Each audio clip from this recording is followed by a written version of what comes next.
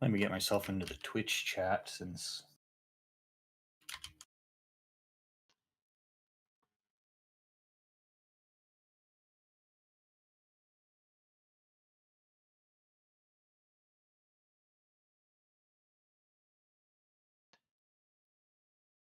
All right, we've just tried restarting this stream.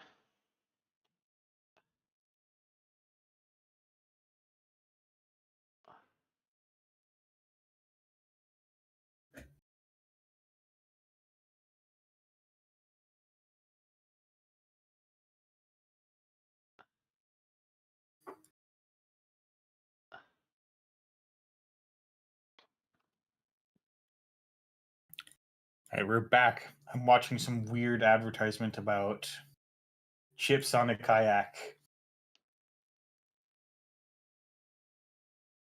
All right, we're going to be back All right. live on YouTube in just one location. I'm pretty sure. All right, perfect. Okay, we might be having some internet trouble from Eli, so I will cover the stream as best as I can. We just saw some intense series of runs, and there's Steve Cambridge coming down on the table. You put that on the table when you run HQ. Pick two different cards in the heap. The corp lets you have one of them. And at the time, there was no ice on HQ, but now we're back, and now we have ice on HQ. And sports doesn't have a ton of credits, but of course, that can change real quickly. And we have the very exciting dirty laundry into unresed ice. You don't always like taking risks as when you're making dirty laundry runs, but you got a full breaker suite out here. Probably going to be fine. I think the thing I was going to say is that sports, as far as I know, doesn't tend to run any really, really chunky ice. Most expensive things could be maybe a gatekeeper, but it's not. There's going to be a brawn probably. There's certainly not going to be a tier or a next diamond. Now, we do see Jaguarundi run into it last click, and with the two Project Vitruviuses, we are at threat 4. So the runner has to take what tag on encounter because you don't have a click to spend. But there might still be a click to clear the tag later.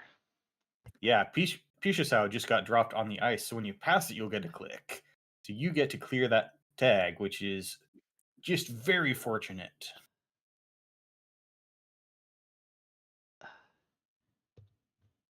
That was smooth. All right, welcome back. Testing 1, 2. Hello, sorry. Yes. Yeah, Just, sounds like you're back to me. I'm back. But We yeah. We just saw the runner run into a Jaguarundi at threat 4 and no clicks remaining, only to produce a Pisha sound and get a click upon pass to clear the tag. Amazing. Arizona can pretty much do anything.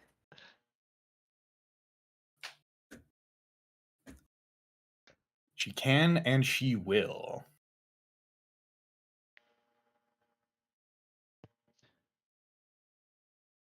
All right, we're coming into HQ. 2 credits. There's a lot of ice you can't res at 2 credits. Getting free Steve triggers. It feels like a real problem is probably coming for the corp. Yeah, like ablative's pretty much the only thing. And there it is. And hey, at threat 3, which we're at, you get to install a card from archives. So Yeah, back so goes not the too Tranquility bad. home grid.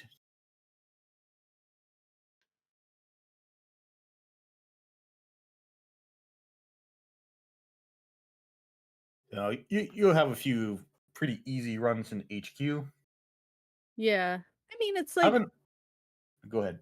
no, I was gonna say it's Oh no. even with that big server on server 4, the runner's been very careful about keeping the corp at no money. So even if you are resing ablative and you get a little something back, you still need like 3 credits to to res a moon pool, to play a fast break. You need a certain amount of money.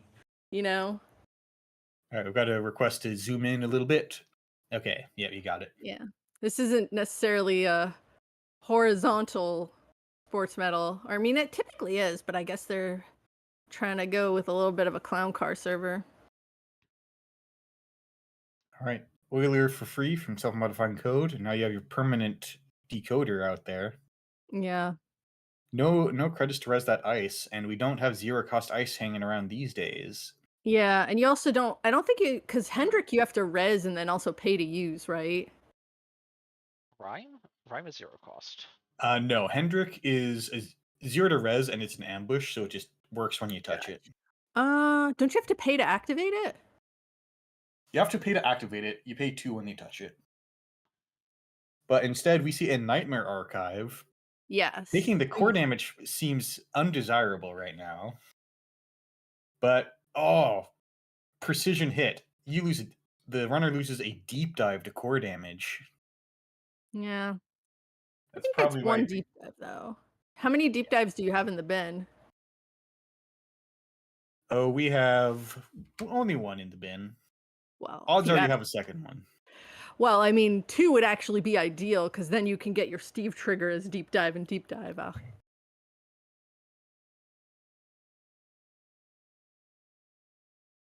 Jai pointing out that there's some weird stuff that can happen with access order. So it's like if you get the agenda first and then access the Hendrik, the Corp can have enough to activate Hendrik.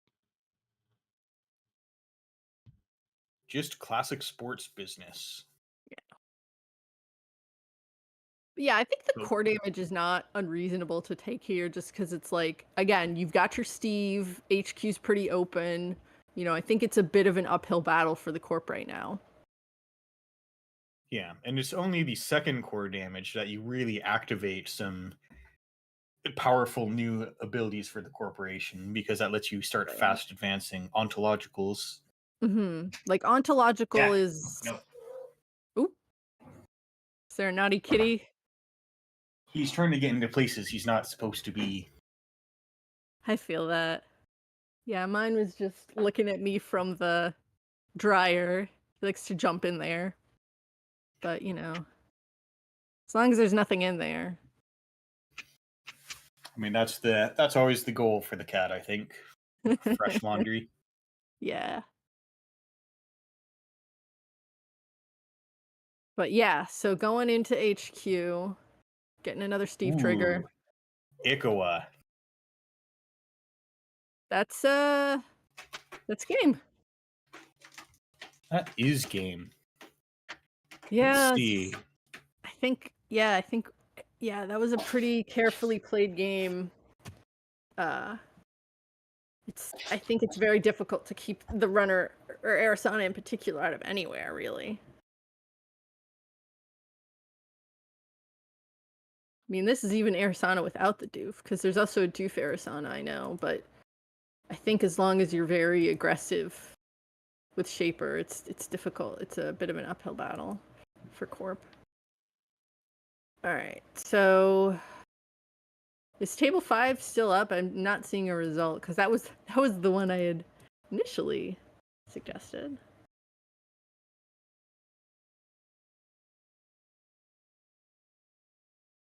Let's take a quick look. Unless we want to see a different runner. Because I guess we did just see Arisana, so maybe the Ag versus Zaya. Table 3. Let me see about table 3. My browser's not cooperating. All right, I'll go check.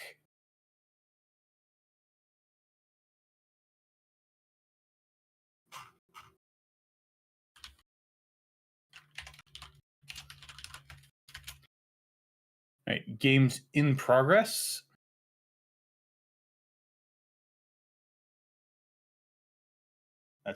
We are good to stream. All right. In here, we see Zaya on 5 points, having stolen a Bacterial and a Nisei Mark II against Ag Infusion, who has a Nisei Mark II in the score area. The agenda counter seems to have been spent. Plenty of ice rezzed. And the classic criminal breakers, we see Kurupira and Carmen on the table with a bunch of leech counters. Mm-hmm. Yeah, Group. this could prove pretty well for the Zaya. And I believe this looks like it's the Zaya, the deck of the week Zaya. So I don't see Manuel. Or no, is it? Oh yeah. Oh, both of the Manuels are in the bin. So you can't get that out. But I think at 5 points, you're still in a pretty good position. Cashing in leech counters, very, very, very. It's just basically money, and instead of paying 5 for the Anansi or 6 for the Anansi, no, it's 5. You get to pay Yeah. 3. That's not actually huge So- savings. Yeah, this is pretty good here. I mean, if this is a Nisei, the corp's in a pretty good position. But we'll see. La Costa Grid is cooking something there. Mm-hmm. But It yeah, is I mean, always Purge. Purge Varus counters. That was 2 leech counters to do that for, but La Costa lets you keep advancing that card. So if that's a 5-3 and you don't see anything more exciting for this turn, then it Mhm. doesn't. Then you get it just scored at the same speed as you were. Yeah, and notably, Sweep is out of a stack, so I think you're in a make or break situation where I think your best bet, is on R&D. They've probably checked HQ enough to say there's nothing in there. Let's see.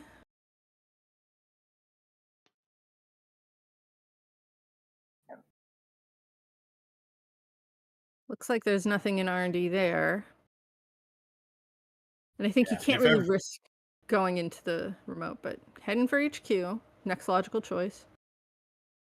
Yeah, and when you are paying 5 or 6 credits for every leech counter, it's not really helping you get in through that brand, which is monstrously expensive for Kurupira.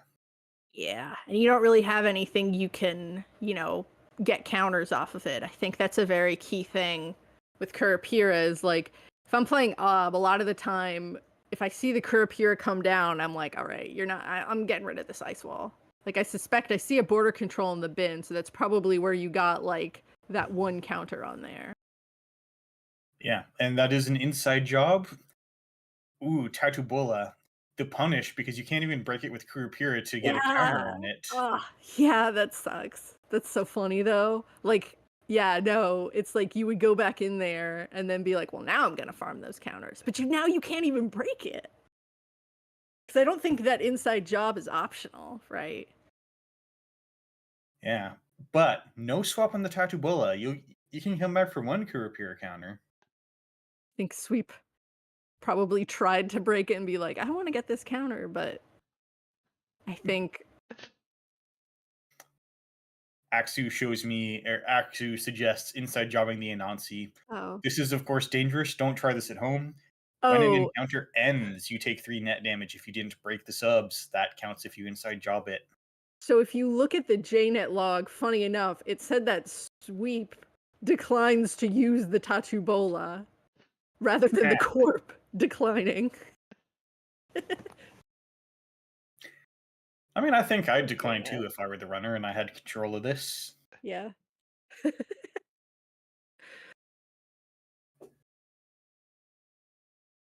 All right, so choosing to fully break it, getting another counter. And allowing Or install actually not something to break it. fire. That's, Oh yeah, because I don't think they that's- have enough.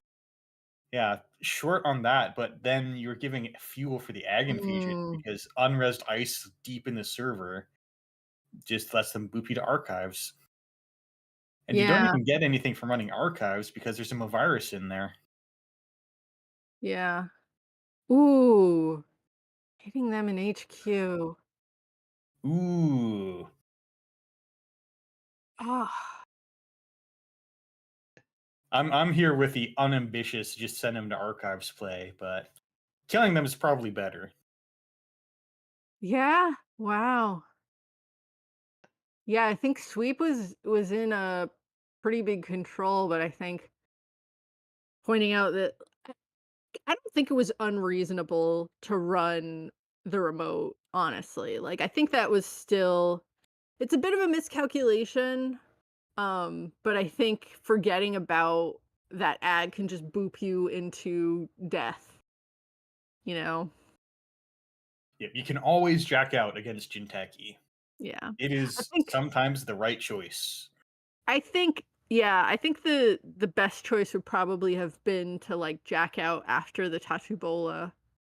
Um, but yeah, also pointing out they gave the Brawn back, but I still think it's not the worst thing because I think the mindset is that if that's a 5-3 or something, then you're sort of in bad luck. But yeah, I think that could have gone either way. But yeah, I think forgetting about the boop into death was a bit of a mistake.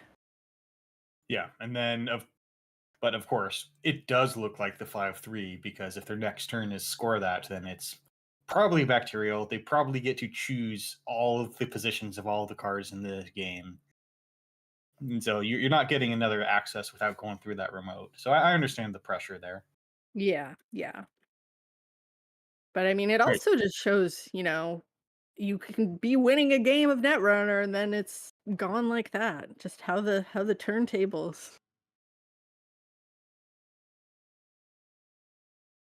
We have 10 minutes left in the round. Not a ton of tables still live. Oh, there goes one table. Table 5 is actually still up. Yeah, let's check in. Let's check in. Nope, it's over. All right. We just missed it. Looks like some Regenesis gaming.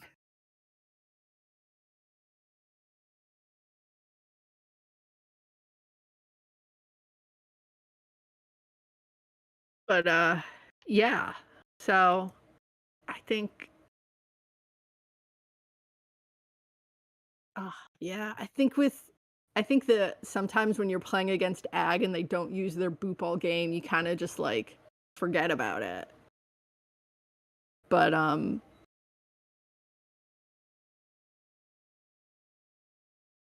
yeah. Right, and then I see a mysterious, just right, it's game that doesn't have a second person in it. Okay, so I think that is going to wrap up this round. This is the American Districts online tournament. Mhm. We're giving one last send off to to a bunch of FFG cards. Coming Yeah. soon is Dawn. We're rotating the lot. Yeah, I mean, Which is ag's big. another one that, like, it's such a unique ID. I don't think there's any other real Glacier Jinteki IDs, so I wonder if we're gonna see something like that in Dawn. I mean, I guess you have Atia technically. Um, It's a funny looking glacier, but mhm. ignoring install costs on ice is a very glaciery thing to do. Yeah, that's true. Yeah. But I'd be curious to see if there is like another ID similar to Ag in Dawn. And even like Yeah, restoring humanity me is too. just plus money, and one Yeah. thing you can do with money is install ice or have better ice. Yeah. Yeah, that's true. Yeah. I think Atia comes the closest though to like something like MT or Ag or RP.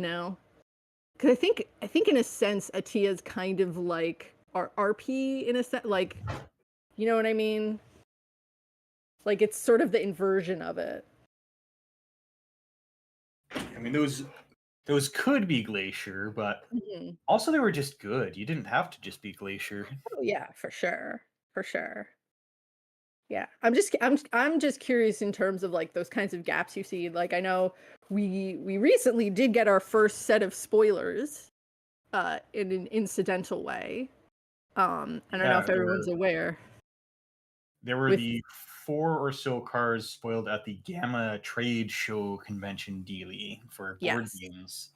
for the new learn to play decks. And one of the cards in there, you know, I'm not on close to NSG, but somebody had sort of indicated to me that there would be a Hordem replacement, or not Hordem, Mausolus like card, and we saw that in there.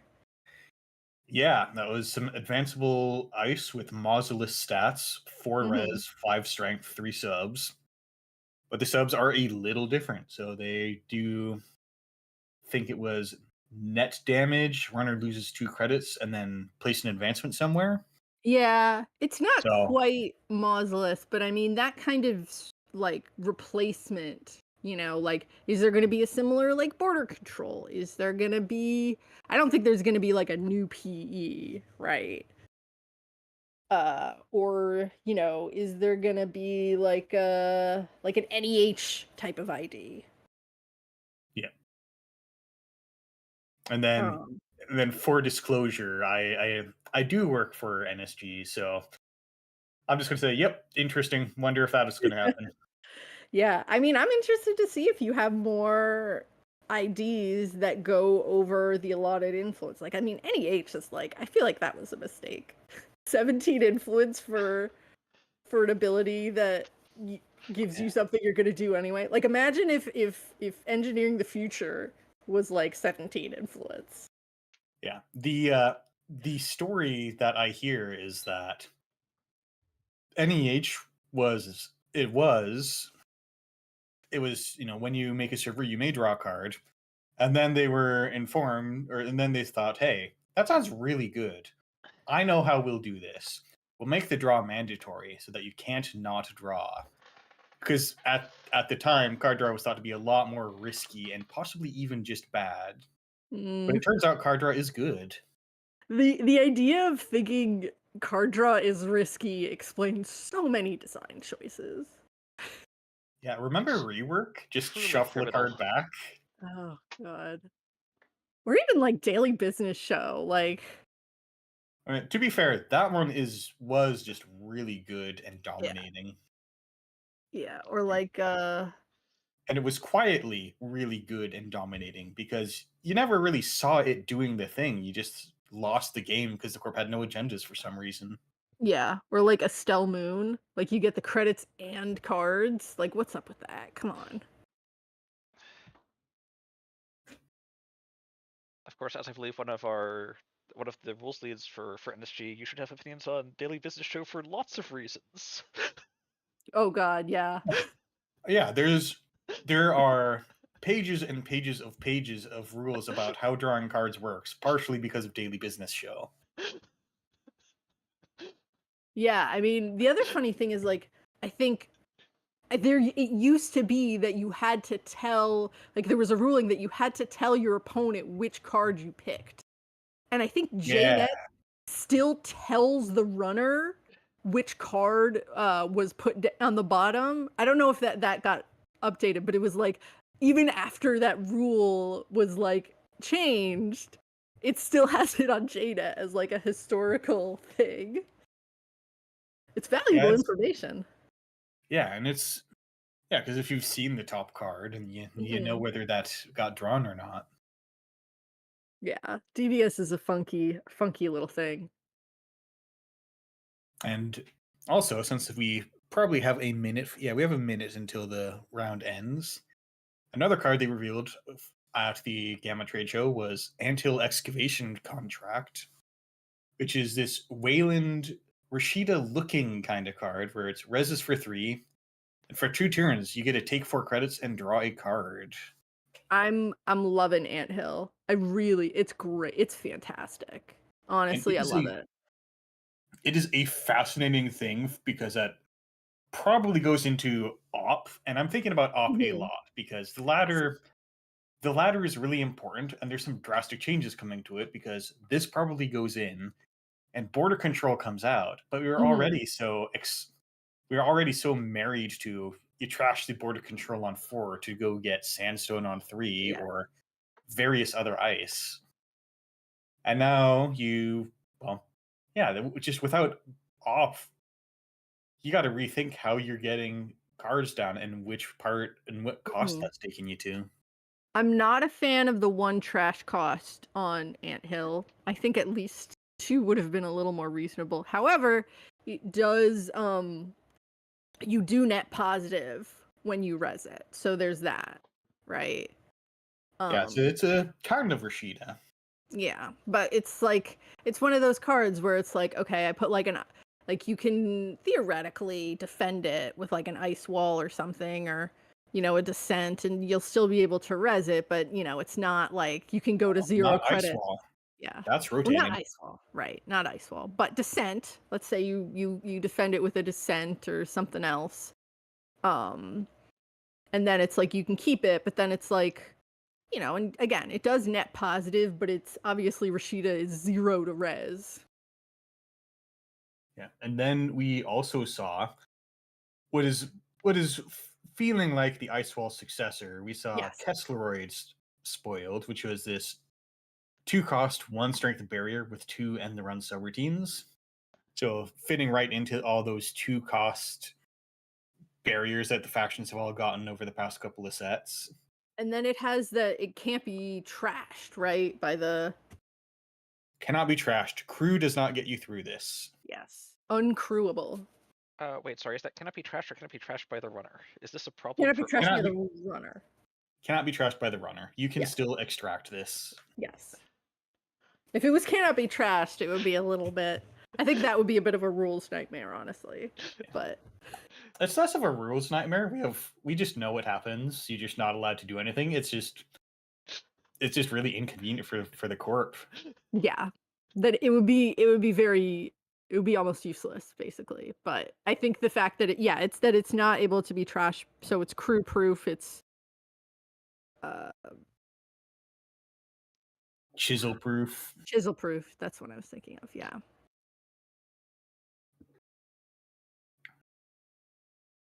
All right. Do we have our?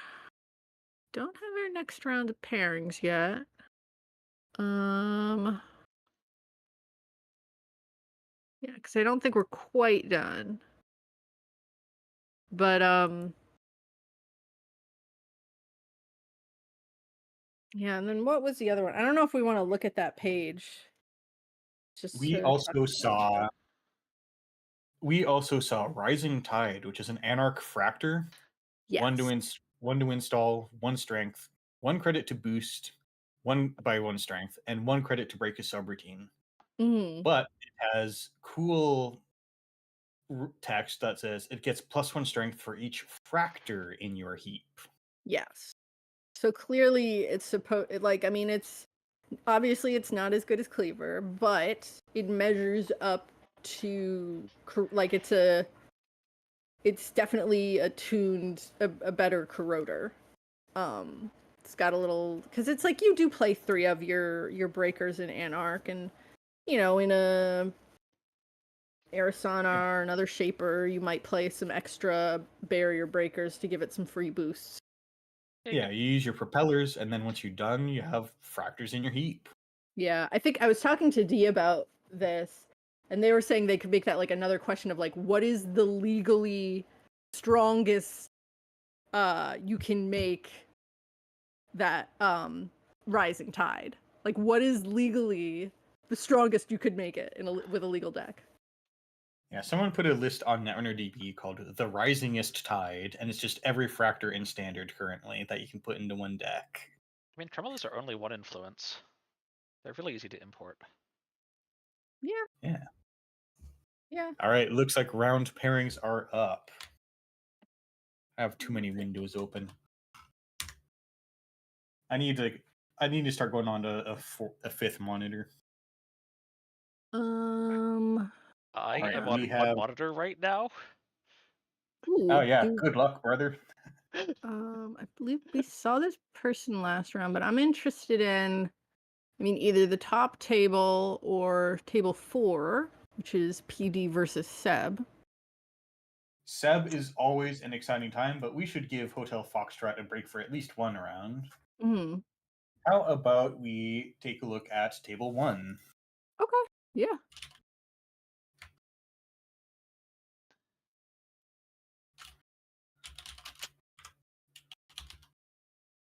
I will go and check.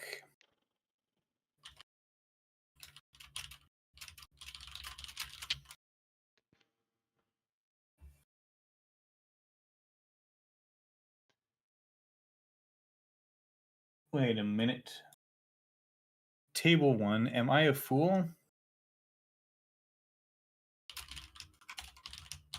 Yes, I went into table 11 because my That find has and two replace skills ones. are bad. I don't mind going to table 11 if you already asked. They have not replied yet, and I already said, oh, whoops.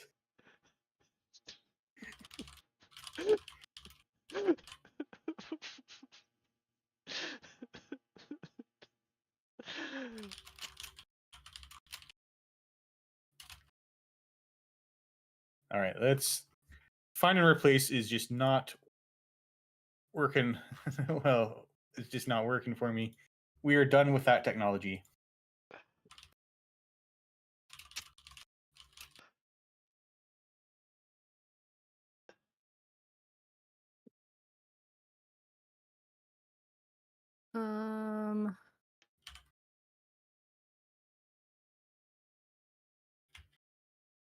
All right. So are we going to table 11 or table? I'm checking in on table 1. Gotcha. One person is in.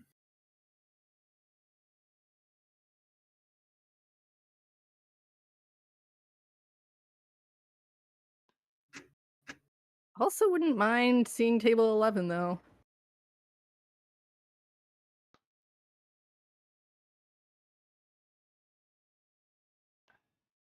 But yeah, I guess we're at table 1 right now. Yeah.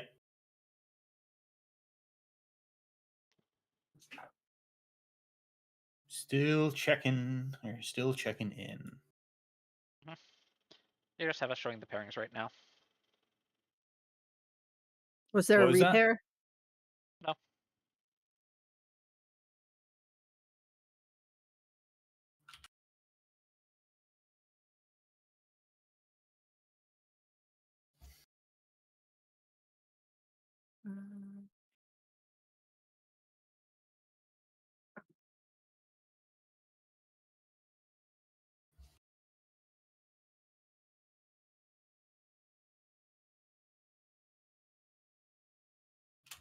Hmm.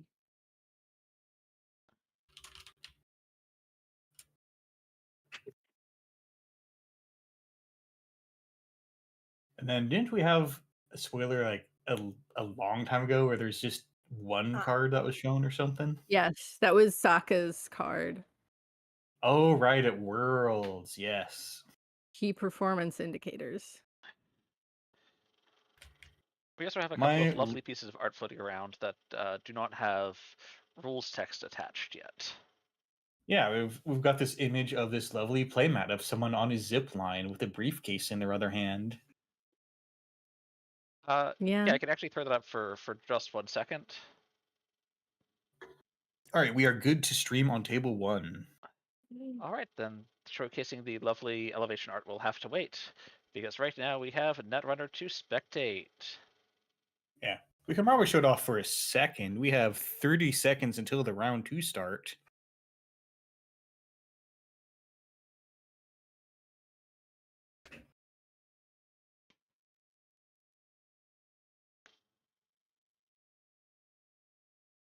Ah, yes. I mean, that looks like it's a pretty cool art.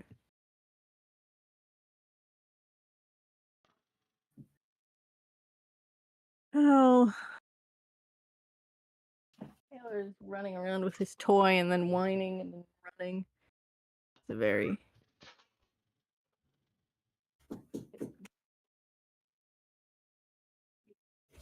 Don't mind the sounds of things falling over from my mic. That's just things falling over.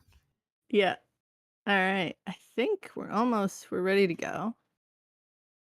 Yeah, all right. And we are started. That is starting up a remote server. Sure looks like a Rashida and a mystery new card, maybe a Spin Doctor. Possibly just a cheeky little agenda. It's PE. You never know with with House PE. of Knives, yeah. Yeah, it's Yeah. PE. It could just be the Sting. Mm-hmm. Going for the iced server first. Yep, classic Arisana. You know, it looks like they might be in danger, but probably aren't. An enemy is a lot of damage. Oof. Yeah. And down goes self-modifying code. I bet that was the safety plan. And the spree, that's exciting. Mm-hmm. Fire all. I bet self-modifying code for Firestorm and Tangler was probably an important option. Mm-hmm. Gaining, drawing the 2 cards on Stone Ship immediately, and that is the Rashida, so at least the corp spent money on that. Mm-hmm. Yeah. We'll see what's in server 2. Cohort. Cohort, that's dangerous stuff. You usually have to shut that down pretty quickly. Yeah. Of course, having the face down card with Anemone. But trash card from HQ draw. But yeah. The other thing about cohort's not unique. I think it's a very interesting thing. Yeah, it's an asset spam card, you know. Mm-hmm. You can turn them all off from giving you advancements by just running archives. What could go wrong? Yeah. But I think it's also just a general good econ card for PE. It's really good. Runner going down to 2 cards though. You can score blood in the water now.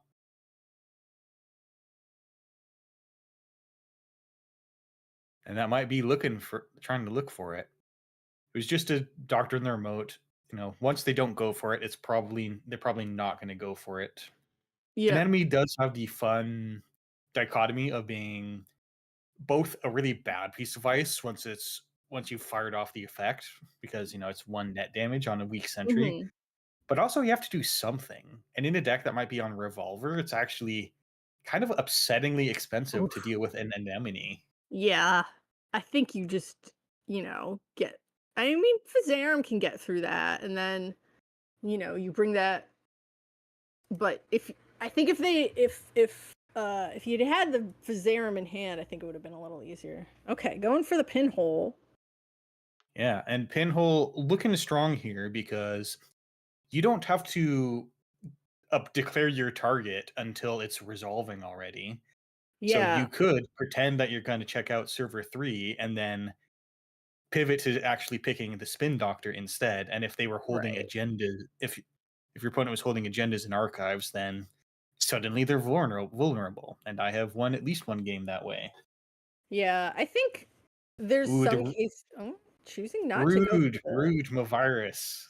Yeah, surprised they didn't go for the spin doctor, because I think there's some situations where it's like, yeah, obviously you want to go for your initial target, but I'm always interested if they don't use the spin doctor. Like, I think that was a situation where you could have gone for the spin doctor, but All right. I hope that I have chat. Has anyone said anything since? Oh no, I've missed a lot of chat. Oh, My yes, pop out pinhole. wasn't working. It sounds like the stream is lagging.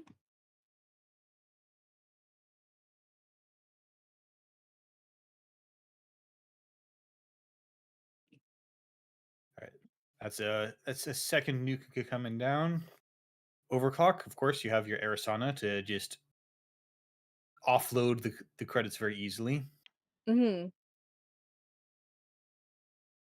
Now, Muse, awkwardly, is probably going to have to install some kind of Fractor on itself and then lose them both, because you can't Firesarm through the Tattoo Bola. That's true, unless you're playing Botulus or something. Yeah, Botulus YouTube stream's could be an definitely lagging. option. Twitch stream is Although like it's running on Botulus, time. although What's that about Botulus, Twitch stream? So it looks like the YouTube stream is lagging and Twitch is running on time. I'm not quite sure why. Okay, we lost a corp turn. sorry, my cat is howling because I don't even know what he just did. I think he got his toy and then he accidentally put it under something. I mean, are you going to drop everything to go resolve this? Where are your priorities?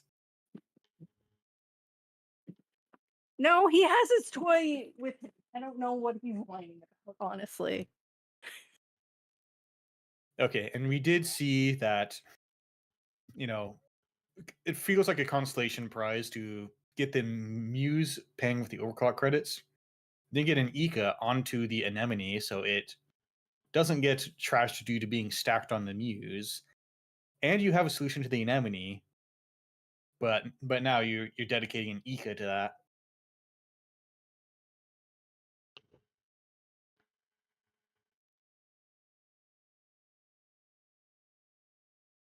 And in server 4, another cohort probably has to go. That's a really good card.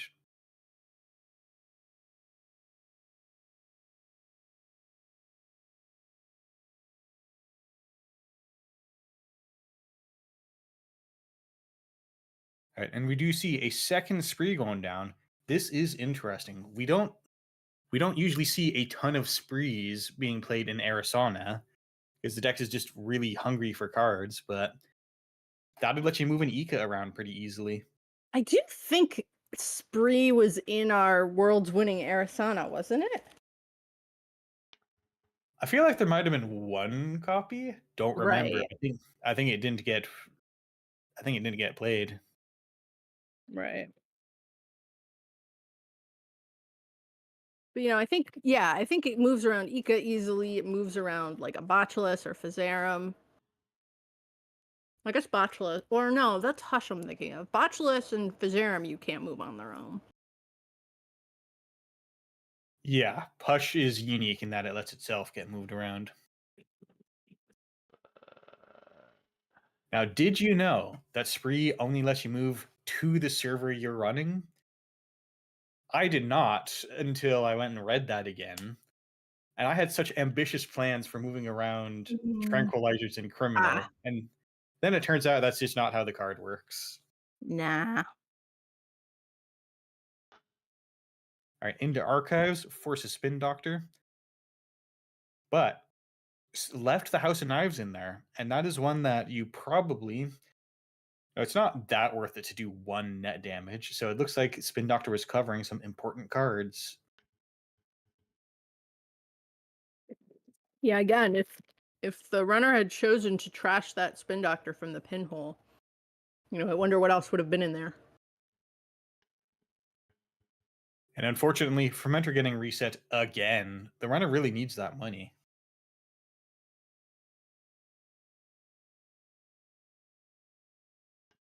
I don't think you're too poorly off right now. I think the priority is having enough cards and hit points, as it were. I think you can rest a little bit before you start spending money on things. I think your priority is making sure that you don't die and getting Steve down. Yeah, speaking of hit points, that will get you several more cards and money. Mm-hmm.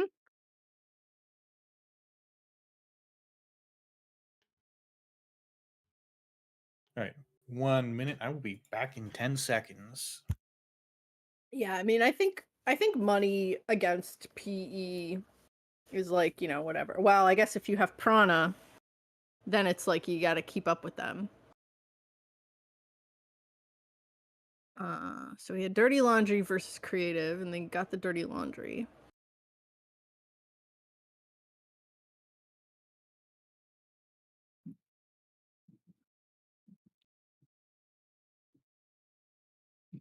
Then just going right back into HQ. Seeing a Moon Pool. Yeah, get rid of that. Get rid of that. Get out of here, Moon Pool. But yeah, I mean, Prana is like, it's one of these cards where it just gives the Corp just such a big advantage over the runner. However, this runner does have a pinhole, so I think that Prana is not going to be super dangerous at this point. I mean, obviously, again, you see Corp here icing HQ to prevent more Steve triggers, but I think that, you're gonna have to spend all your ice if you really want to truly prevent a pinhole. Yeah, and of course, Prana is particularly transformative because it asks, what if Jinteki had a significant amount of money, and what if the runner had to pay 4 credits to stop this? And it's frankly just goes against all of existing Jinteki card design. Both of those things are anti-goals for Jinteki. Yeah. Cantus Tropus asking if there was any changes. I think the most relevant change, relevant to this match, would be no trick shot for Arisana. But Yep, that I got think he banned. still Turned out survived. to be very good. Yeah. Yeah, we're all very excited for the rotation and set to come, Yes, for sure. because one thing that feels characteristic of FFG late Netrunner sets is that there's really characterized by these cards that say, this is really kind of a drag on the game. And that there's still a lot that are not that. Like there's the ones where we say, oh yeah, that's just a good card, like Ag Infusion. But when we rotated Flashpoint, that felt like such a breath of fresh air, because I had Mhm. spent like 10 years living under the boot of hard-hitting news. Yeah. Yeah, this is very true. I think there was definitely,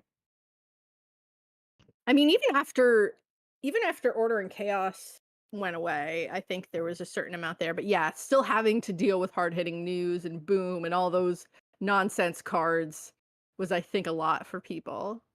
Um but there's still some, problematic cards. Like I think Amani Senai is certainly one of them. The FFG high trash, low res cards are certainly very, they're getting quite a bit of playtime, you know. Yeah. Even like open Yeah. forum. Like open forum is something that people are starting to experiment with in like Providas. So that's very silly. Was that something, or was it Provost, or was it Epiphany? Epiphany, that's what I was thinking of. Sorry, yeah, Epiphany. Because that sort of synergizes with the revealing and installing sort of deal. Yeah, I think I remember at some point someone, very very good player, said, I don't remember if this was somewhere in public or not, but they said Open Forum seems like a playable card these days, and I spat out my drink upon hearing that.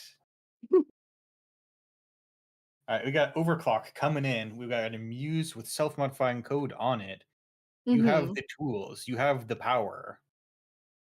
Now we get to Yeah. see what Jinteki can do with a truly unprecedented 9 credits in pool. Yeah, I guess the overclock here is just to make sure you're forcing them to make the reses. And there's the third Tatu Bola. Yeah. Although you could also go for a pinhole, but I guess the overclock is preferable in this case since you're having to trash the card. Yeah, you have Pretty guarantee, unless somehow you are not able to get in, you guarantee that you have 4 credits that you need to spend on the trash cost. So it's just an Exactly. economy card. Yeah. So I think the overclock makes sense here. I do know there's some Arisanas that might play like Miss Bones. Ooh. Now, are you gonna still have enough money to trash with that? Well, Simulchip can do some work. You might be able to get a propeller. Well, that's an Anansi, though. Propeller breaks Nazi on the cheap. That's it. Well, 4 and some power counters. Propeller's a fractor. I'm sorry, not propeller. I'm like, Revolver. I was like, propeller? You know, you revolve, your propel. It really isn't that different. Yeah, and I mean, you don't want to use the Ika. You're gonna be 1 credit short though for trashing Prana.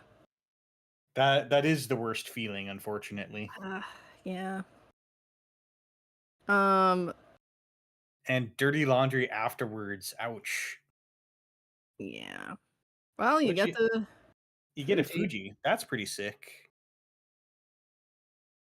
And I think Corp here deciding. Yeah, Corp deciding if you want money. You have the opportunity to gain 2 hits of money. I don't think that's that bad, actually, because it's like, it's not as if, the runner has enough to go back and trash, unless they were doing some sort of mind games where they actually do have a pinhole in hand, right? So I think that's a consideration there, that it's like, you know, am I getting faked out on this play? Did they just try to force the res? But I think at least one of the damage sources, like if not the Fuji, at least the PE damage, I think you take the Prana money for. But I think you do the 2 net damage first. Yeah, and you know, this brings to mind the comparison with SSL endorsement, which you stole that, you gained 9 credits. And is this that different? You steal this, you get 6 credits now, and then 1 net damage. Seemed like a good deal. Of course, the Corp does not seem to have taken the 2 different hits of 3 credits. Oh, did they let the other one fire? Yeah, looks like the Corp opted to take 1 hit of 3 credits and then just let the rest of the net damage fire. Yeah, I guess that makes sense.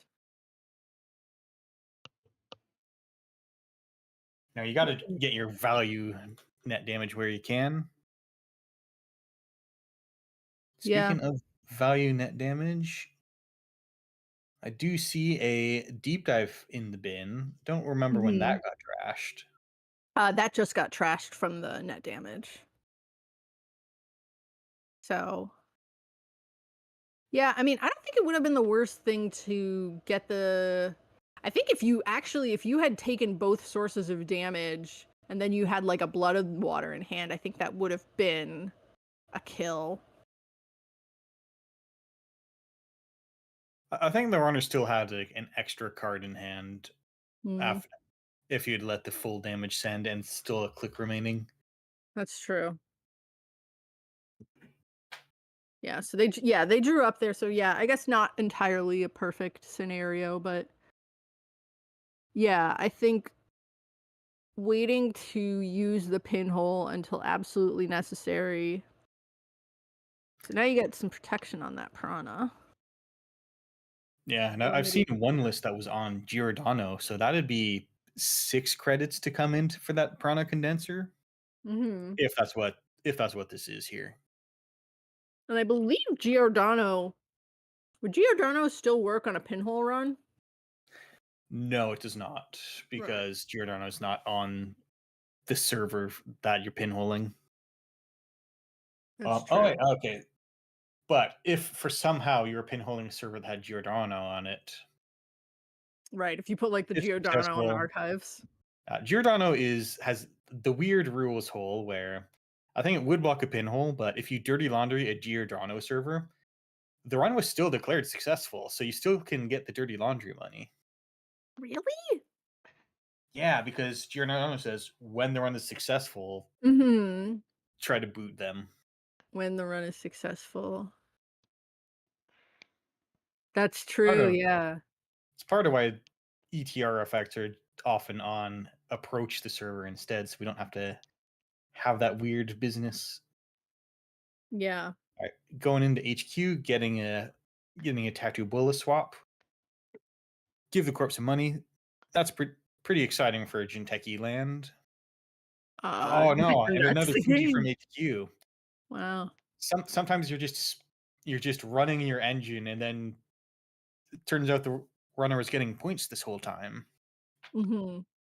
Yeah, I wonder if the consideration there was letting that, you know, trying to install in the remote with the Fuji, but yeah, no, sometimes that's just how it happens.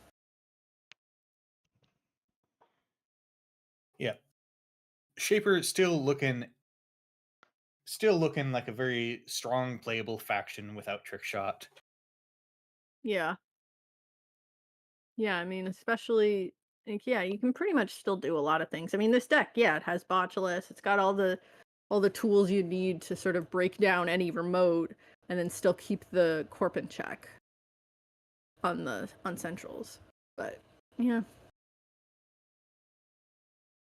All right.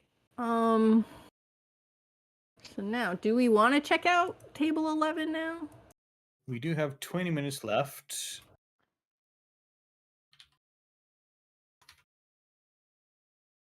All right, I will check out table 11.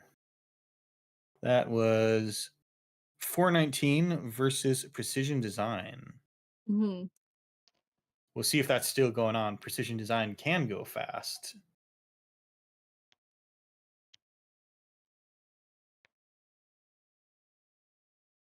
All right. This game is 5-4. May not be long to go in this game. Let's see if we can get one with a little more time left.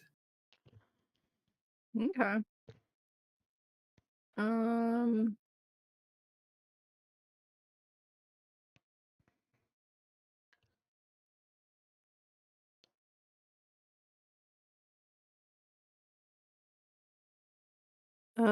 Do we want to check out table? I see an as on table 5. Yeah, table 5 maybe.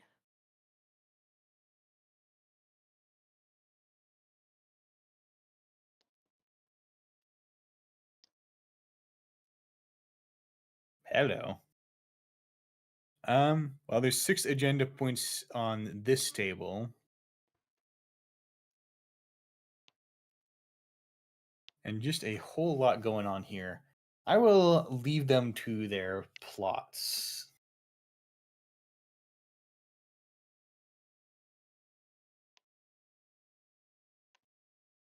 Because that game also looks like it could be a turn away.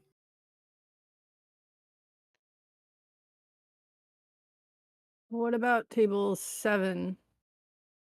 Table 7. I will check in.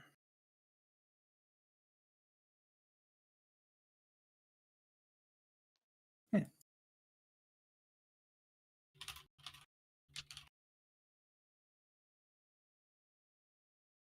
Yeah, I think. Yeah, I mean Shaper's still pretty good. Shaper still does Shaper things. Arizona does a lot of things. Um.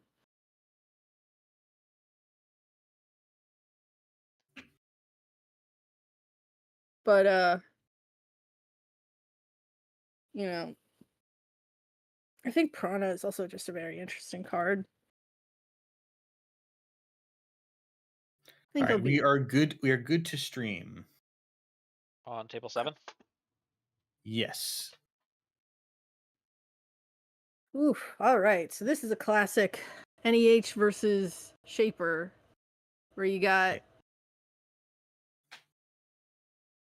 Yeah, I believe this is. They call this Canal, if I remember correctly, because you've got Lady Liberty, going around. Oh, but yeah, pointing out you can't really do anything with Lady Liberty after 3 counters, but Yeah, it's possible that the runner, or rather, it's possible that these 5 points in the corpse square area were the 2 and 3 turns on Lady Liberty. Yeah, mhm. the Lady Liberty, unless you derez, will just keep counting up, and there aren't agendas around that have worth exactly 4 points, to say nothing of 5 and 6 points. So sometimes you might have tricky decks that are going to derez Lady Liberty because that will let it stay at 3 points, and then you just draw your next 3-pointer. Yeah. But for now, the threat is probably that Sansan City grid over there. Yeah. I mean, well, this is an interesting deck. This is you got a knife out here, you got a prognostic Q loop. Yeah, I mean this is like, as I wonder if, like, early game as runner, I always feel good when I'm able to steal the Ares,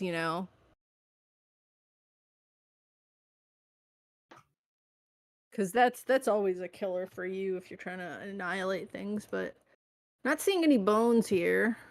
So I guess they're just using their money to trash things. Q loop is an interesting choice. I guess that's really just for the knife stuff. Yeah, I've seen this kind of deck with the double Chesva, and you can offload Chesva money really quick into pulling cards out of your deck and getting lots of installs. That So definitely makes sense. Although you do have to be on a central server, but like here, you got your archives mark, so it's like you go with your Baya or your etc. I think you do have to go trash that Sansan though. Yeah, that is something that is going to make you lose really quick if the corp has just one card in hand. But there's an Amani Sinai on the table. And the fact that it's rezzed suggests that it has fired at least once. Yeah. Now, fortunately for the criminal, nothing on the table costs very much. Probably cheaper to just reinstall pretty Yeah. much anything but the Class Act. Seeing wage workers, end of the line in here. I believe this is, they call it, I don't remember if it's Canal or if it's some other weird NEH build, but it's the, I don't have Bologna now, but I can still play Degree Mill. Yeah, Degree Mill, another FFG card Yeah. going away soon. I think that's gonna be That looks yeah. Yeah. Sansan in the remote.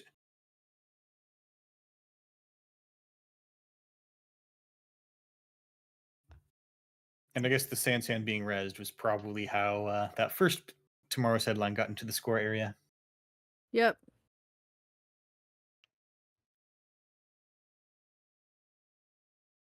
All right, we are winding down. That's table 7 done. Table 5 and 11 both looked really, really close to completion. I think table 11's, those are both still going. They're still going, but when I checked in, they had like a commanding board state and 5 points in either score area. Right.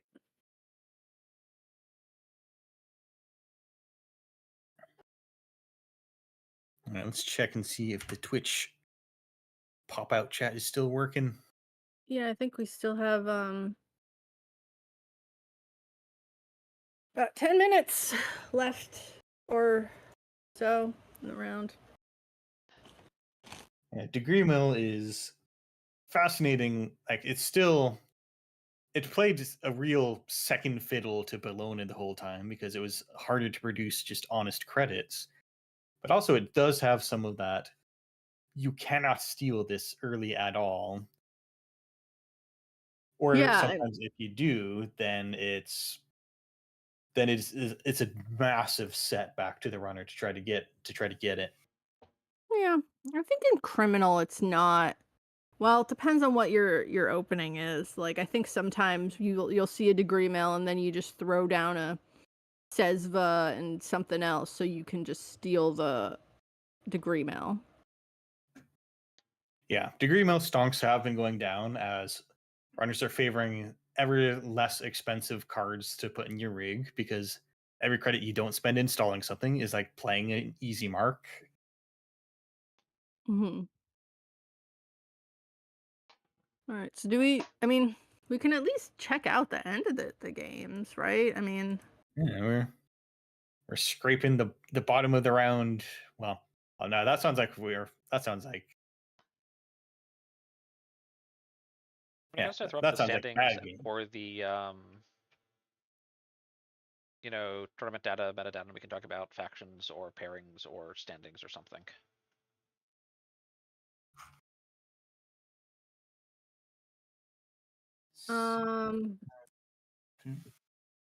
Yeah, I mean,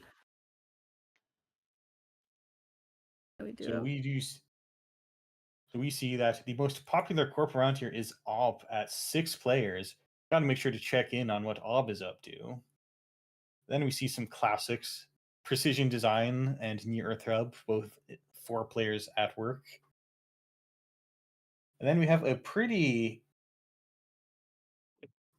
even countdown as you go down. Then we see Personal Evolution, RH, and at 3, and Asa Group. And then Provost has 2 players. You don't always see that. More Prov players than Outfit and Sports players. Only one Sports. I guess that was the only Sports.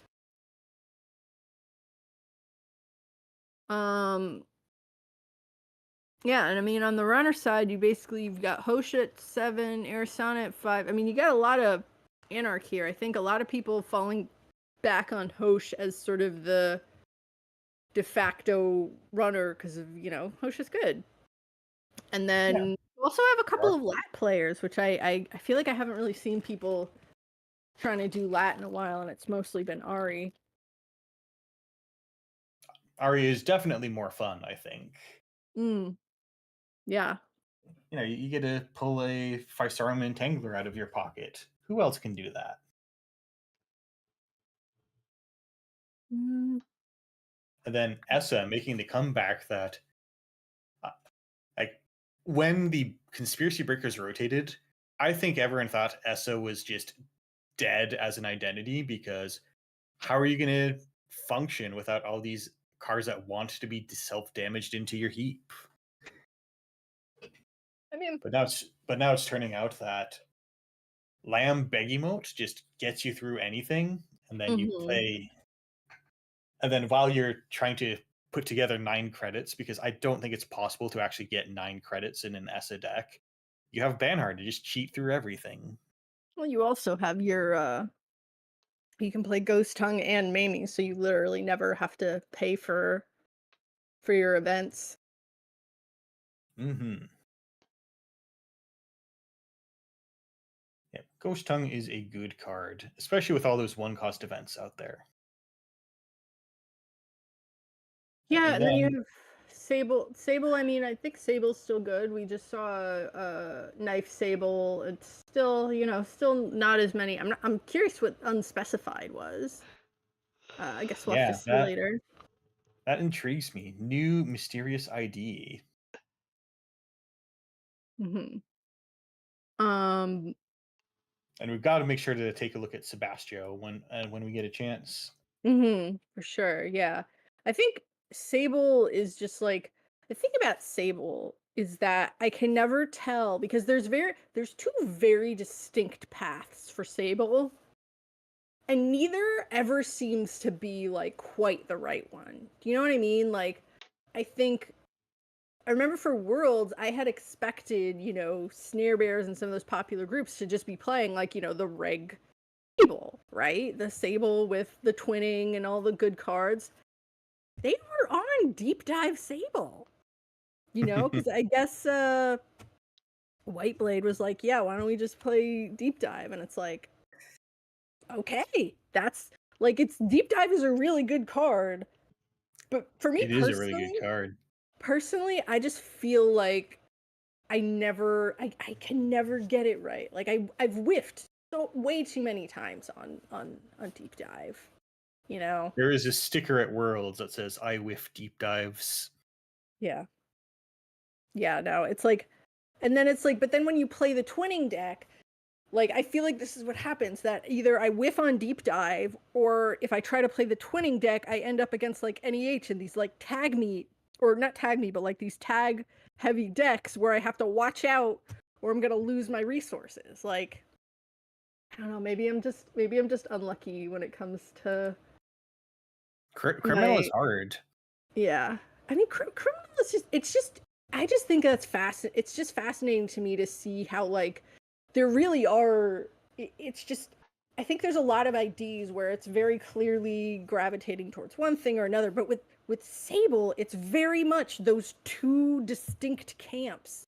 And, with Dawn coming up, I don't think that's going to change a lot, because all of those cards are going to stay in, right? Like twinning versus Deep Dive, like, which is, I think they're Excuse both me, valid. I wish to nominate a third distinct path out there that we were just spectating. Yeah, you can Sable play Knives. on a Masterwork Jachinho engine. This is true. You can also play Masterwork Chichinho. I think personally, I think the knives work better either in Mercury or, potentially as, or even maybe not Saya, but I think, yeah. The thing about Az is that he is not it's not a credit in your pool, so it's not like one of these credit per turn IDs, but also Sable gives you a click. And I think one of my favorite lists did look exactly like what we just saw, which is where, yes, it's Sable with a Jachinho and hardware theme, but also the deck list write-up said is like, not every game is a Jachinho game. Some of them are a game where you get your entire deck onto the table, and then your deck is now 3 boomerangs with Prognostic Key Loop, and that's an absurd power level to have. Yeah, No, I get that. I'm just I guess knives are you can do that in Sable. It's just again, like to me, I guess that's just sort of an offshoot of Deep Dive, right? That's sort of in a different camp, right? So it's like even like if we were to have it would still be very different than the reg version of Sable, which is also perfectly valid. It just, Oh, even if it's not subject to the same level of RNG, it can still lose. yeah. And we are being asked the very good question: no love for wake implant? To You which play I say, Wake in all of them. more like sleep implant. Am I right? I mean, you play Wake in all of them. Wake is your backup plan. Although I guess you don't necessarily. I mean, even yeah, you would even play Wake in the knife deck because because it's better to have your knives in the bin sometimes. I think it's well, the list that I net decked, like the professional deck builder I am. No, Mhm. no wake implant. Because your All right, backup plan is the knives, so to speak. If you're getting bored that's with true. making runs, you knife them. Always have a backup plan is my backup plan. Axu has a backup plan. I don't think does that just like shuffle back your garbage can cards? No, that is the back. The Always have a back. backup plan. Is that weird inside job where you have to run, face plant into something, get the run ended, and then you get to make another run, click free, and it seems to be intended as you get border controlled and this lets you go back in, but Uh-huh. anyways, didn't take off for some reason. There's a lot of text on that card. Probably because of all that text. I mean, it's got Katie Jones on it. It does. Reminiscent of one of my favorite pieces of art, Calling in Favors. Yes, I love calling in favors. It's a uh Because great there's card. nothing quite so iconic as jumping through the window of a skyscraper onto someone who's just got a hopper waiting for you. Yeah. Yeah. That's like such a fun card to play. I think I tried to play that out of like Tenma or Ken Tenma when it first came out. So it's like you're just playing all these cards and then you're just like, hey, look at all my connections are getting me money. And it's like you try to stuff them all in your off-campus apartment and then they all stop getting you money. All right, I'm hearing allegations that this was tech for cold site server ag infusion. It was tech for And cold site server ag. I mean, all right. maybe. I've never witnessed such a thing, but I guess it's technically also well no, doesn't cold site server work the same way as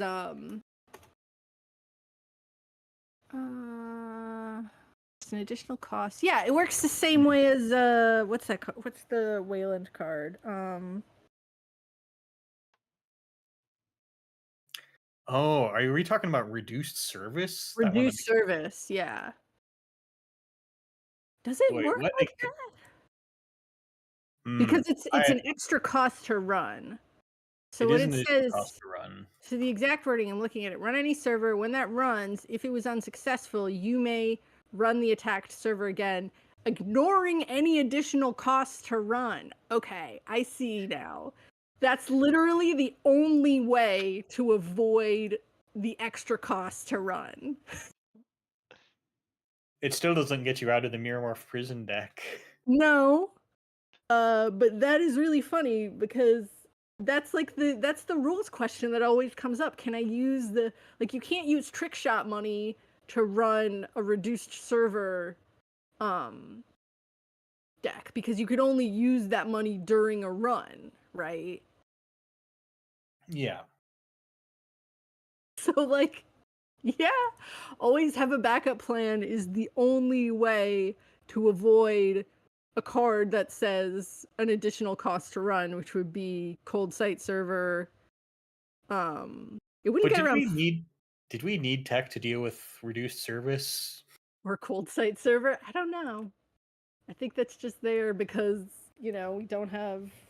I appreciate that we're digging so deep into the binder for this one, but Yeah. I mean, I love that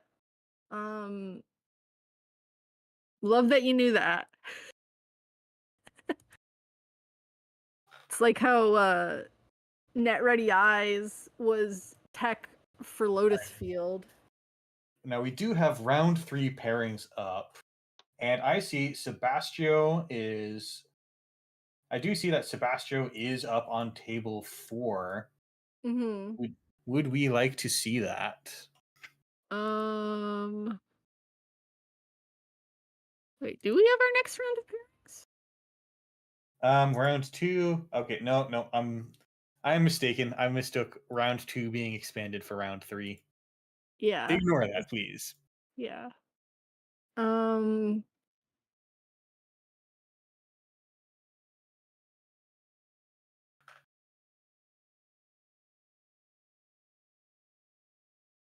This feels like people trying to construct tricky rules questions and then adding me in the middle of the night.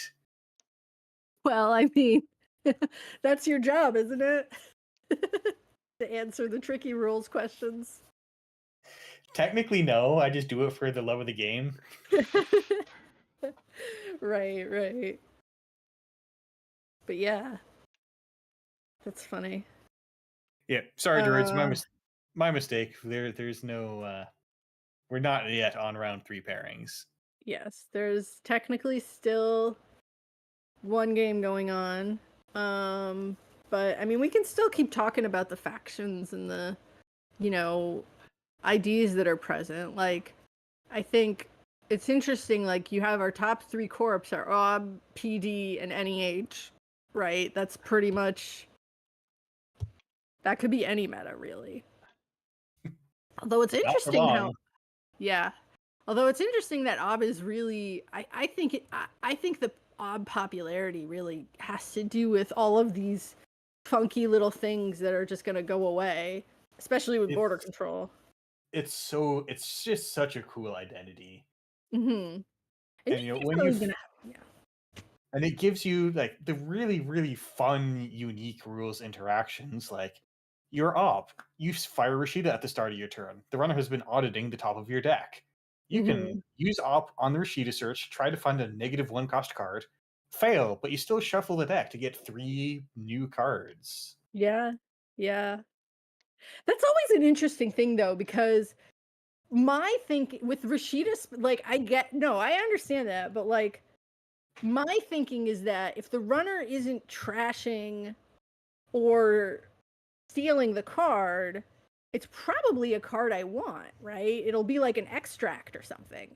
So I'm inclined to not change it unless it's like they saw something off a Stargate, right? And I can see it, right? Mm-hmm.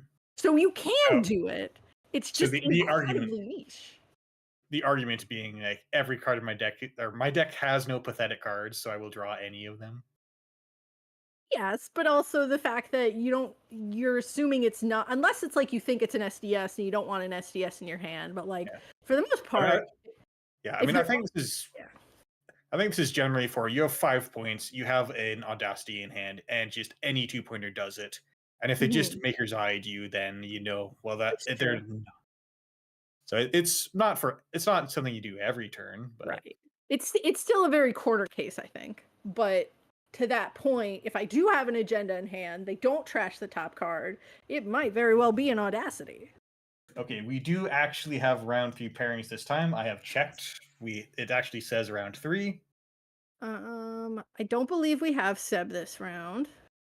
I see a wall of green over on side right. Is that a Jemison I see on table 13? Table 13. I guess we haven't seen Hosh yet. I mean, if we're interested, I don't mind going for the Jemison. We must make sure Jemison is witnessed. Yeah, another ID that's gonna go away. I mean, there's a lot of cool Jemison interactions. Um, yeah. Yeah. And one of the ones that really brought Jemison out of the woodwork and just comes every so often happen, and we are good on table 13. Happens on and off is you have Jemison, you just score an agenda at some point. Don't ask how. It's like it's hard to stop. And Mhm. then you run this server and you get, and then you throw a Jemison counter at it, and it was actually an Urtica cipher with 3 more counters than you thought. Yeah. Oh, yeah. And it's fun because unlike in op, once again, we had the interaction that got banned out a couple of ban lists ago, which was you had reconstruction contract Mhm. and you trash it, you get to put its counters on another installed card. But if you're op, you can actually go search for the Urtica cipher and then put the counters on that. So if they Yup. run the Rikoko, then you get to say, okay, congratulations, here's this Urtica with 3 counters on it. God. You know, I But don't of course, think yeah. it was the quantum Urtica cipher because it could also be a clearinghouse if they don't go for it. And this became Yes. easy to enable when the Holoman got printed. Right. I to be fair though, I don't think that many people actually were doing that Urtica deck. It's just that Rococo as a card was indeed a rules nightmare. Yeah, this was a rules and kind of a play pattern ban rather than this deck was gonna do particularly well because you put in one flip switch and the deck just folds in the cut. Right. But I think it's interesting though that was like only one of many ridiculous things that you could do. I think the other thing that's fun to do with it is like, and I think there are other cards you can kind of do this with now that aren't Rococo, is just like putting more counters on a what's it called? Why can't I remember this? The City Works. So it's like they run the City Works and suddenly they have to take way too much damage and then they're dead. So I would have games where it's like I have the City Works and then I have the Rococo out and the runner literally like they just can't really do anything, right? Like either you get out the clearinghouse because it's their last click, or you just, they try to run the City Works and it would be like a standstill. Yeah, very interested to see exactly what Jemison is up to because we've listed the obvious, which is suddenly more counters on a clearinghouse or an Urtica, but perhaps there's something else to be found here. Yeah, I think you can do some silly things with Oberth. Yep. Oberth, very good enabler, just because it lets you forfeit something as a paid ability, essentially. Yeah.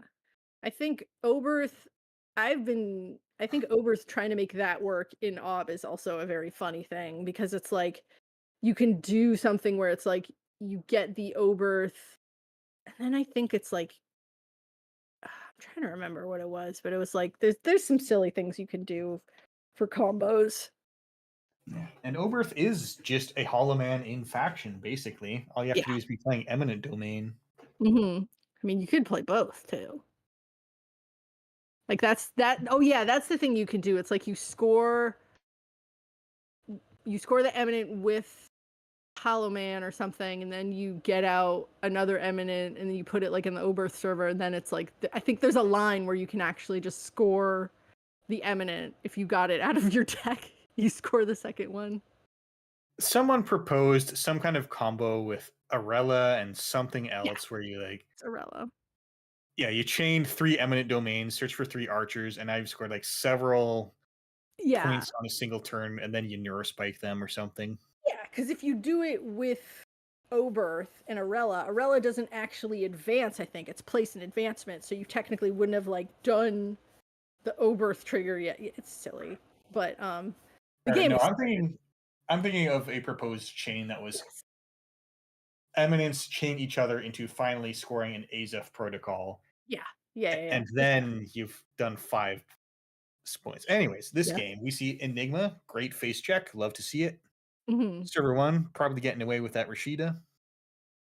Yeah, but you're still gonna get your host trigger from remote. Why is Hoshiko so dominant as a runner? Because Hoshko is just, I mean, Anarch cards are very good right now, and then Hosh as an ID is just pure value. I think the reason Hosh wasn't necessarily popular initially is because you had better value Anarchs at the time, like Max. We have our first false lead. Yeah. And So this that's- speaks to both. It synergizes with the ID because you forfeit it. But also, this is one of those cards where when this gets scored somewhere, a big red alert sign starts flashing because the corp is up to something. Well, good thing we have a rules wizard watching this game. Oh yeah. As streamers, we're not supposed to interfere with the game. No, I know, proactively. I know. But like you know everything that could happen here, right? Obviously, we're not That, supposed to interfere yet. that depends. No one really knows what cards are printed in Red Sands. It just, can you tell me the yeah. text of IQ right now? IQ? Yeah, it's a I card. can tell you IQ. Yeah, when you res it, it costs the same amount and has the same strength as the number of cards in your hand. Let me see. Am I IQ. thinking of the wrong card? Do I just not know? IQ? As in I. Oh yeah. Yeah, okay, now you are correct. I was thinking of the thing that has that text that said just trace one or whatever, do a core damage. And it didn't actually say if successful. All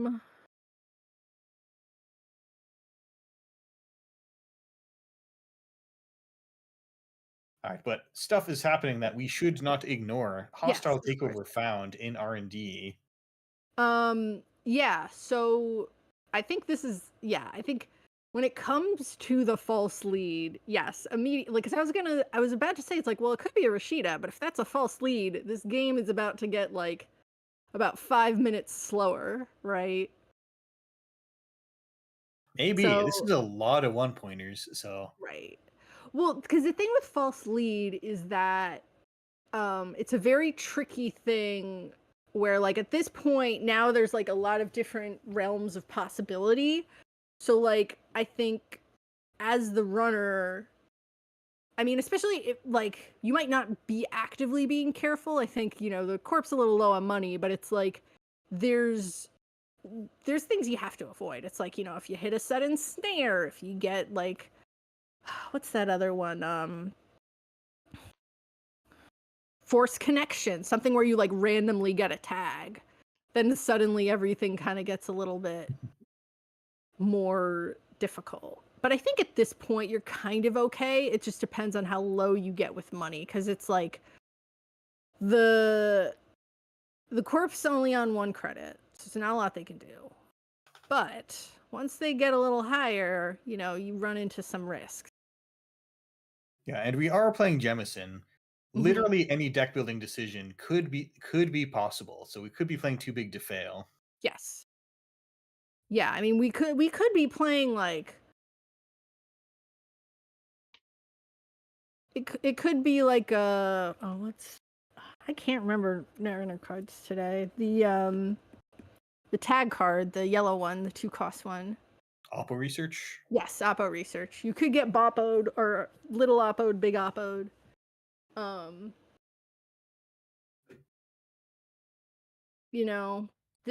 mean, we've seen very little so far, so this could really be any kind of deck. But I think false lead is that's something you play in Jemison because it's functional, right? You could also play stuff like Standoff. I believe there's a Standoff Jemison. Standoff is such a card. Fun history as far as what does this card do? Because I think it was people initially asked, what does this do? Because it wasn't clear whose cards you were trashing. Yes. And I think for a brief time it was ruled that, you trash each other's cards until someone gives up. And that was messed up. Yeah. Well, because the thing about Standoff is you do get 1 counter from it in Jemison. You get 1 because it's the amount of points plus 1, right? So you get at least 1.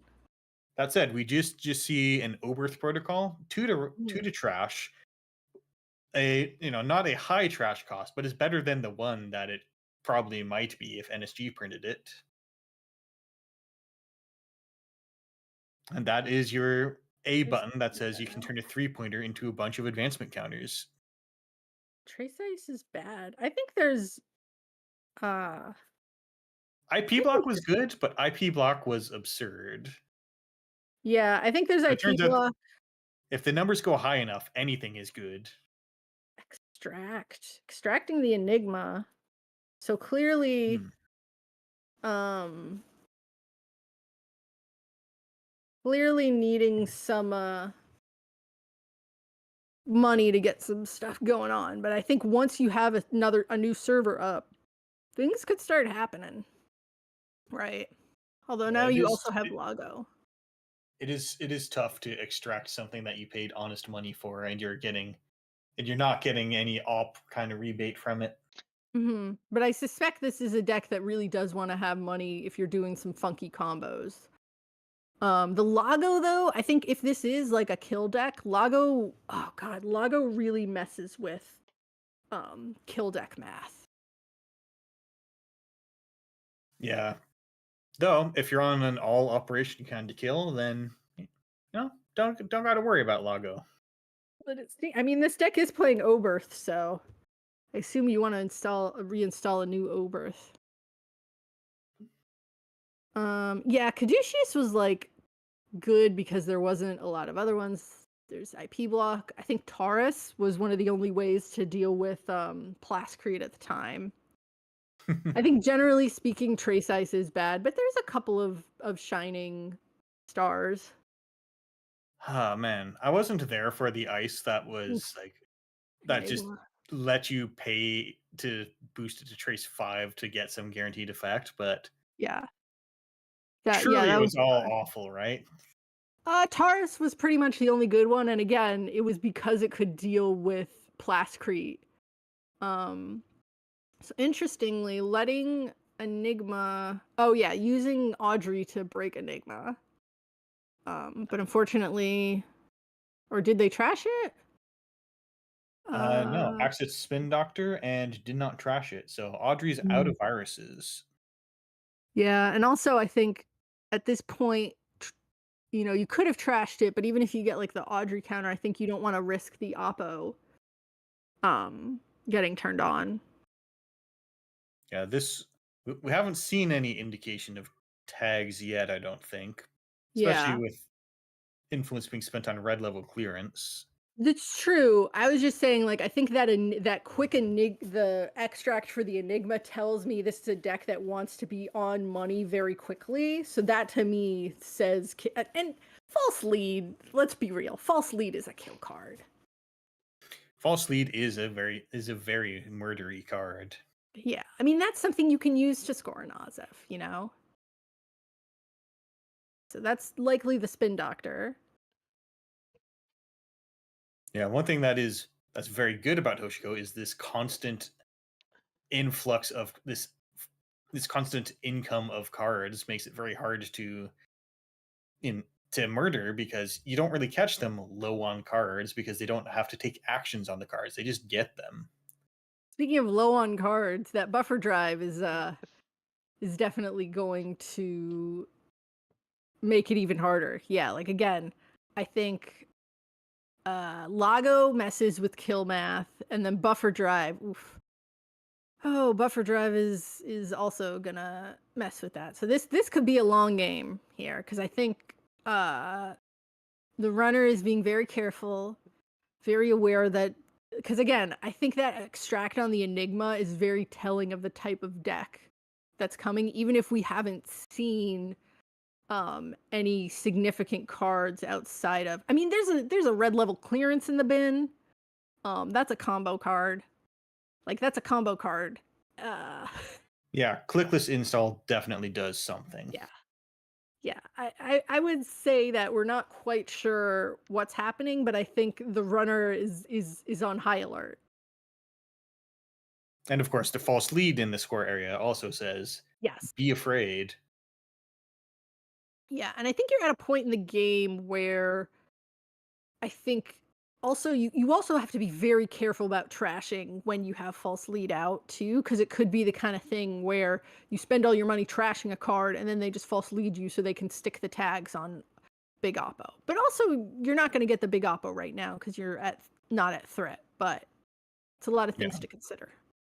Now, Jamison doesn't really suggest that you're on oppo end of the line, but a big oppo false lead, you're not getting out from under those tags, and then very little. Like, it's going to be tough for even Lago and like a handful of steel skins to still get you through double end of the line. This is true, but you do have, again, I think this could end up being a long match because, again, I think once you hit maybe threat or like get a, Azef out or something else, I think maybe it starts to sort of get a little draggy, but I think, again, I think just because the runner has these very specific little things, it tends to, there's a lot of decision-making space.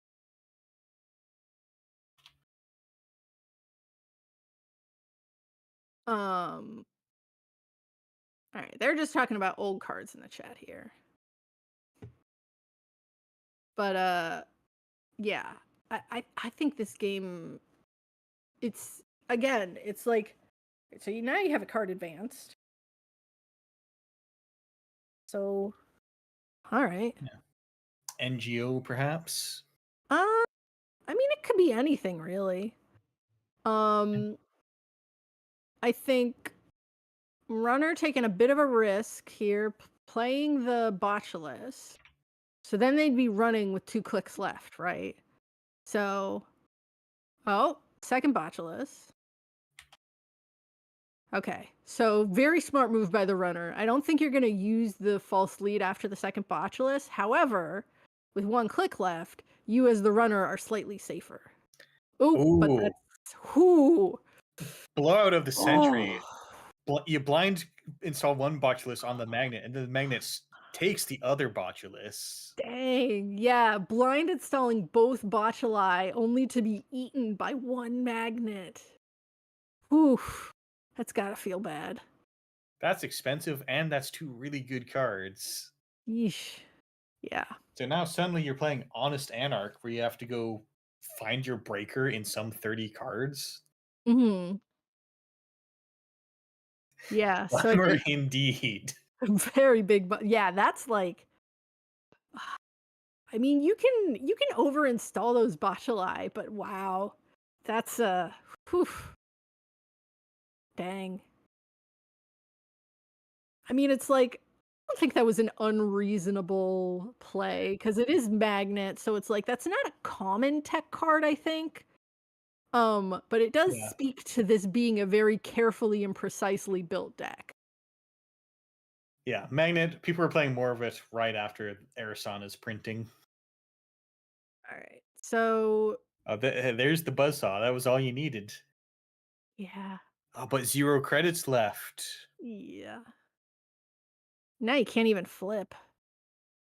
But I think yeah, I wouldn't have expected that particular combination. So server 4 very well could be an NGO, but you don't even need that to get a little oppo off. But I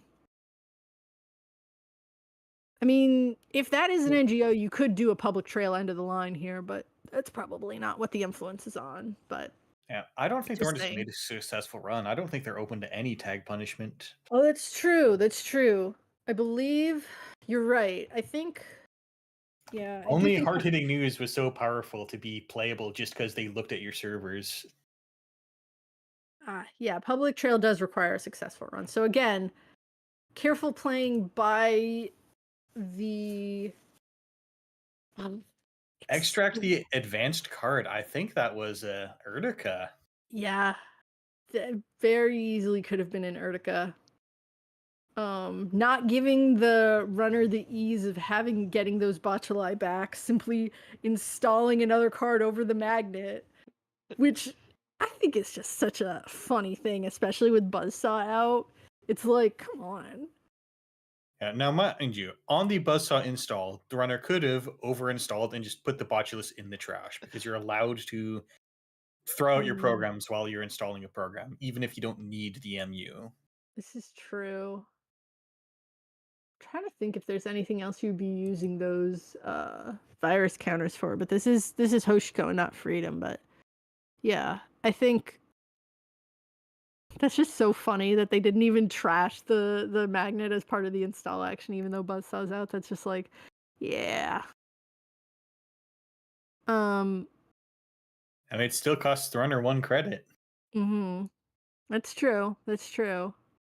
The corp has been low on cards, so finally seeing the corp with full hand of cards and possibly some kind of nonsense. Mm-hmm.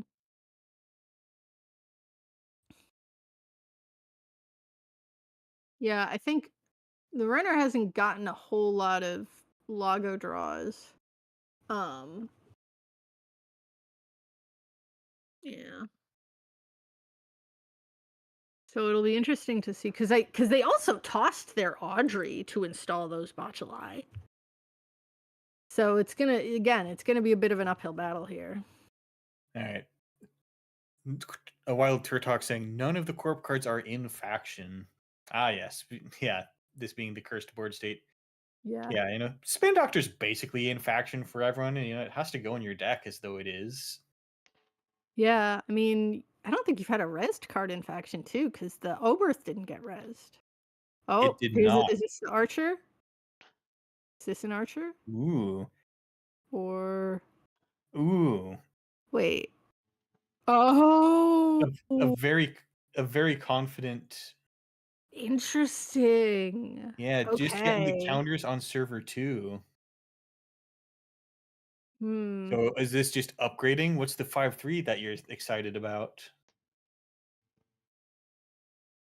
Let's see.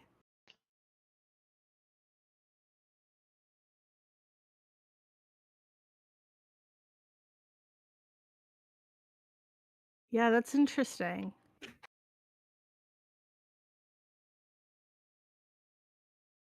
I mean, I think that is a play of a person who has snare in their deck, honestly.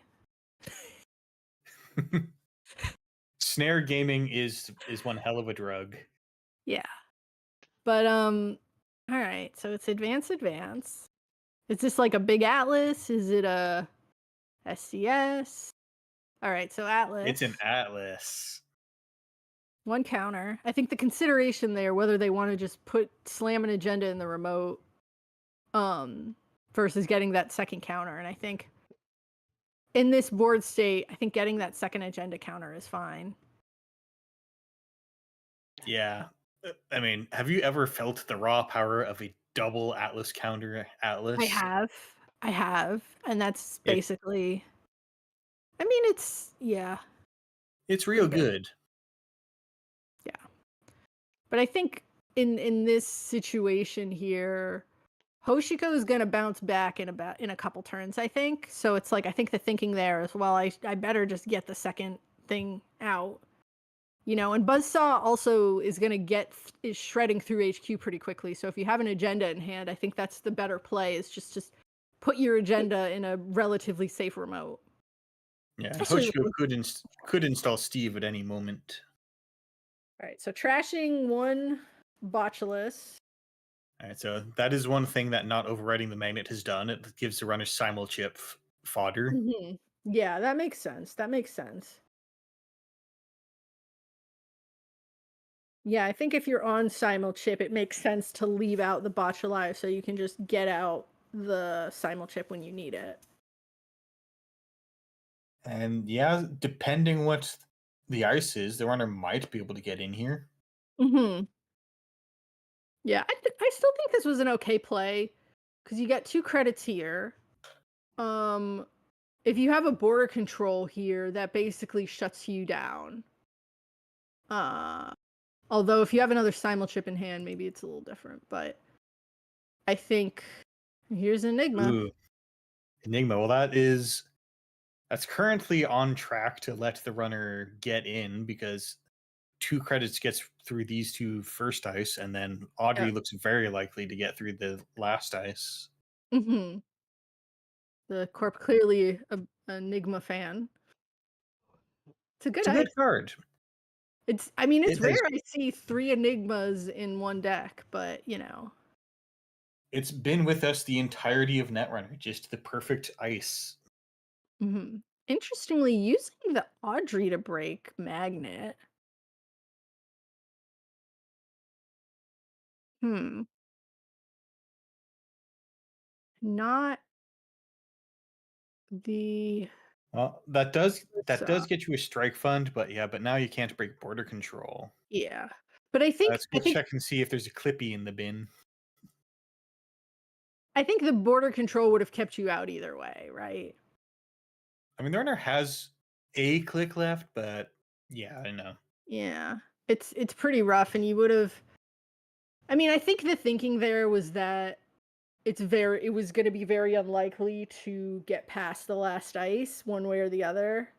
Although I think if you had just used the buzzsaw on the Magnet, you would have been able to go back in and then Yeah. still be And able to use Audrey.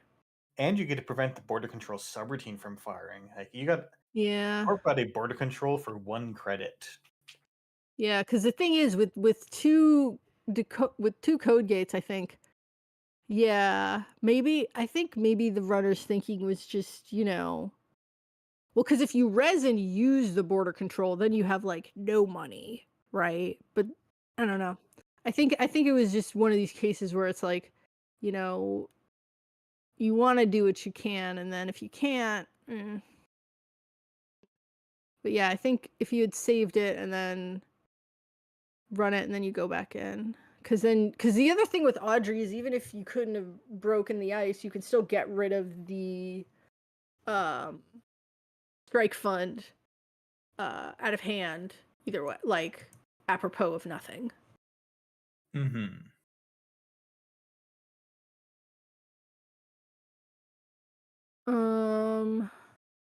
So at least you do also have an in-faction card res. It is thinking time, and this is a good time to think. There's a lot of things that could be going on.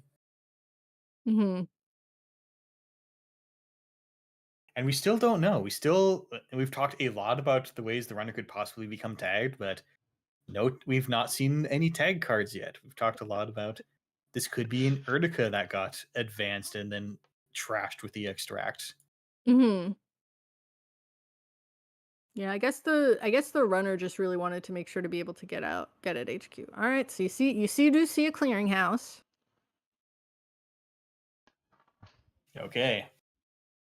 So I again, was on high alert, but it doesn't seem like there's any threat of that on the table currently. yeah. mm, I mean, again, well, no, the runner hasn't trashed anything, so public or it hasn't had a success. Well, you did have a successful run, so public trail is still a potential thing, but you wouldn't be able to do like double end of the line. All right, so let's see what's in server 2. Are we seeing anything? You do have enough money to do something. Yeah, I think with Audrey also you're in a bit of a tough spot because servers are pretty locked down, so it's going to be hard to trash things and get more counters.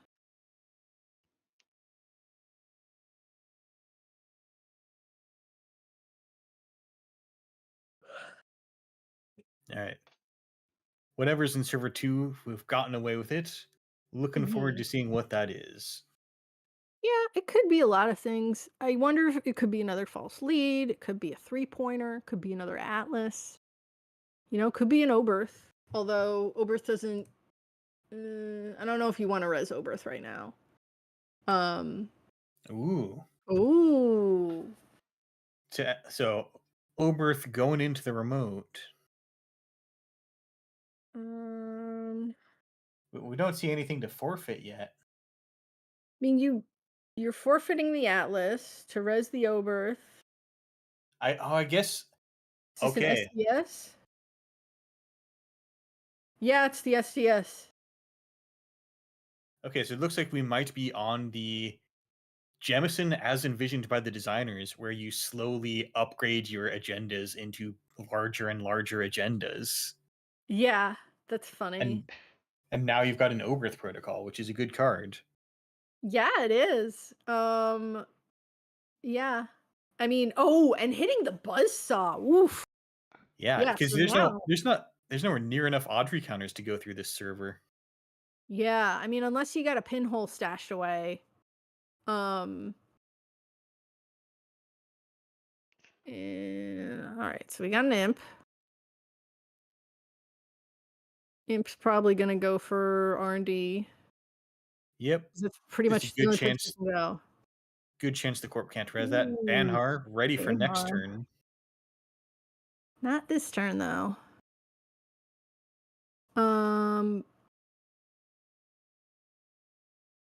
Yeah, I mean, this has been a very low credit game, especially considering it's against, Hoshko.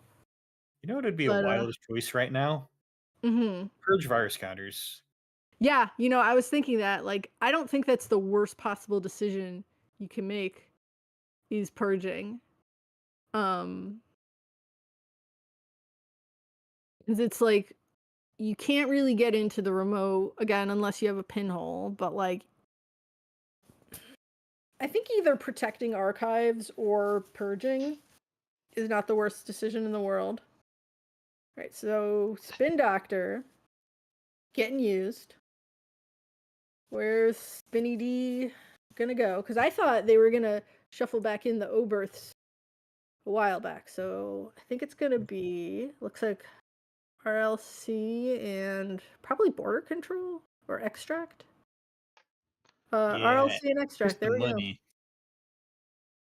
go. I am the Wayland Whisperer, so that's what I would have done. Yeah, because again, it's we just drew the third Oberth. We don't need to shuffle back Oberths. Right, exactly. So, like, I think you can also, if you extract the magnet, you get it back with Spin Doctor, and then you reinstall it to prevent more Botchalai shenanigans. Yeah, just a tech card hitting as hard as it possibly could right there. Yeah, that was a pretty funny res. All right. So you have a card going in server 5. This might be another Spin Doctor. It feels like it. No, I bet this is this the hostile takeover? Ooh, might be another hostile, yeah. Is that'd be the money you are looking for. Yeah. Ending turn though, not hostile, it looks like. Interesting.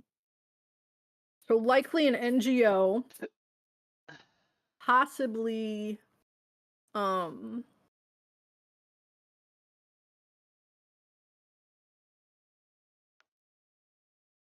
possibly a clearinghouse or Antarctica, but I think most likely NGO.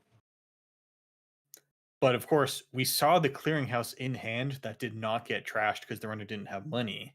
Yeah. So Odyssey could possibly be doing the mind game because we've also seen what we suspected to be Urtica Cipher. Yes. And if there's something else in server 2 that just lets you forfeit an agenda, that's 4 counters on SDS drone deployment. And 4 counters is a magic number when it comes to dying to that fork. Well, what would let you sack agendas in server 2? Not the 4th Oberth protocol, that's for sure. Maybe a quarantine system somehow. Quarantine system, right? Of course, quarantine system. But you'd have to sack your SDS for that, right? Oh, okay, it's NGO. Everyone, calm down.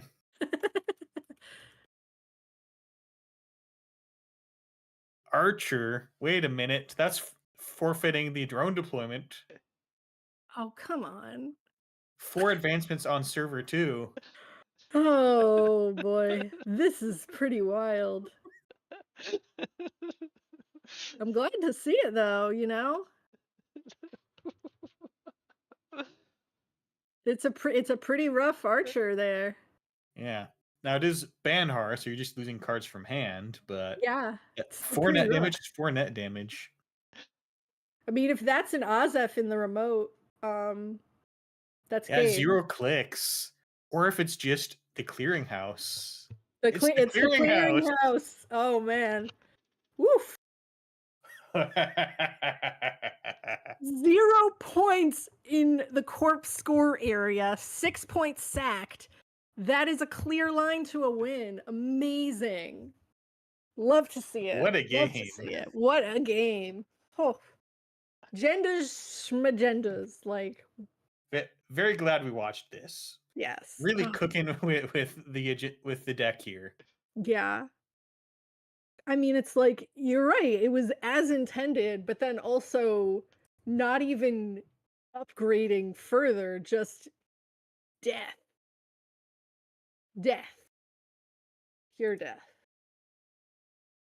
Oof. Thank you, Archer. Yes. Very all good Archer. send off to Archer. Oh man. I love Archer though. I don't want to say bye to Archer. Archer's my favorite. But all right. So do we want to watch another game? We should have I've time, got too many. I think. We for our should next have one. time. Yes, we have. What do we have? Round 3 starts. We have round 3 ends in 7 minutes. I think the only one I think would be table 12. It looks like table 3 just had a judge call, so I don't know if we want to. And we have seen both of the players on table 12 recently. This is true. That was an absolutely fantastic game though. Like, whew. That was perfect Netrunner. Yeah, that's Netrunner how it's meant to be played. You know, the reggest of reg runners gets outplayed by the jankest of jank. Love it. Love to see it. Okay, think that's Okay, looks like lunch break is starting right now, it seems. So we'll be going to lunch after round 3. So as soon as this round is finished, we will be on lunch. Right. Yeah. So lunch break is imminent. Let's see what. Okay, table 12 just wrapped. Then we have a game just titled Sad Face. Unclear what table that is. As opposed to lunch being imminent, which is when you just declare whatever food's there is actually yours and you should eat it now. Yeah, I think we're going to struggle to top that. Do you think maybe we just take a You quick like look calling at? mulch reggish of reg? It's Hoshiko. It's Hoshiko. Come on. I mean, yes, it's mulch, whatever, but it's Hoshiko. Come on. Mulch has been Hoshiko's pretty reg. You know, looking at the factions, we do have the most almost perfect quartered circle that I've ever seen in faction distribution. You know, and to be fair though, comparatively speaking, mulch is definitely pretty reg compared to, you know, kill Jemison. Not even necessarily kill Jemison. It looks like that deck could feasibly score out if that's the way the game rolls. I mean, does it though? That was 6 points sacrificed, I think. that was You would 6 have had points to- scored. It also had like hostiles and false leads where you don't have to sack 2 and 3 pointers. It's just that's what was in the score area. Yeah. Yeah, I think that magnet res was just so funny. That was a heck of a res. That was like, oh man. It's like it wasn't a bad move either. It's just like, you know, you didn't expect to see that happen. But yeah, I think that it's a surprisingly even amount of play. I mean, criminally underplayed, of course. Although you have a pretty wide swath of IDs. Do we want to look at the standings just to see what's I don't think anybody has a perfect record. Hard to say because round 3 isn't incorporated into the standings yet because it's not done, and I ain't doing math at this point. I mean, there should be at least 3 players with a perfect record. Possibly. Maybe. Okay. Yeah, probably, but The 2 players get paired, and then one of them wins by definition. Mm-hmm.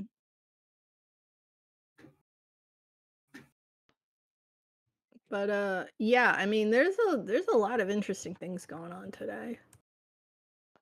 Yeah, and we still haven't seen Op. That could like Op is always a very exciting Oh time. yeah, we have to watch Ob next round. Like we gotta see Ob. Ob's got so much to do, so much to see. I know there's more to this lyrics, but all I can remember is something from Backstreet. Yeah.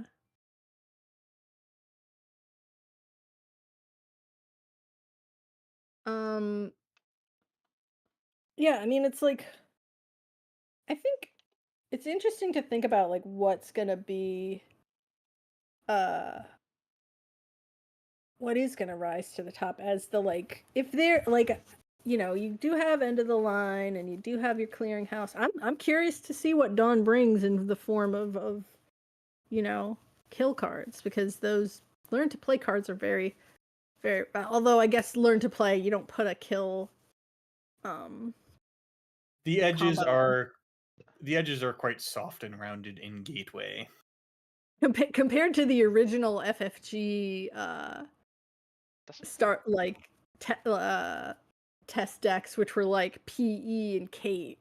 Doesn't the Gateway starter have the Clearinghouse Urtica fork? It's no. Clearinghouse is in the deck building pack. Urtica Cipher the is advanced deck. in.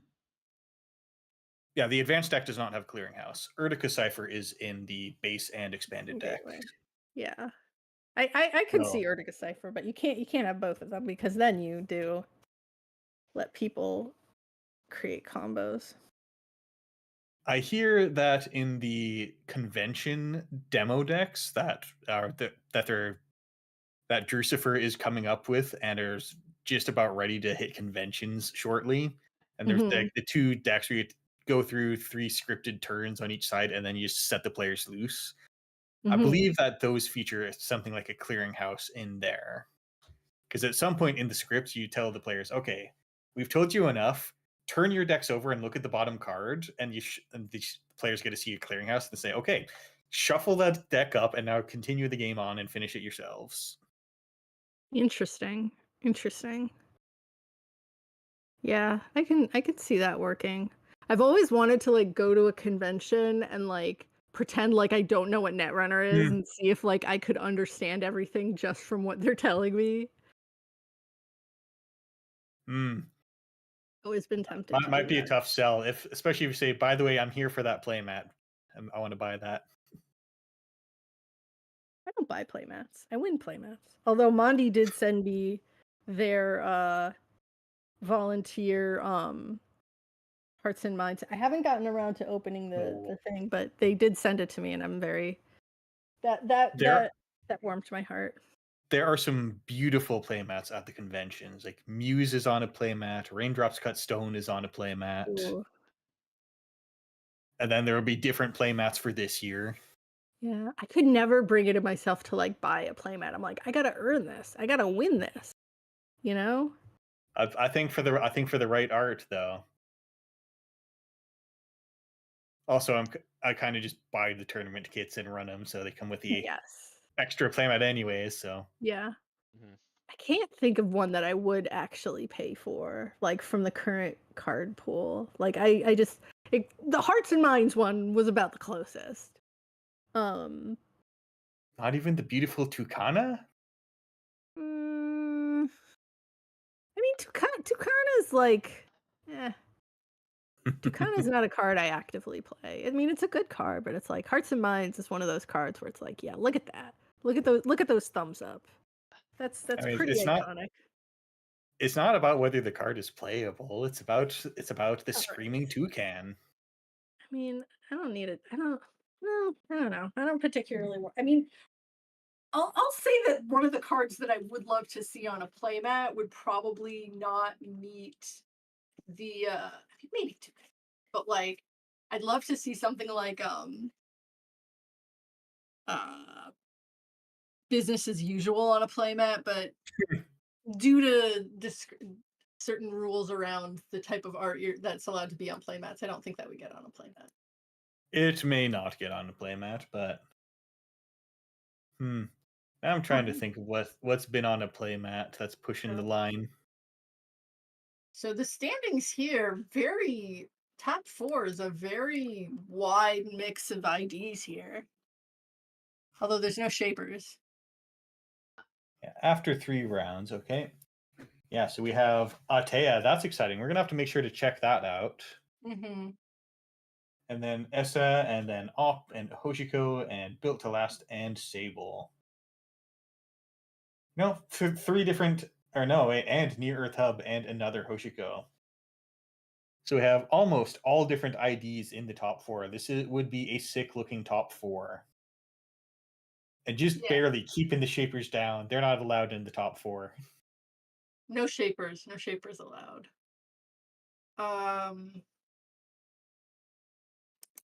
Yeah, I mean, 5th there is Lat, which is like, all right, Lat.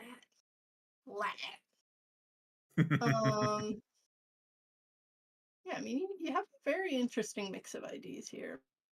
Very curious to see. Yeah, I'm very curious to see what Op's doing. And I'm actually kind of curious to see what the Ace decks are, because there's a lot of different things you can do there as well. But yeah. All right. Well, we are the players have been sent off to break, and I am a little hungry, so I'm about to throw us perhaps we to should take it to break as well. We're going to break now. We will be back in roughly 30 minutes, so slightly before the hour. And we will resume with round 4 at that time. All right. See you later, stream. See you, stream.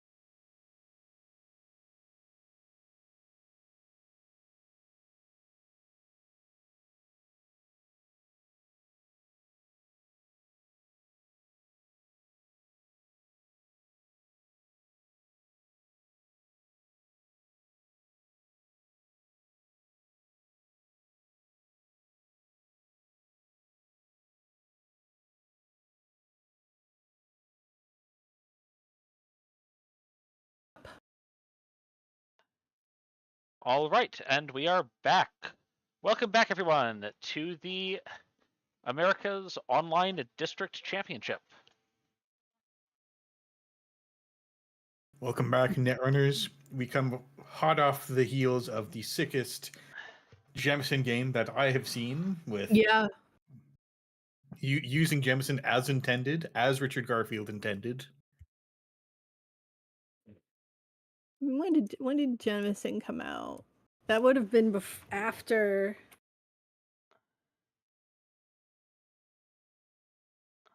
Funny, because Jemison's the one that has Audacity in the name too. So. Jemison is Red Sands. Mm-hmm. Probably a Damon Stone special, if I had to guess. But yeah, no, it's that was a pretty sick game where had a lot of kick flips, a lot of 6 points worth of sacked agendas to kill the runner, basically. Concluding with taking the unique opportunity to resin Archer, forfeiting a drone deployment just to do 4 net damage on Banhar, because that puts 4 counters onto the clearinghouse that was in remote. Yeah, I think it's funny too, because I think even if it hadn't been Archer, the fact that it was last click, I think still probably would have been a kill. I don't know. Maybe even with the Banhar, it still would have been. I mean, you would have taken some kind of damage, but yeah, it's like, that's a line. That's the line there. My fiance is playing, and he said he died. He was playing Banhar, and he died to an endless Eula. So that's always the best. Another FFC special where they just said, "What if there were 6 little baby subroutines?" Mm-hmm. Round 4 pairings are up. All right. And I see a wide variety of super heavy logistics out there. Mm-hmm. Yeah, I think table 6 or table 8 we could go see what Ob's up to. Maybe table 8, yeah. Yeah, let's check table 8. New players. Actually, wait, I think we've seen one of them, but anyways. Okay. And then, of course, players haven't made the tables yet, so Yes. we'll hang a minute.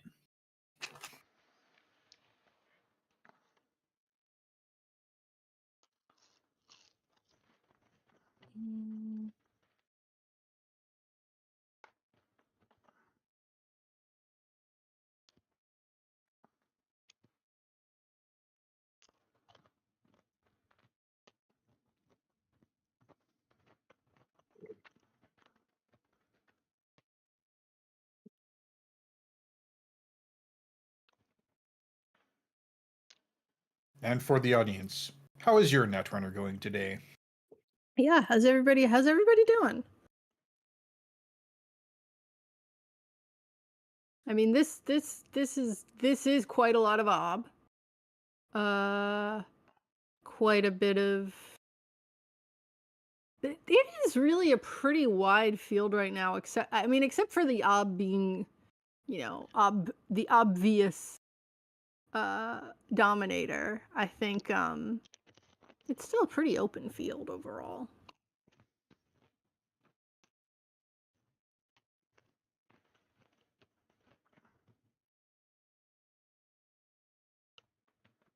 But yeah, I mean, I'm just interested because it's like with PD, you're still basically doing the same things, and then with ASA, I know there's a lot of interesting stuff going on too. There's a lot of different ways to basically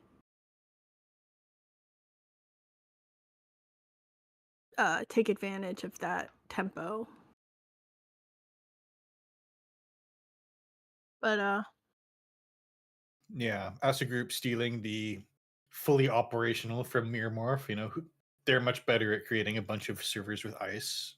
Yes, of course. Yeah, I mean, it's like, I think, yeah, I mean, it's funny because I think that PD and Asa are about the same. I think Asa is still, like, in terms of value, I think it technically still edges out PD on, like, a,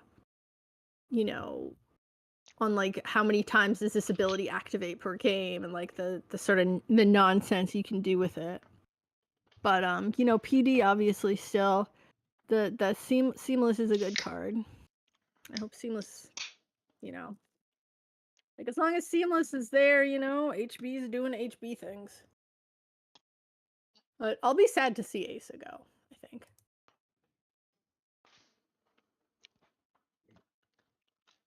All right, both players just getting into table 8, so we'll see about streaming. Especially with, like, all the interesting things you can do with, like, Tattoo Bola and the other one. Oh, like Ablative and Brawn and all that other little things you can do. I guess you can still do that with Atia to an extent. But yeah, I think again, I think that's going to be the most interesting thing to see is how the IDs are going to shape the new card pool, because it's like, we have the IDs that are going to stick around, that are probably still going to be, like, I think Ob can survive not having border control because Ob has a lot of other good cards, right? Yeah. Well, lots of good cards. Mm-hmm. I've been really high on Yakov lately. Yakov's pretty good. I don't know if you see it played much outside of whatchamacallit? Venti? No, outside of Venti. Yes, that one. Outside of Venti, but I think it's still a reasonable econ card, We are good to stream. All right. Sorry, which table was that? That was table 8. Got it. Yeah, table 8. Two players we haven't seen yet. We saw T Jake the Man last round, but Oh, did we? yeah, Or were they on the other side? Yeah.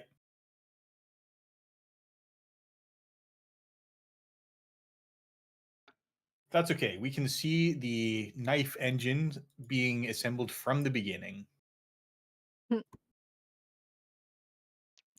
Yeah.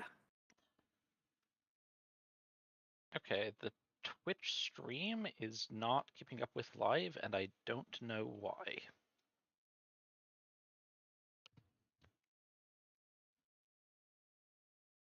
Well, that's not good. That's the only chat I have popped out.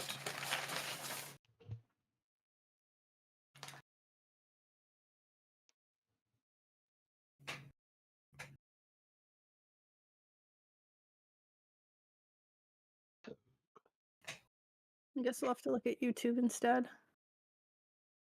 But yeah, Ob's starting strong. Ice on HQ. Avoid the obvious doof. And then Ice in a remote. Yep. Classic. Try to get away with Rashida. Sables gets a free click on archives. Not the most exciting, but you can clicklessly play Carpe Diem or Dirty Laundry. Sometimes that's what you got to do. And turn 1 Masterwork is a critical card to see in this kind of engine. Criminal card draw is so anemic that when you get this functional card per turn, it's huge. Yeah, of course. Testing also letting you cash in on if there's an open archives. So this looks like a very strong start for a knife engine deck. Yeah, for sure. I mean, what's interesting is, like, this is what we were saying earlier about the about Steelskin being so vital, but yeah, its Masterwork works as well. And of course, not a Rashida, just a good old Regolith, just clicking for credits. Well, clicking for 2 credits each, or 3 credits each. But that Regolith is set up to turn into something else.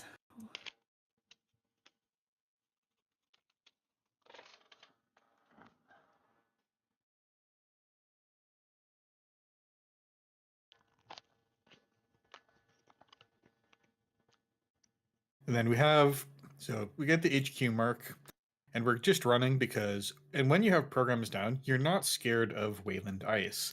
Perhaps Yeah. that'll change a little bit once, I don't know the pronunciation, once that new Mausolus looking card gets printed. Yeah. But for now, I but mean, of course, yeah. you can masterwork in the boomerang anyways. But this gives Op the chance to dumpster one of your boomerangs by just ending the run. Yeah, I was gonna say I'm not always a fan of boomeranging unresed ice versus ob, but like this is your worst case scenario. um Well, as long as this doesn't happen 2 more times, you'll still have boomerangs. Yeah, I mean if in that situation, I think I would have just let them leave the boomerang on the table, but I guess, if you can force them to use it and then get the Afshar out, but yeah. But yeah, I think unresed a boomerang on an unresed ice versus ob can be very, very tricky. And I think, And of course, and you can just run. Like, what are they going to do? End the run? Mm-hmm. Although I guess if you're playing a knife deck, seeing any amount of border controls get used, I think is fine, right? One less border control to deal with later. And then I know some obs might play Chrysium, but Chrysium isn't always the best slot to use that for. So what I've actually been doing, and of course, because this is going to rotate, another fun one is MCA. That's a nasty card to play at a Bob. MCA is messed up. Mm-hmm. Okay, so yeah, and the other nice thing about security testing is you can pick it before you see what your mark is, so you kind of have to, you have to maneuver it a little bit to make sure you get the maximum value, right? And of note, speaking of cool cards, we just saw a Zato City Grid trashed from R&D, and this is one of those cards that I was thinking about for what are we going to do without border control, because Zato can just let you yeet subroutines at them. Yeah, Zato is really good. I've been playing with Zato too in that the MCAP deck, because it's basically, it closes out the game, and it's especially good against like it's particularly good against, say,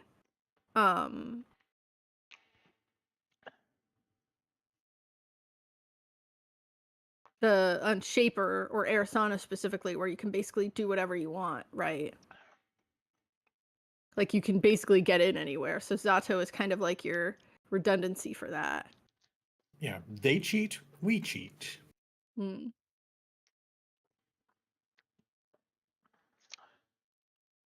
All right, so basically ice R&D, use Regolith once, clearly prepping for something more interesting. And we see the security testing paying out by just letting you dirty laundry archives and still end up +5 credits. Yeah. Yeah, security testing in Sable is interesting because you can't really stack it with info bounty, but I think it is still helpful for a deck like Chichinho that's really just wanting to run those every remote anyway, and then sometimes you don't really want to access from the remote, like against PE or something. All right, so yeah, if you've decided that your win is knives, then sometimes you just don't want to access cards. Right, so we're getting a Tithe out. I have determined that there are the two kinds of ob players that exist are those that play Ice Wall and those that play Tithe, right? Like there's some people who think Ice Wall is fine, and some people who would rather play Tithe. And it's both two valid ways of using your ones, but I think it's interesting that it's very firmly two different camps, I feel. I've been watching the Eternal Super League. Shout out to the Eternal Super League, where they've rounded up all 9 Eternal players in a big tournament. Yes. And over in Eternal, you have Mark Yale on one, which is just like Oh, trash it to God. gain $2. Mark Yale is the single, like, I think that Mark Yale is easily one of the best cards in Eternal, because you basically can just summon whatever you need at any point in time for any reason. It's the forbidden 1-cost trash can. NSG's never going to print while OB is legal. Yes, because you I mean, I don't know if Snare's gonna be in in Dawn, but I remember it was some tournament, Andre of Metropole Grid was trying to get me to play Mark Yale in like a throwback deck where it's like you get like one old card, because what you can do is they run a server, they commit to access, then you res the Mark Yale and get out a Snare. Yeah, like the current ladder is 4 is sick, that's border control, 3 is sick, that's Mavirus, and a couple of good 3 costs. 2 is extra sick, and then 1 is kind of, well, you do what you got to do, and then 0 is sick again. Speaking And of now with the sick cards, we've got a Surveyor over here, so this is firmly a Glacier Ob we're seeing here, which I think is one of the most fascinating archetypes, where there's a lot of different things you could do, and I think the Zato is also indicative of that. Like, that's your last ditch effort, it's your Hail Mary. Neither trace. And it was just a trace too. I think he would have at least done the tags. Quite possibly, yeah. I guess because they just installed the Class Act, but But you paid the 2 to clear the tag anyways, so. Yeah. Yeah, I think it would have been wise. Oh, no, wait. The corp paid to boost the trace strength to 4 to force the tags through. Okay. Yeah, I was gonna say, I think, and that makes sense on the corp side as well. Yeah, so does this mean that we can expect tags to matter, or is this just trying to get rid of the sec testing? That's kind of the interesting dichotomy with Surveyor, because by nature you're not necessarily playing a combo deck if you're playing Surveyor, because you need ice to boost the strength of the card, right? You need it to boost the strength of Surveyor. But on the other hand, like, if they do take the tags, right, like, what are you gonna, you gotta be able to take advantage of that, right? Yeah, like, trashing resources has never been quite good enough to play tag cards without any punishment. Yeah, like, I think you play a couple end of the lines, or I mean, there's some other tag punishment out there too. I mean, there's like what's it called? There's I can never remember some of these Wayland cards, but there's Trust Operation. Yes, You get to Trust install something Operation. for free. And Retribution also. That would get rid of a knife also. So yeah, Retribution is that's good. Like, Singleton Breakers, that's a real rough thing to Retribution. Oh yeah. Yeah. I think I've done it with Trust Operation is great when you use it to res like an archer. Like, that feels so good. Somehow it's always Archer. Always Archer. It's gotta be Archer. Because that's the best thing that you can res for free. Without Tithonium legal anymore, I think Archer is just like, it's always the easiest choice to make for that, for Wayland.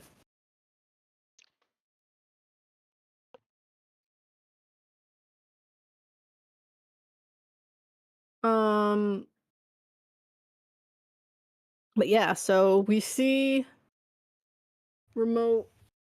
So I think it's interesting here because centrals are pretty open here, but there's a lot of threats. Because as soon as you opt something onto the Surveyor, it gets in this 4 strength, trace 4. Hmm. But also, Surveyor is a really clean boomerang target. It is. It is. You know, but it's interesting here because I think Alp just kind of focusing on scoring something out, building up the remote, rather than trying to early game, play against the Chichinho, right? And I think Surveyor too, it's like, it's even if you're not boosting it, I think having to pay 4 for both subs is still a lot, Yeah, it looked a lot worse when everyone had Link. Yeah. But I think I don't know if it's worth it making the run here, but I think it is fine to kind of be poking around, seeing what's going on. I mean, 4 credits for one. I mean, there you go. You get an agenda. There's your Atlas. You got Archives of Mark and security testing. So Yeah, $2 is $2. That's true, but I don't know. I don't know if it was worth it. Just you didn't know if that was going to be a Atlas on you top. didn't.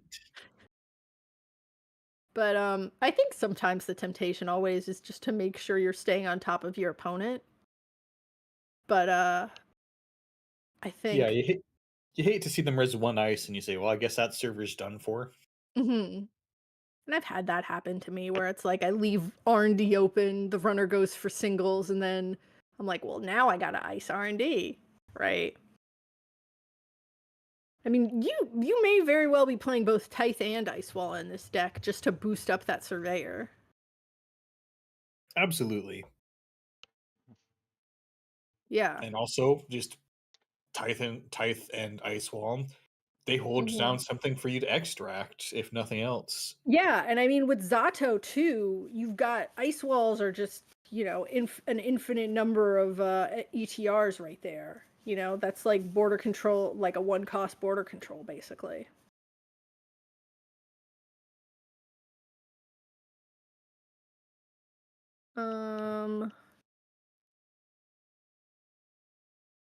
Yeah, probably not a big deal because you started a run on a server that already had ice on it that was rezzed.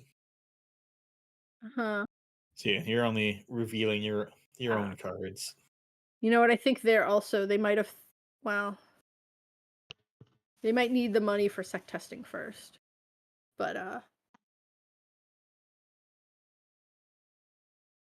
before they go ahead and try to hit HQ. Yeah, or maybe they're try planning to run HQ. Yeah, I mean there's been one. I mean, if this is playing 3 boomerangs, you still have 2 left, but one has been sort of decimated, shall I say, by Ob in terms of threw it in the trash. Yeah. Just made it go away, basically. All right, But so what do we have here? Atlas with the counter is the classic, but perhaps we're trying to resolve something more exciting. Kimberlite? Kimberlite's a thought. There's options. Surveyor's more than anything on the table. You could take out the class act. Oh, undoing. Not getting a counter on Atlas. Atlas counters are really good, but I guess something needs to go in the remote. Yeah. And perhaps you just really want to not drop down to 2 credits because you need to res a Zato or something. Possible, yeah. But then again, Zato, Tithe, not doing a whole lot. Well, you know what the thing is? I think when you're looking at a criminal opponent, you're thinking to yourself, where they're just going to ignore the remote and try to go after R&D. So, like, I can just keep scoring out of here, right? Yeah. But you're scoring behind a Tithe. I mean, if you go down to 2 credits, you're scoring behind a Tithe, which is a bit of a power move, but... I mean, it also might just be the case that they need to get back on Econ, and they might, not every deck like this is going to play Extract, so it might be they need to get the Regolith or a Rashida or something else. I bet every op list plays Extract. Meh. It's just so good. It is really good. Yeah. I think there's some decks where it's like you have so many assets and you have so many econ assets that you don't even want to play extract. You'd rather just rely on Svigator and like some other nonsense. But even in those decks, yeah, you kind of want one or two extracts as like a backup. Yeah, because extract is also a tutor. Mm-hmm. Meow. Yeah, I've been hearing that sound a bit too. I don't know if you could hear my buddy earlier. He was howling. I did not hear.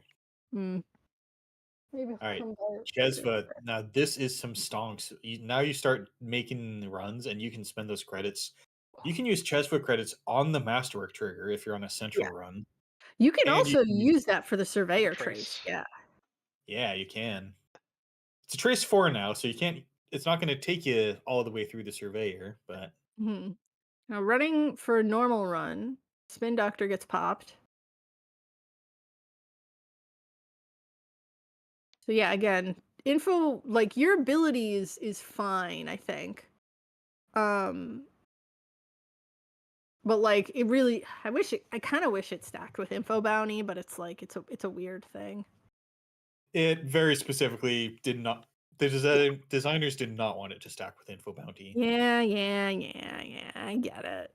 But I Besides, mean getting accesses is like you should be getting accesses when you go make your mark runs. You can stack it with It's so much Reggie. more exciting. yeah, I guess. Info bounty is sometimes a little tricky when you're trying to like do an interesting turn where it's like, well, I need this money, but I also need to doof HQ, but my mark is HQ. But then it's a Yeah. replacement effect, right? Sometimes they're gonna make you make it decisions. It's the worst. Yeah. But yeah, interestingly, icing HQ rather than icing archives, which I guess that's a reasonable choice. HQ is And where the doof goes. yeah, and of course it was a regolith, just to make sure that they can stay up on money. Yeah, Well, I mean, looks like we're trying to ice out the runner, and you don't need like Chesva is good, but right. runner's got Well, to go find something. the interesting thing though is that I don't know if this deck plays doof. There's a lot of decks that don't play doof anymore. Yeah. And There's a list I've played that does. right. Well, I was just saying because, like, I think you do still want ice on archives, knowing that that you're up against a knife deck, just to kind of have your bases covered, and especially since you have a lot of cheap ice too. Mm-hmm. So let's see what's up on, or maybe the thinking is that you triple click your regolith next turn and then put like a tithe or something on archives. All right. So We get that boomerang from Chesva credits. where's the On boomerang? to HQ. All right. Uh, Thimblerig. hmm. You can get through that for $1. I don't know if you want to. Yeah. I mean, Thimblerig, of course, a great choice for a deck like this. That's for like a glacier deck like this that Yeah. wants to move stuff around and make R&D harder to get through. But So Mark was R&D, so just playing this to get your engine triggers and setting up for. I wonder why we could possibly need to get into HQ. Who can say? Again, I'm not a huge fan of a blind boomerang. Just because, especially against Ob again, that can leave you vulnerable. But I guess when you're in a situation where, the corp is pretty low and, you probably have a third boomerang in the tank. And yeah, I mean, they spent the effort to ice HQ, so I guess you might as well. But yeah. Yeah, the corp's low for now, but that is still 9 credits on the regolith sitting there. And again, they could just probably extract that outermost ice. Like if I'm Ob here, I'm probably not gonna res. I'm just gonna let that boomerang sit there. Yeah, like the secret text is you just don't res the boomerang dice. Yeah. Yeah, I mean, even boomeranging the Afshar, I think, wouldn't have been unreasonable, but yeah. But Well, I but you guess only need one credit on the Shubbaleth. Like, that's true. That's true. Or even what I would say is I would have probably boomeranged the Surveyor, just because that's the one you really don't. That's the one the Corp doesn't want to get rid of, right? yeah, Especially since it's at the innermost position, which is ideal for something like that, for the big old chunk of ice. But yeah, so I guess you're still getting into HQ here, but at what cost? Okay. no, broke the lose credits, so you could just jack out after that point. All right. Interesting. So yeah, I think here's where you forgot about that. Forgot. Yeah, so perhaps they intended to break the subroutine and just eat the credit loss, but yeah, I Yeah, guess we're moving on. yeah. And here we are. There is another ice fall. Yep, and there you go. Click, click, Yep. extract, get rid of that boomerang. 2 boomerangs down. Yeah. Even better than the triple click regolith is the click, click, extract regolith. Yeah. Now, mind you, Regolith does trash itself, so you can still go get the 1 coster without using Exactly. the extract, but Yeah. I guess there's not incredible uses for the extract on the table right now. Yeah. Yeah, I think that's your best thing. And it's also like you can't use your like I think with a deck like this again, it's saying to the runner, I got this credit advantage. I'm going through my deck. Come at me, bro. It's a glacier deck. That's the threat, that we will play a glacially slow game.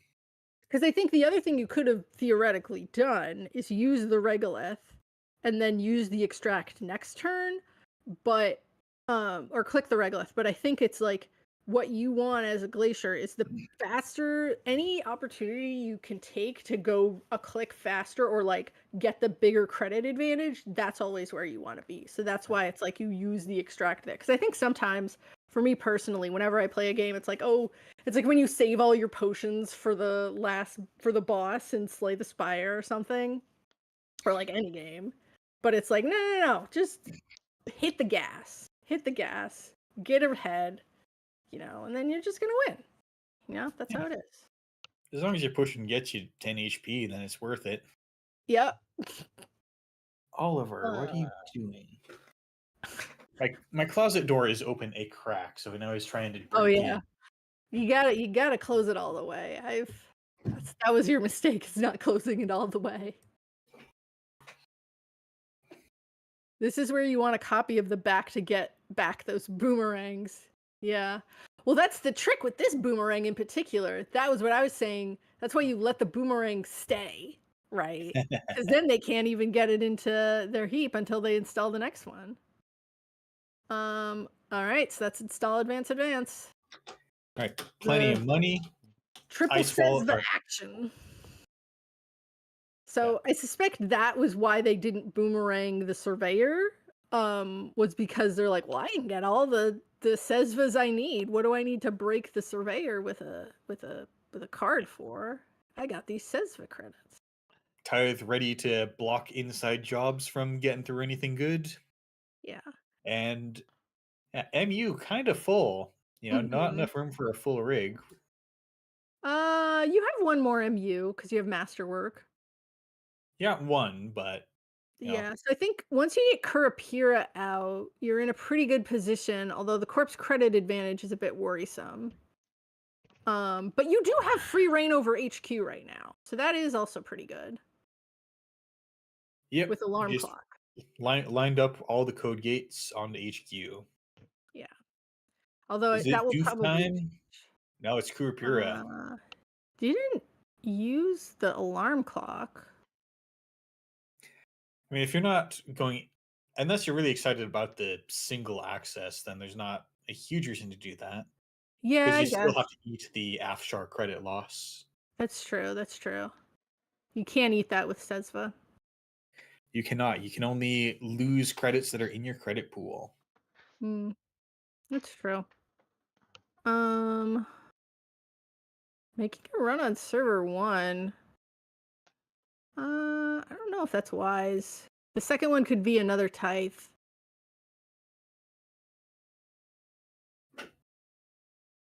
Well, perhaps Prognostic Q Loop has a solution. Losing the Chichinho. I mean, that could be another tithe. You can always get it back with the bypass. But yeah, the second tithe the tithe flatline would be a Netrunner moment. Sure would be. Um, there's Or Surveyor. Surveyor, and you don't have Jesva credits to back you up. No. Yeah, I mean it's pretty rough here. Yeah, I don't really see the runner. Unfortunately, it's going to be tough to pull back from here. Yeah, Surveyor is an unusually tall and punishing ice for today's day and age. Mm-hmm. Yeah, and you've got some pretty choice resources at even if you don't have like end of the line or mindscaping, is a very good chance of death. I mean, even I mean, if you draw up, then yeah, you're not at risk of an Azef death, but yeah, it's a bit rough right here. And I think it might have gone for that because install advance suggests that this is a drone deployment and they're about to take out a breaker. Yeah. That's true. I mean, I wonder if I think yeah, I mean, I guess you're getting yourself in a situation where you don't want to have to it's investing the Chesva credits that's like, I think he could have kept those, but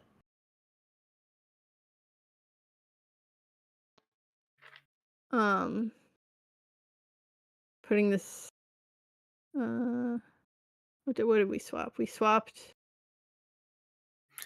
I swap back on the HQ. Interesting. I wonder if that means that there's no agendas in HQ. I would think you would swap it for Tithe just to prevent them from going ham with Alarm Clock. Oh, but well, it kind of doesn't matter. There's like all these one cost ice that's going to be on the outside, and then there's these tough to deal with ice that'll be on the inside. So I don't think Alarm Clock has incredible value, almost regardless of that. Oh yeah, for sure. I was just saying because it's so easy to get through HQ right now, and that you don't necessarily want the runner farming Kurapira. Do you mind if I take an action before you break? Yeah. So interesting. What action would they be taking? Possibly a Movirus to. I don't know what you're fetching to care about how the Afshar goes down. Oh, it's Chrysium? But I don't know how you're getting Chrysium out. Yeah, the only thing I can think of is getting out a Chrysium. But I'm not sure. Maybe Movirus fetches a Skunkworks to put on HQ, but you could do that after the break and still have it in time for the trigger. On after encounter, I have an action. Well, it is the last click. So I wonder if there's like a Hollow Man play or something. Yeah, and you cannot. You can't use Zappo. You cannot res cards during an encounter. So either this happens to happen unless before it's the a Afshar. rhyme. Unless it's a rhyme. Ooh. There you go. There you go. Okay. That's what it was. So making the runner faceplant into the Afshar and lose the credit.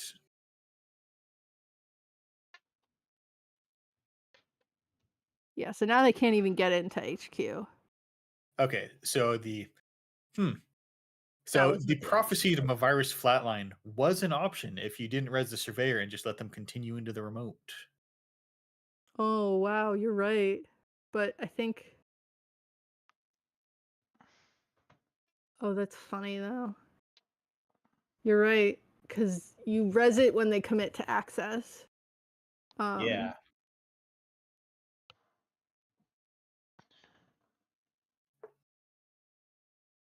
I mean, I think the Corp is probably going to get this. Yeah, it's going to be Uh, tough to come back from losing your Chesfa at a point where there's ETR code gates on all the centrals. Or not Chesfa, the Shibboleth. Shibboleth, yeah. Well, no, you don't... Okay. Well, you need to break it with Kurapira. You can't use the bypass, because then you can't get past Afshar. Alarm clock can only bypass the first ice. Yeah, that's what I was gonna... Oh, it is? Oh, right. Yeah, but you can't get past Afshar anyway, though, unfortunately. Maybe Prognostic Q Loop has a solution, but... Potentially. I mean, you still have the third boomerang as a potential option. Might also be able to find a simul chip. Those are in at least one of these lists I've seen. I don't know if you have the influence for simul chip, because you've got presumably 3 diesels, Paladin. Although we haven't seen other influence. Probably not Wizard's Chest if you're playing Q Loop. No. Oh, I guess they didn't realize what they were doing. All right.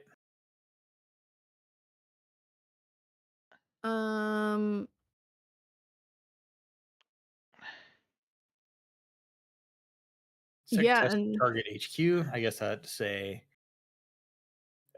a choice to, because you want to access archives. yeah, potentially, yeah. I don't think there's anything in archives, though. I think it's just extracted ice. Oh, there's a Hollow Man. And a Hollow Man. What are you doing in there?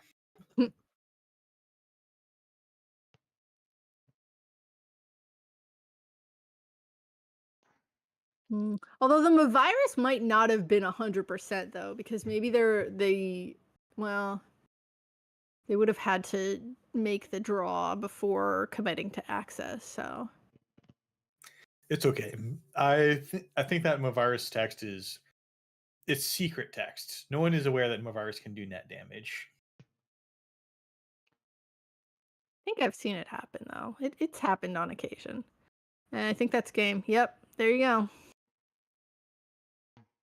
Oh, whoa. That was a rough one for Sable. But Obs, Stavrun, or Hafrun in general, still doing stuff.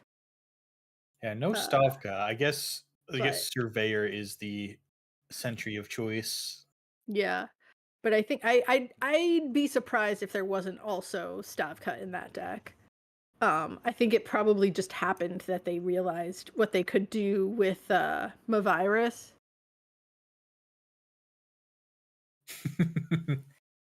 Axu hates playing against this Glacier Op deck. Well, does it suck, or do you hate playing against it? Can't be both.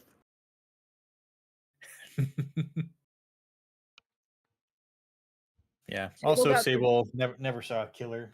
Yeah. Yeah, it's pretty rough. I mean, I think, again, that's probably...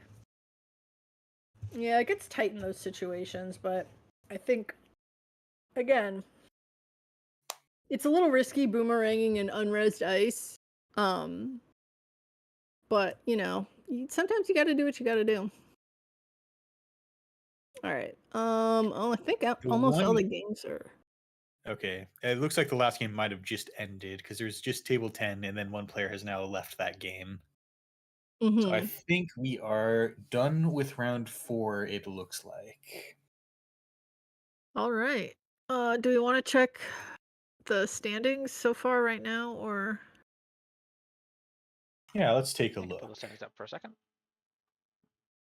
Oh, I mean, I guess we've already seen these. I don't think they've updated since last round, but just again reminding us that we have a pretty varied field.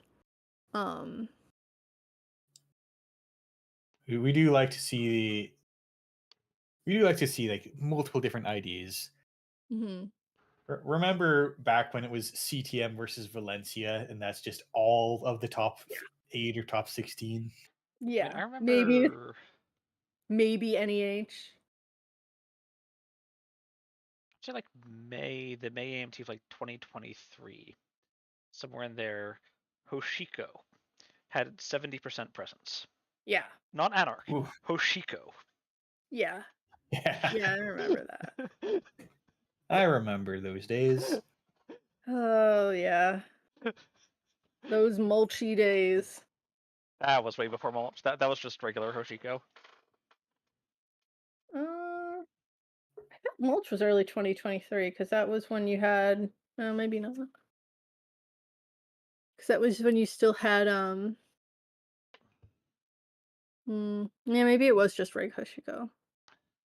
Standings updated. Let's go. Just refreshed. After 4 rounds, we see Nervous Nightjar undefeated on Atea and Essa. We see Sleeper undefeated on Built to Last and Sable. Interesting. Maybe we'll have to check out that Built to Last if that's playing next round. Yeah. Or see. Yeah, we haven't seen Built to Last yet. And perhaps this Sable may be on a different build. Not everyone is on Knife Masterwork. Yeah. And then also we have another Op Riesling also on. It's always fun to see. Bob. And then Alaria on Kit, which is I think she's streaming Kit's her own. undefeated on Kit, but also is streaming her own perspective, right? So maybe we want to see table. Well, we just saw LP, so how about table 4? I don't think we've seen. We have not seen these players, so yeah, let's try to get on table 4. Yeah, time is difficult. We need someone to write all this down, and it's not going to be me. I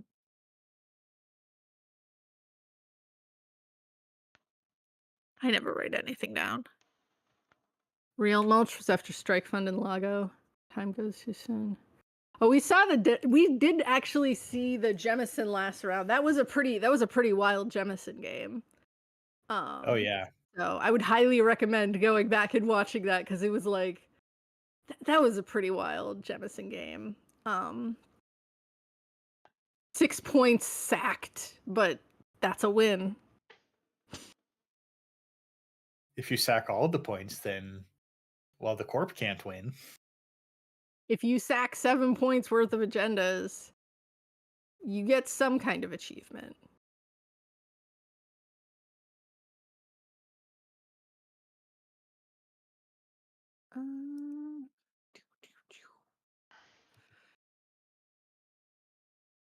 But what's the cut today? Is it cut to top 4 or top 8?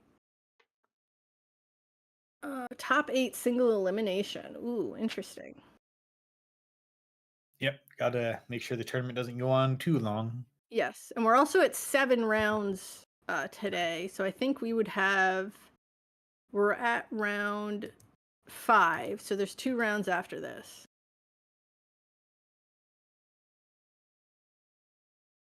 So I think it's still pretty up in the air. in terms of because we have a lot of 9s. All right, we're good to stream on table 4. Yeah, no one is Awesome. locked for cut yet. No.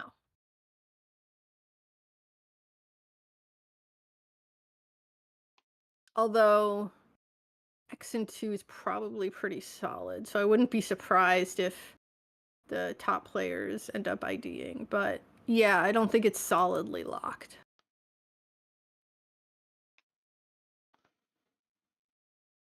Although you never know.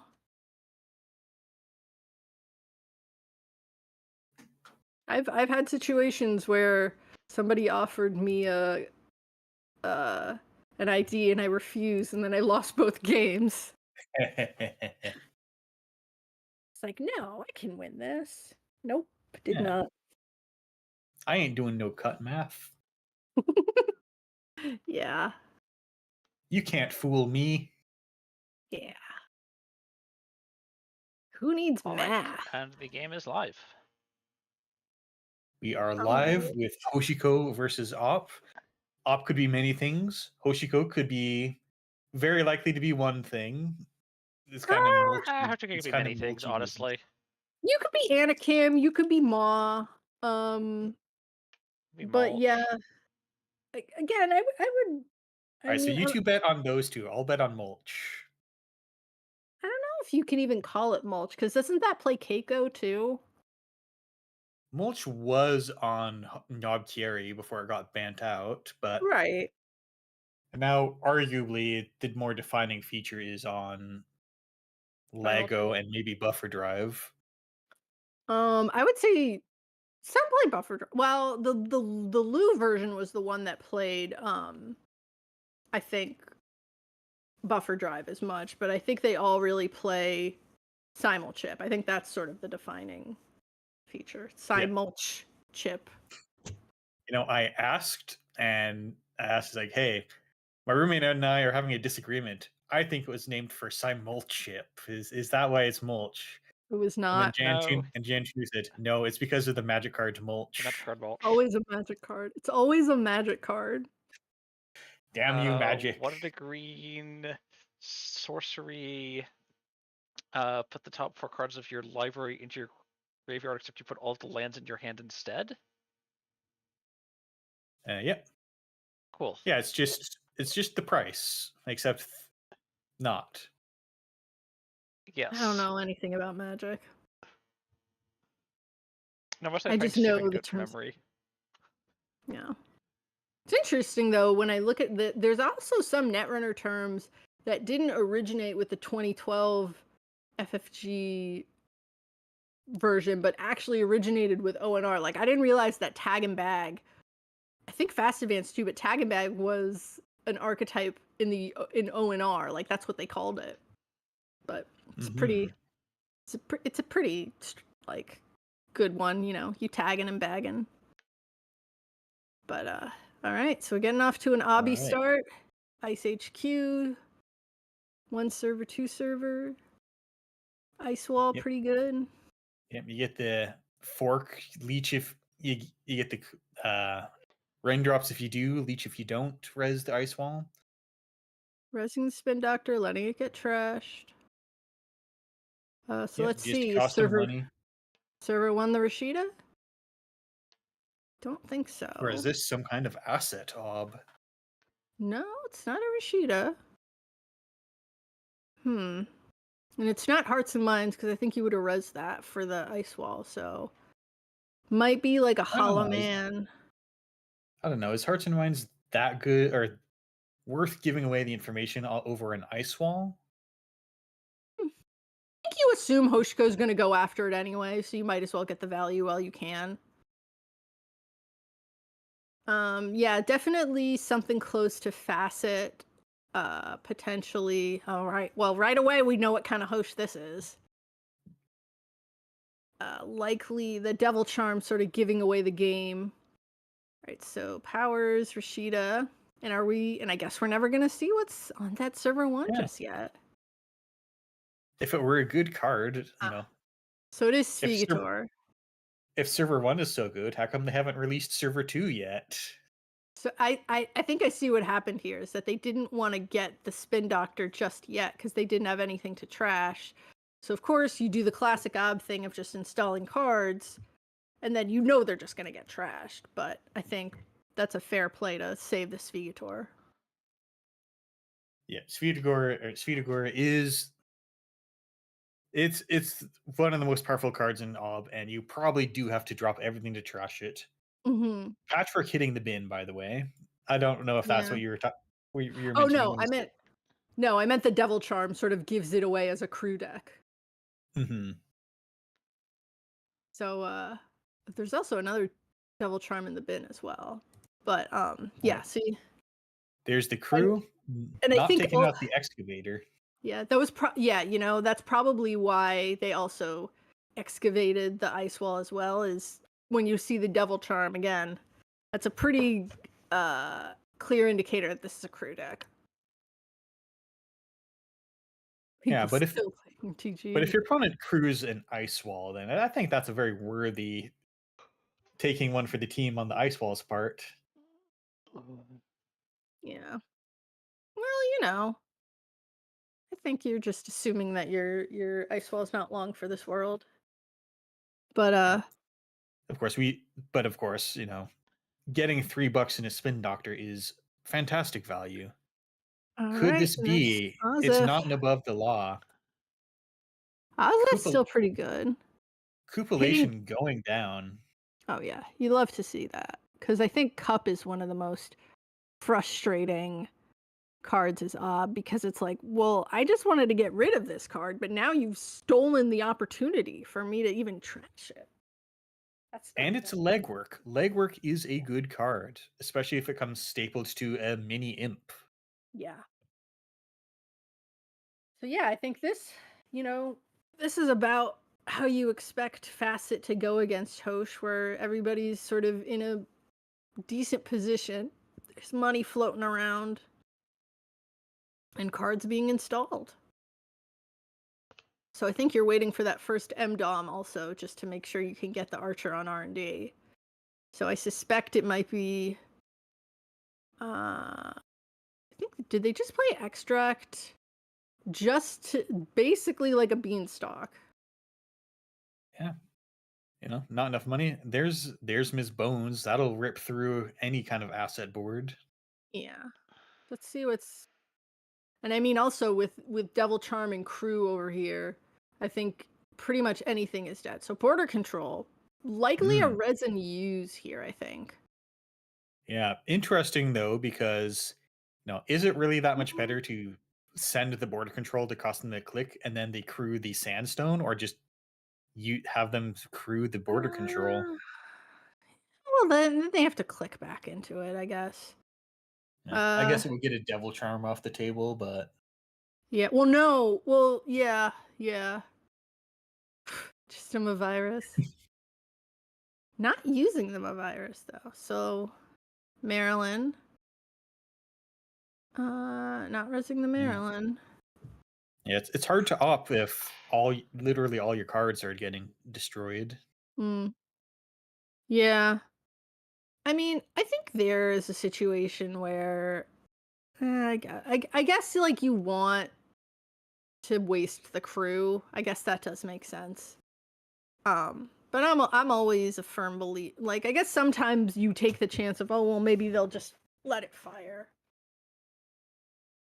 But something is getting crewed, and I certainly think that if you're in a situation where you can trash your ice to do something or let it get trashed by a crew, like, you've got a lot more ice than they do crews. This is true. And currently, admittedly, the Devil Charm's still on the table, but no crew on the table currently to deal with this Archer. Yeah. Yeah, I think, I guess that's your thinking there too, is like you definitely want to make sure you have that scoring window. Conduit. Interesting. I don't think I've seen Conduit that often out of Hosh. Although I guess it makes sense for a deck like this. Yeah, no hits yet on the Conduit. There's an MDOM. not the worst loss. You've already managed to score a 1. One Mavirus in the bin. I think you basically, well, not purging. Well, I guess you want to, yeah, I guess you want to close Yeah, off no, R&D if you first. purge, they just do it again. So here, if you bring in like an True. ice wall, then it's a Yeah, if you do well, have ice wall or wrap around there. hey, there's your crew tech. Mm-hmm. Well, it's not that great of tech. Especially with leech and everything. It's more of virus tech, I think. So I think On the other hand, Vildrum's 2 credits did just take out a Devil Charm and a crew. oof. Ooh, now Conduit's starting to go off though. Yeah, I mean, this is why I would have. Oof. Yeah, that's why I would have purged there, just because it's like, even if they do have to redo it, they have to go through like 3 or 4 cards, right? So. But then Conduit's you're pretty still cool. in the exact same spot because they had a Conduit on 3, and then while you do your purge, and then they True. run 4 times, and now they're going to end on a Conduit in 4, and they've seen an additional card. Yeah. Yeah, I wonder if putting the because if I had expected Conduit, I think I would have put the Archer on R&D, but then I guess you get the Archer crewed, but could have gotten Ozef killed, yeah. We love to see Azef kills. Yes. All right. And So that should give us time. Yeah, we got plenty of time left in the round. all right. Do we want to see we haven't seen outfit yet? We have not. That is on table 7 you're looking? Mhm. We Yeah, haven't let's seen go. Lat either, so How about let's see what outfit is up to. Bad publicity? I mean, that certainly suggests that's what it's up to. mm.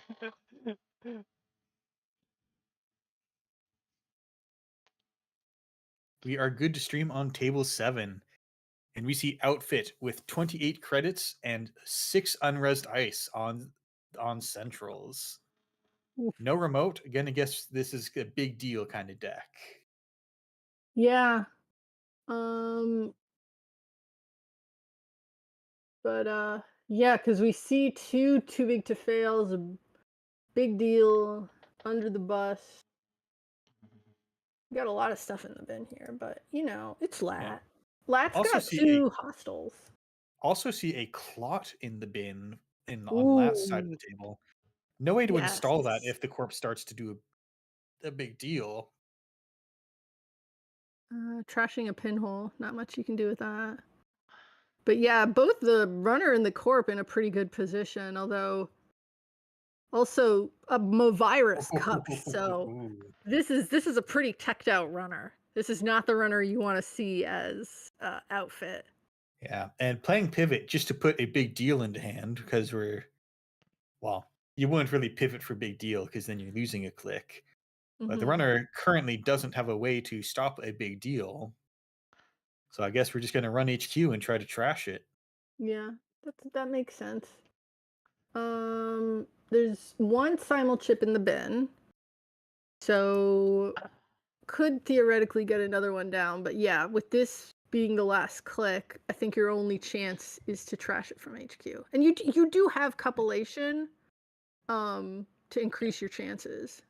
Yeah, and that's exciting. That's 2 Valentaus. You get the rebate on the outfit.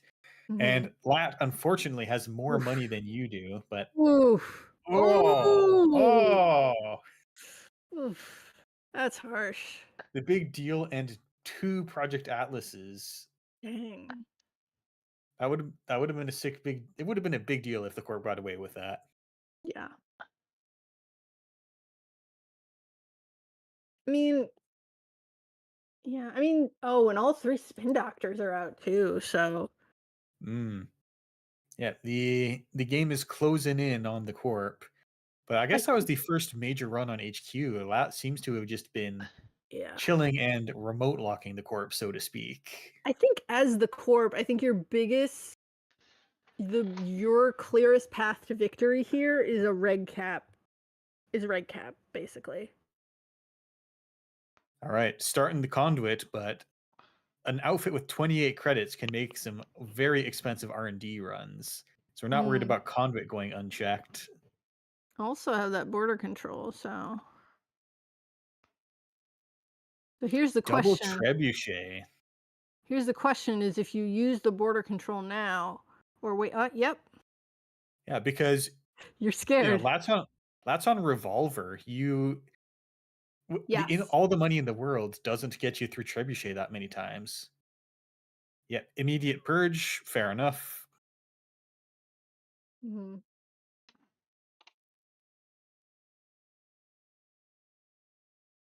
Yeah. So I think, yeah, you're in a tight spot here. I think you need your Ika or your. Oh well, you got a Physarum. You got that. That'll let you do one conduit run, but Mm. yeah, conduit comes down and then still didn't manage to actually get into R&D. Yeah.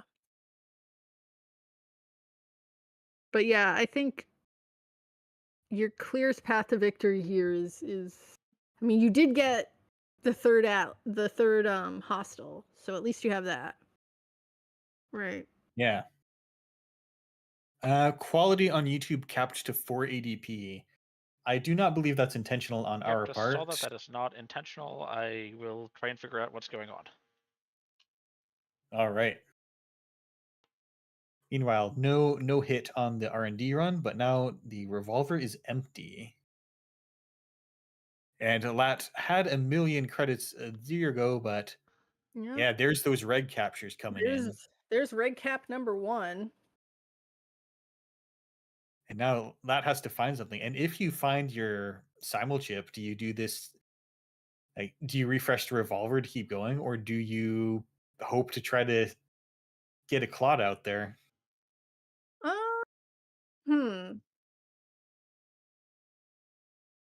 Well, I mean, Muse gets you. What are we looking at? Well, no, we're looking at the revolver. Yeah, I mean, 1 point wins it for you, so. Yeah, not unreasonable. There it is. Third Atlas. Ooh, 3 for 3 on the Atlases. Yeah. Ouch. Yeah, I think Copulation is such a rough card. But yeah, Clot. people.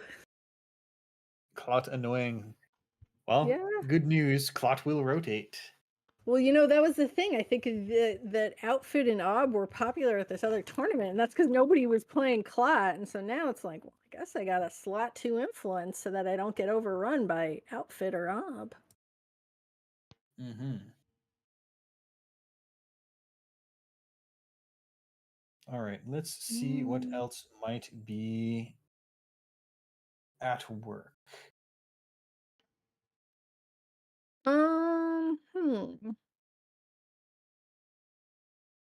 I mean, we've seen Alpi already, but do we want to potentially look at table 5 or? We just saw LP. True. We could take a look at table 10. I don't think we've seen either of these players. This is another Ob deck. We have not, so, but yeah, we can see. Yeah, let's see about table 10.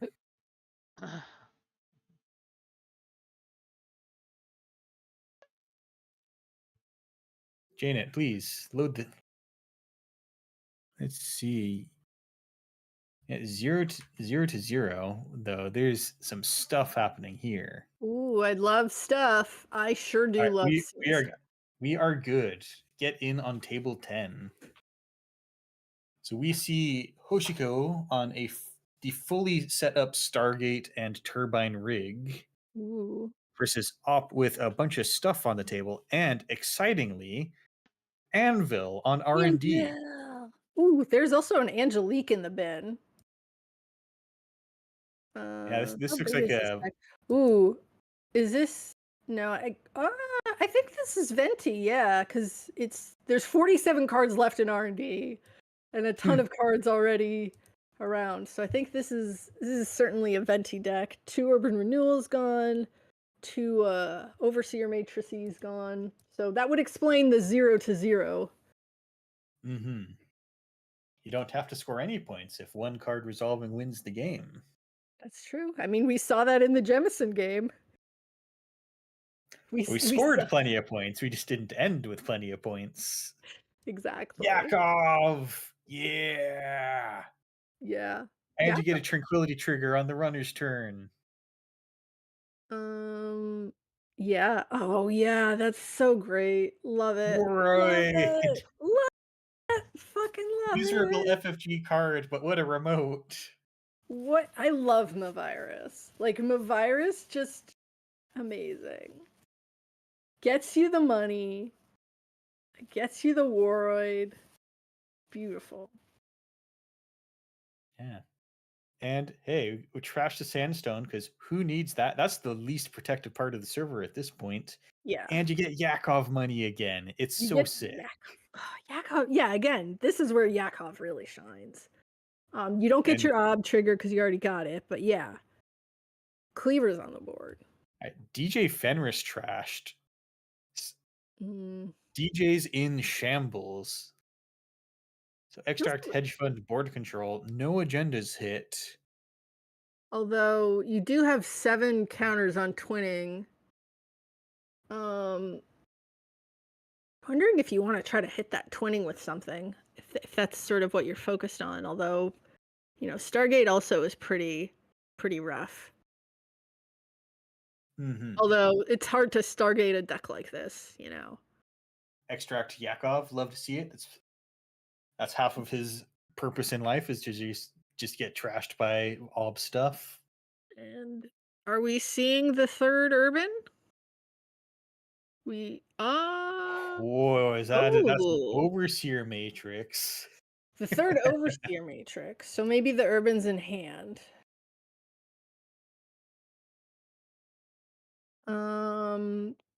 This is a real clown car remote of doom here. Yeah. I think protecting the server. But I mean, it's like, I feel like the runner's pretty well set up against it. So it's like, to me, if I'm playing Ob, I'm kind of sweating a little because of that, the twinning, but you can't hit twinning. Yeah.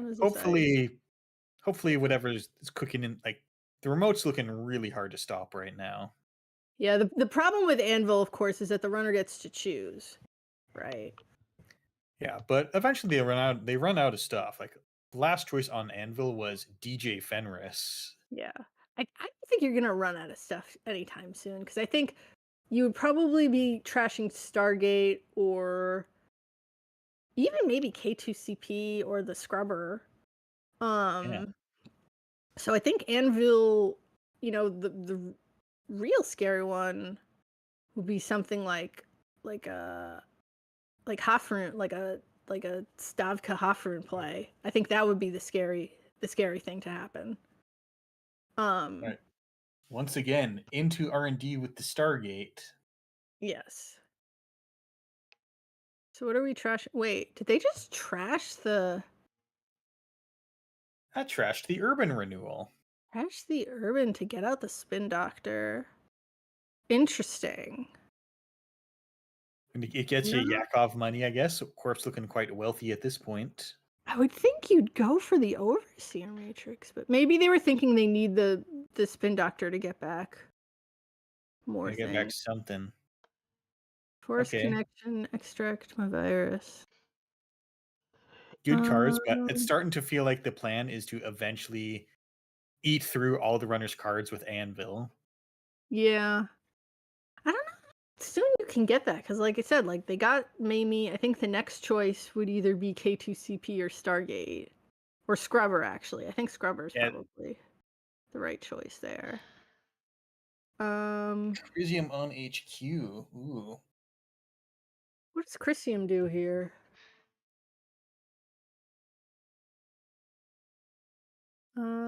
Did they res the Crisium? Crisium was rezzed. Yeah. All right, drone deployment. You expect it after this long. There's got to be agenda somewhere. But of course, there's no bad program that's you're willing to toss on the table. So this could be a tough choice. I am curious why they. I think the K2. Yeah, the K2CP is the only real choice there. I'm curious why they would res the Crisium though.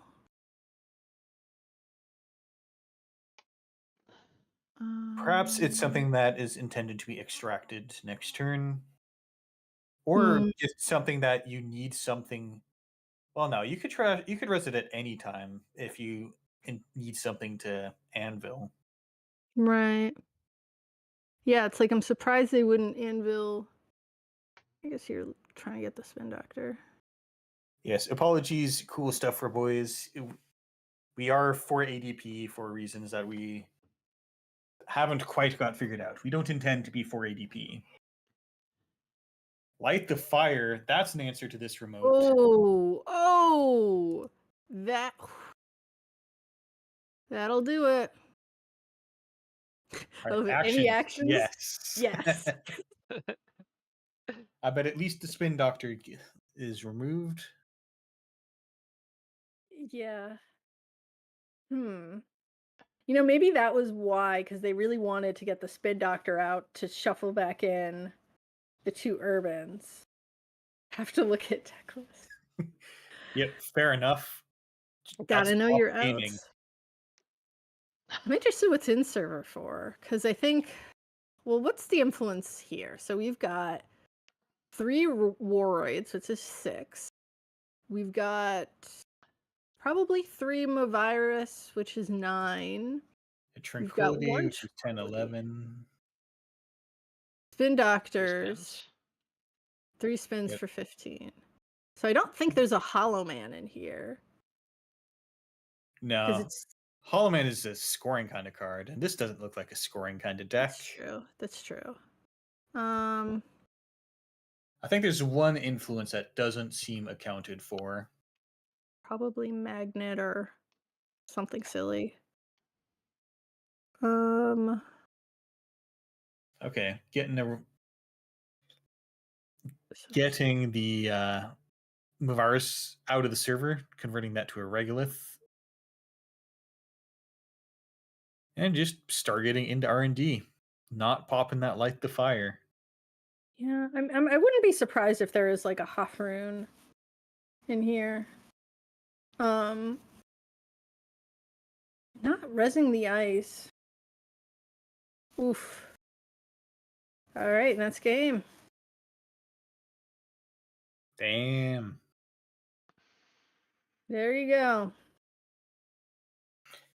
Couldn't find the end of the lines. Yeah. Yeah, unfortunately, if the runner just doesn't die, then that does spell the end of the game.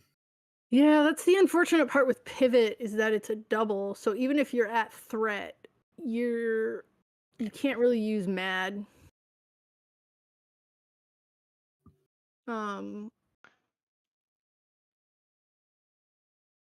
It looks like we have 15 minutes left in the round.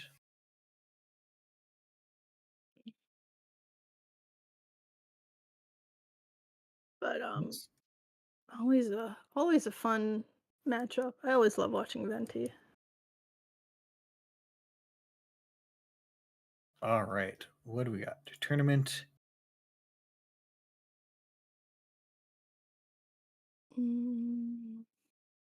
There is table 12, Restoring Humanity versus Kit. We have seen neither of these players. Yeah, I wouldn't mind going to table 12.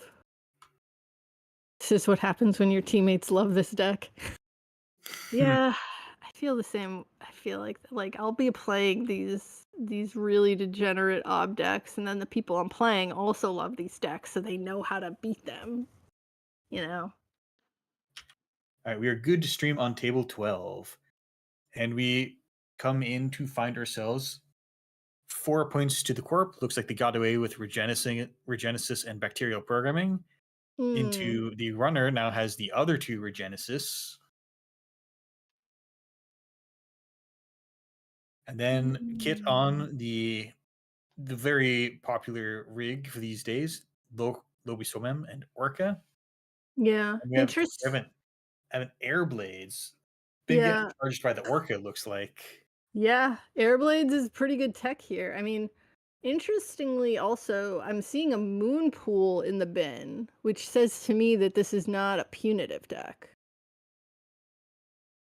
Yeah, Moonpool's interesting.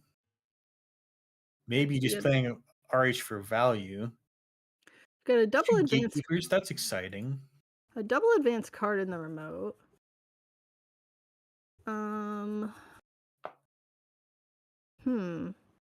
It's like you got. Yeah, there's all sorts of possibilities. Yeah. I don't think it's a Charlotte because you'd think the Corp would be looking to cash that in, or maybe they aren't because there's 9 cards left in the deck. Yeah. I'm seeing 2 gatekeepers in the bin and an Anoetic, so I have to assume there's probably another Anoetic. Overclock into HQ, just getting those probably free credits because what's the Corp gonna do? Not res Okay. ice? So the thing that's tricky is that if you're like overclocking HQ, like there's a limited amount of cards that the Corp can discard to activate like both Boto and Anoetic, right? So I mean, I don't know if you necessarily overclock HQ. It might just get you in for free, and then you're like, all right, I gotta do something about this. But and you also eat your Kit trigger. But I think again, it's funny because you don't realize this, that it's like there really is a limitation on things like Anoetic and Boto, right? Mm-hmm. Well, you only have to pay the cost for Boto if it actually gets to end the run. Right. All right, the overclock in the remote here. Right, Botos look like they're going to cost you 5 credits a piece. You know, that's, you don't have that many trips through here. Like if you get voided, I don't know if you can afford a second run back anyways.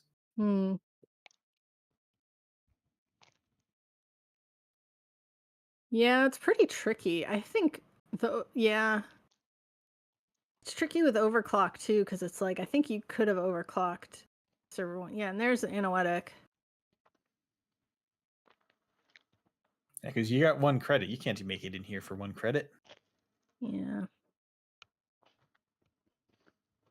Is that it? Yeah, That that's is it. Poof.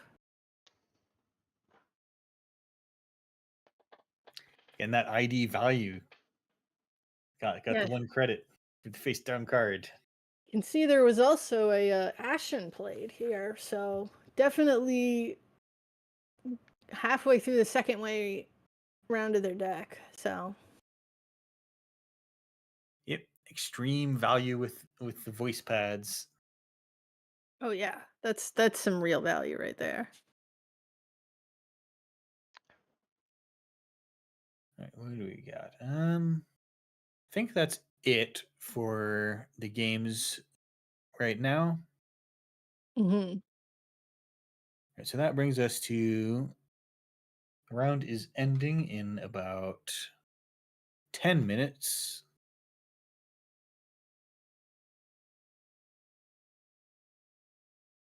All right, I'll throw us over to our standing screen.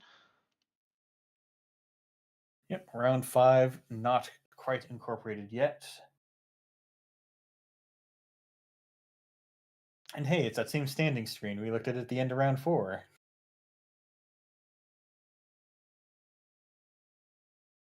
Yeah, I mean, again, it's a pretty big range of stuff we're seeing. Like you got Arisana, you got Kit, you got Sable, you got NEH, you got Seb, Tia, RH. Yeah, this isn't like the 70% host sort of deals. The bans have worked.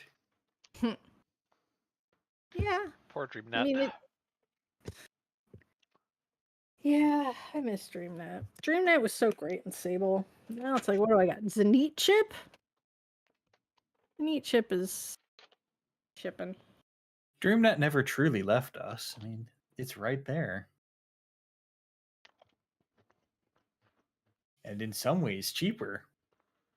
I mean, yeah. But, I mean, DreamNet's... I would say DreamNet's better than Zenith chip. Yeah, and it is wild to think about that because who wants to pay 3 credits to install anything these days? And here we have this 1 credit thing to install. Right, Just but because Zenith... what it does, it fights so hard against the criminal faction because you can hardly never lose a random card from your hand. Yeah. But, I mean, it's like you don't even see Zenith chip in those steel skin type decks, right? You would think you'd see it there. But, Yeah, how does Steve not have room to play Zenith chip? You got other criminal cards to play. I mean, there's so many. There's a lot of these criminal cards that like are money, but not really money. Like, I don't know. Like, I guess. Well, Panweave? Banhurst Steven. Yeah, well, Panweave. I don't know if I would play Panweave over Zenith chip, but I think you have other ways of drawing cards. Like, you spend influence on like. I don't know. Like you're pretty tight on influence in Banhar Steve. I mean, you can just but Queer out your Earthrise. that's true. Yeah. I think you usually would play Earthrise.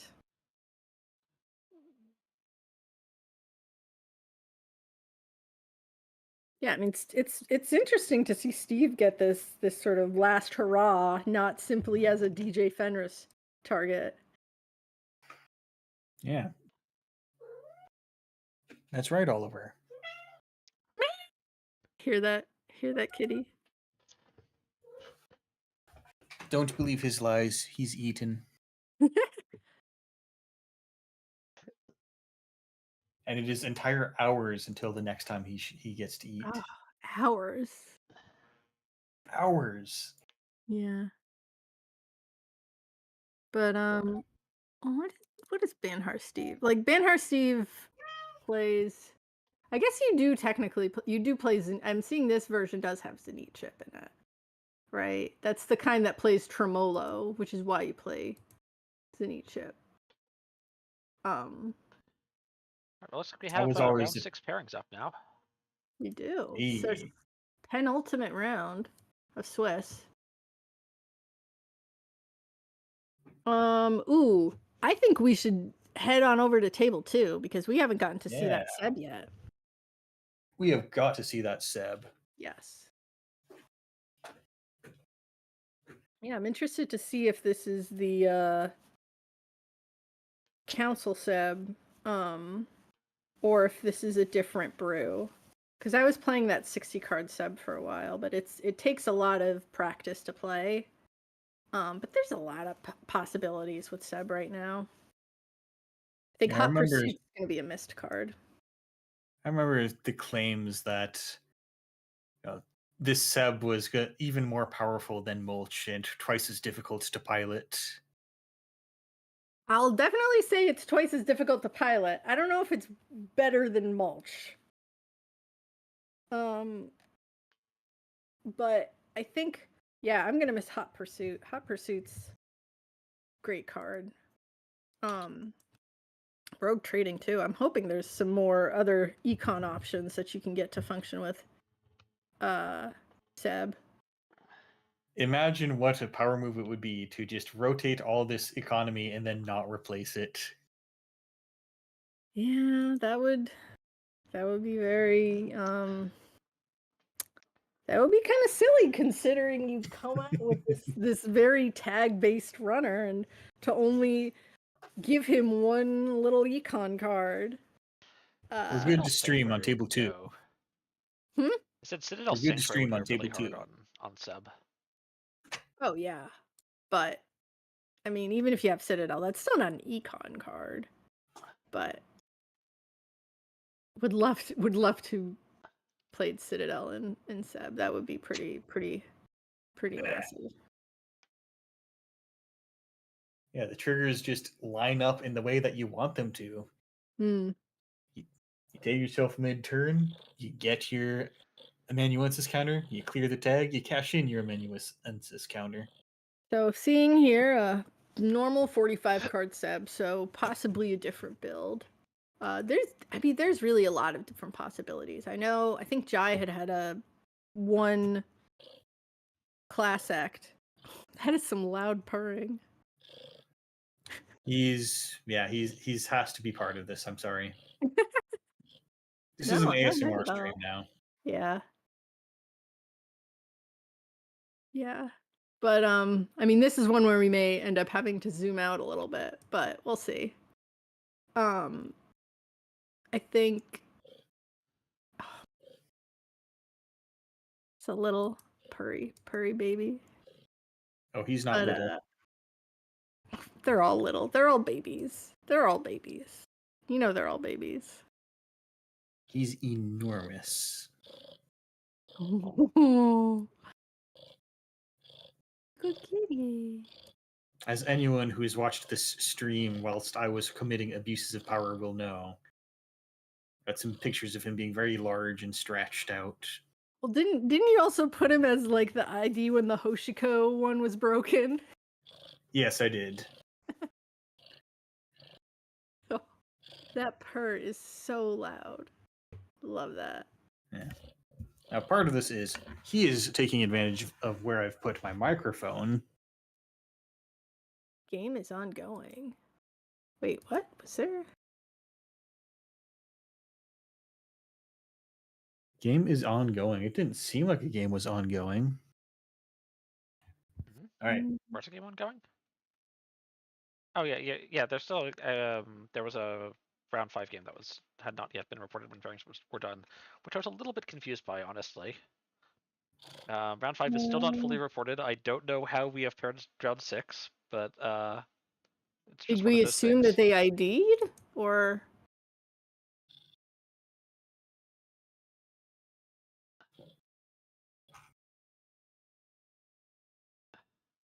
Yeah, it does not say concluded. I mean, I thought that they just ID'd and we didn't, and maybe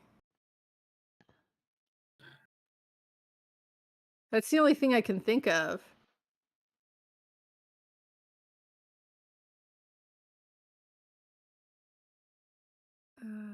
Because table 1 wasn't even reported.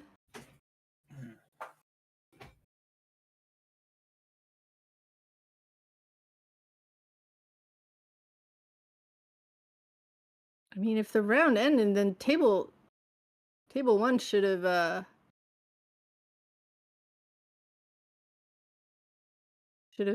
been done. All right. Well, Yeah, 'cause hopefully we'll probably meet heading to these a players repair here. again.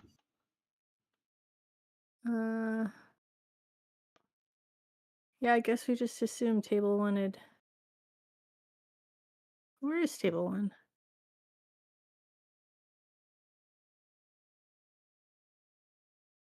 Yeah, that's a little.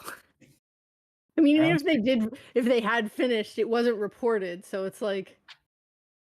Round 6 deleted. Yeah. Unfortunate. No, we lost it. I didn't even know. Why does Cobra let you pair the next round without all of the pairings reported? That should not happen.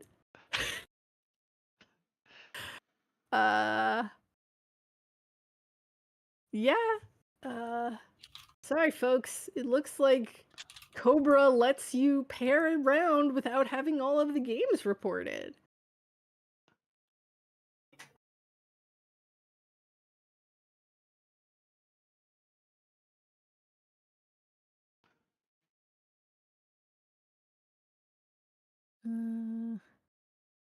Okay, we have round 6, version 2.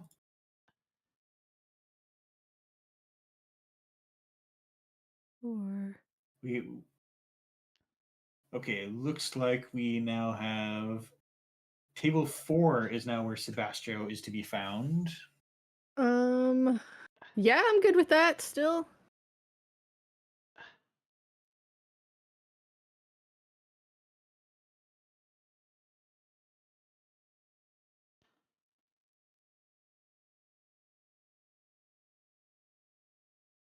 I think Seb might have a better matchup against PD but I don't know. It depends on what the deck is because I don't know if it's a hot pursuit deck, but it could be. But it's not the big Seb.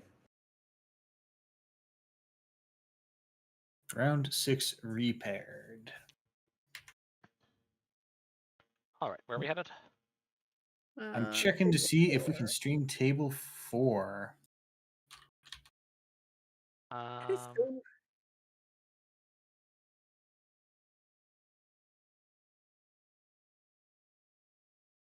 Hello, hello. We are good to stream on table 4. Okay. That is very silly. That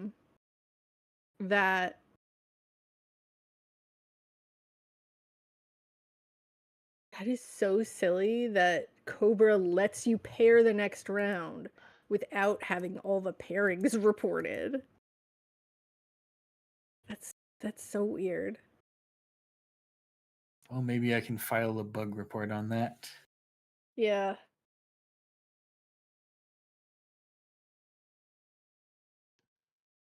Yeah, I feel like there's already been issues with Cobra having a side bias or stuff. So I know it's not a perfect, I guess it was Aesop's that had that issue, right? I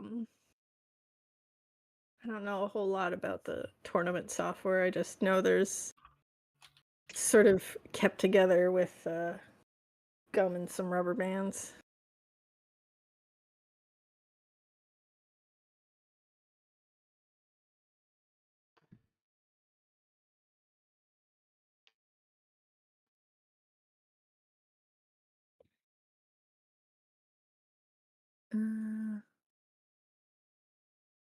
But yeah, it's this has been quite a stream today. You know, but it's been some good Netrunner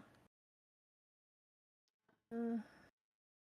But also another person paired against someone who had a previous match with, probably again due to the fact that it gets a little weird when you're up at the top.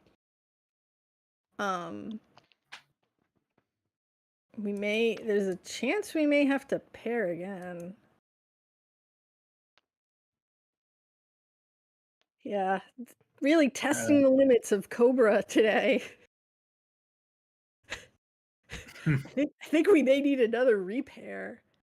So not only does Cobra let you pair the next round without everything being reported, it can also theoretically pair you with the same person on the same side.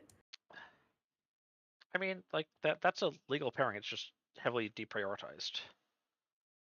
Well, no. Well, if it's the same side, well, you can't face the same person on the same side, can you?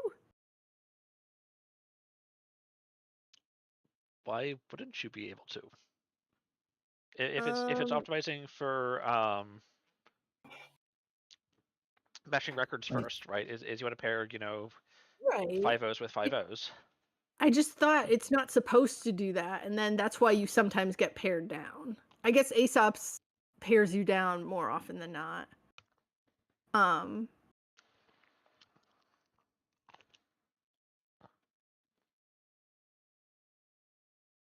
Yeah, I'm not sure. So, someone's asking tricky rules questions.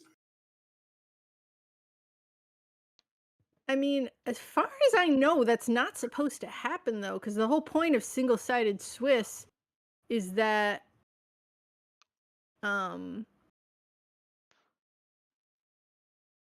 the whole point of single-sided Swiss is that it's like two halves of a double-sided game. That's weird. But yeah, I mean theoretically if you're prioritizing side balance, but that's so I've literally never seen that happen. All right. Well, apparently we are repairing again, so we will return shortly. All right.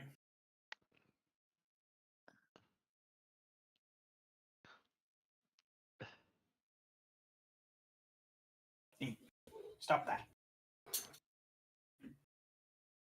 Cat crimes are afoot again. Yeah. All right. So now Seb is at table 2. Table 2. Come on, we gotta see Seb. I believe.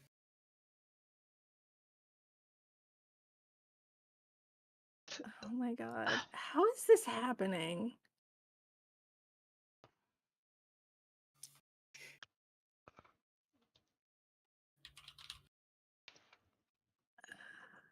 Well, it's not that strange to be paired with the same person. It's because of it's like that's not strange because there's only a limited amount of people at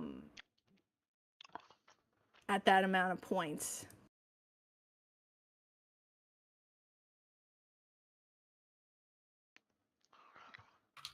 Oh god. I mean,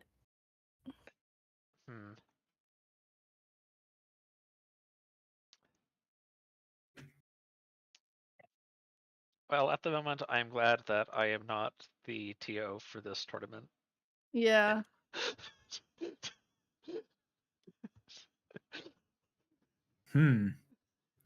Someone just posted a. Oh wait. Yeah. Yeah. Someone has posted something that. Yeah, I mean, this looks is why fine. unfortunately this is why you got to pay attention to Discord while you're doing this. But yeah, obviously like between rounds like that's not that uncommon, but like getting paired with the same person on the same exact side, I don't think I've ever seen that happen naturally. Yeah. Okay, so table 2 has said that we are good to stream, and hopefully Okay, hopefully table 2 hopefully we've got the continues to be the table same settled. people in 5 minutes, but yes. Yeah. That's right.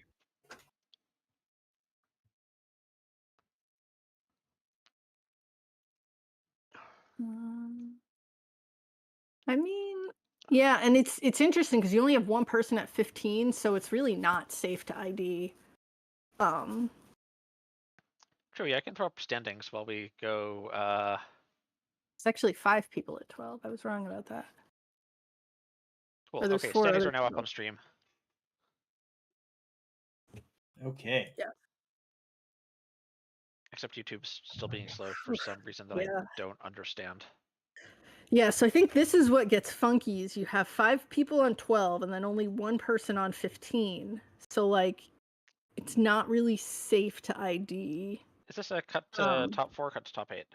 It's cut to top 8. Top 8? No, they're pretty safe. All the 12s? So all the 12s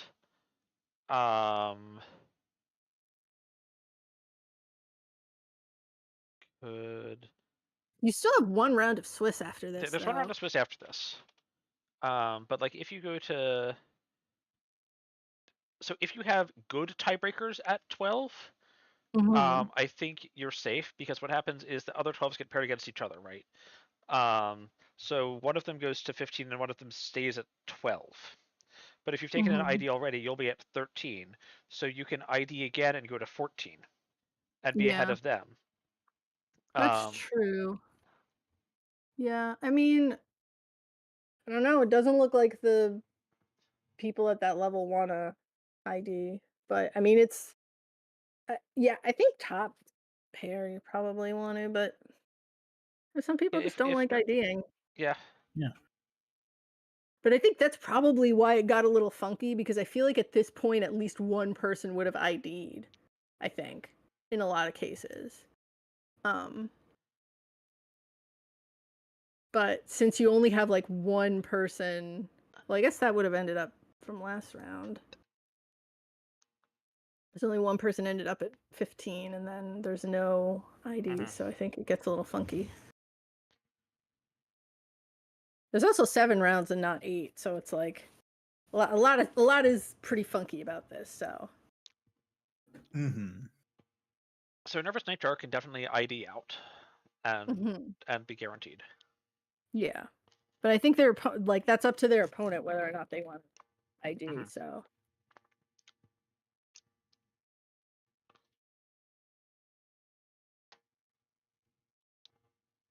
Looking at the tournament tab, I think.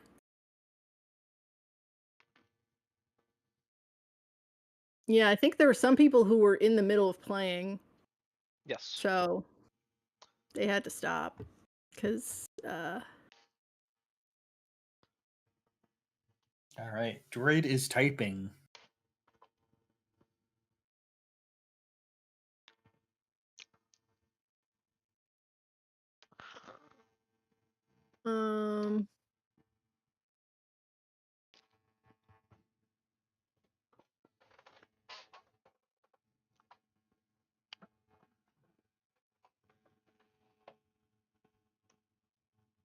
All right. There's some tables playing, but they managed to be the same at least. I mean, they've hacked the system. Oh boy, this has been a little weird. You know, I think one of the games we streamed, I think, started too early also. So this has been a bit of a strange tournament today. Yeah, make sure you're paying attention to Discord. Check the timers. Don't start early. Wait for the message that says round 5. You may start. Yes, I always wait right until the moment the TO says to start. You always gotta wait.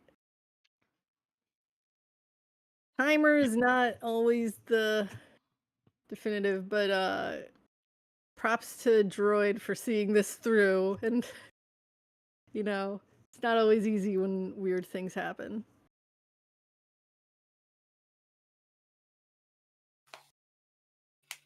Right, and we see Seb on 45 cards, and as noted, it doesn't seem to be that large Seb that has popped up elsewhere. Yes. And interestingly, this was the initial pair. So this is back to what we were at. And Op on a very standard 49 cards. No one trying to play large Op today. Well, we did just see Venti. Today, of course, referring to only the current round that we are spectating. Yes. But we'll see. I mean, there's a lot of options for Ob right now, you know? And I think with Seb too, it's like I think just playing like Manuel is a very good win con. You can still play Hot Pursuit and all those other nonsense cards, Praxis. I mean, Praxis is just like, oh, love that Praxis. It gives you so much stuff. And it's also like, I mean, you do sometimes have to be a little careful though, because with Ob you have border control, so don't want to get messed up with that. But yeah, I think this can be an interesting matchup. And again, it depends on what the Seb looks like. So we haven't seen that so far, so this will be a surprise. And I think if you had a border control in Archives, you'd stop a Praxis run, right? Yes, for sure.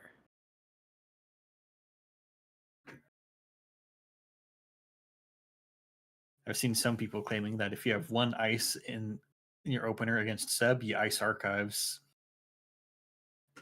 don't know about that because Seb's just getting started. Like if it's turn 2, sure, but like on turn 1, you can't do that much with Praxis. I mean, theoretically you can, but I think you'd rather ice HQ so you don't get blown out by Hot Pursuit. Or very excitingly, and I believe I was an early believer in this card, Eye for an Eye. Yes. Yeah. Yeah, see, ice in HQ, ice in the remote, installing a card. Let's see where we go. I once played Eye for an Eye against Precision Design and got 3 Ooh. seamless launches. Oh, nice. It, Love to see it. it felt great. All right, Banhar. All right, getting that Rashida right away. That's always a good start when you resolve your turn to Rashida. Ooh, who needs Yeah. ice when you have Chrysium? I mean, assuming that's a Chrysium. Oh, it has to be. What would it be? Angelique? Mavirus? I don't know. But yes, no, it's probably Chrysium, but very very diligent play on part of the corp there. Who knows if Seb's got pinholes to deal with. And I mean, crew can't get rid of a Chrysium, but it can get rid of whatever's here, theoretically. Yeah. But as the corp, when you see Banhar on the table, you probably assume that server 1 is something they can get into. Yeah. Although it can be a bit risky. I mean, if that was I will say though, if that was an envelopment, the runner would be dead. Yep. Just Maryland, too poor to stop. Like, just saying, if that was an envelopment, the runner would be dead. We'd love to see it. Well, Love to see it. Steel Skin, that can save you. Yeah, theoretically, yes. Yes, that's true. If there was a steel skin in hand, then yes, you wouldn't automatically die. Ooh, is this a clown car? Probably just Tucana or something. It's yeah. We'll see. So Afshar and HQ, always a good one, even against Ooh, the perfect hits. 1 Strike Fund, 1 Steel Skin. Nice. Going on R&D, seeing what's there. Unseen card, and there's the logo. Yeah, that can trigger even more frequently with Op. Tranquility. That's exciting. Extracting the Maryland to get a... Let's see what we have. Let's see what's interesting. Ice Wall. Okay. Well, it's Ice Wall today. It's Ice Wall. It's Crew Tech, you know. Keeps your Afshar safe. It's Banhar Tech. Banhar Tech, yes. Well, I mean, Crew Tech is in your... Crew could still take out the Afshar. That's true. That's true. Surprising they could have taken out the Afshar earlier, but I guess decided they didn't have anything in hand and would rather eat the damage on the Steel Skin and the Strike Fund. And there's our guy Manuel hitting R&D. Yep. There's an Eminent Domain. This deck hits the ground running. Yeah, this is a R&D interface. Good card. Yeah. Oh, but also I think the Ice Wall, I guess, was for interesting to use the wall-to-wall on the Ice Wall. Yeah, because that could have been a credit. Well, no, wait. This was wall-to-wall with 3 modes. So Is it? Oh, you know what? You're right. You're right, because the Maryland went away. You're right. All right, so targeting... Don't expect a lot to happen with that 1 advancement counter, but... Yeah. Sandstone. You know what you can do here, though, is you can just use Crew's ability to get the tag just so you can get your extra Manuel card, but I don't know if you want to necessarily do that. Oh, or just use the leech. Are we just destroying this? All right. Declining to use.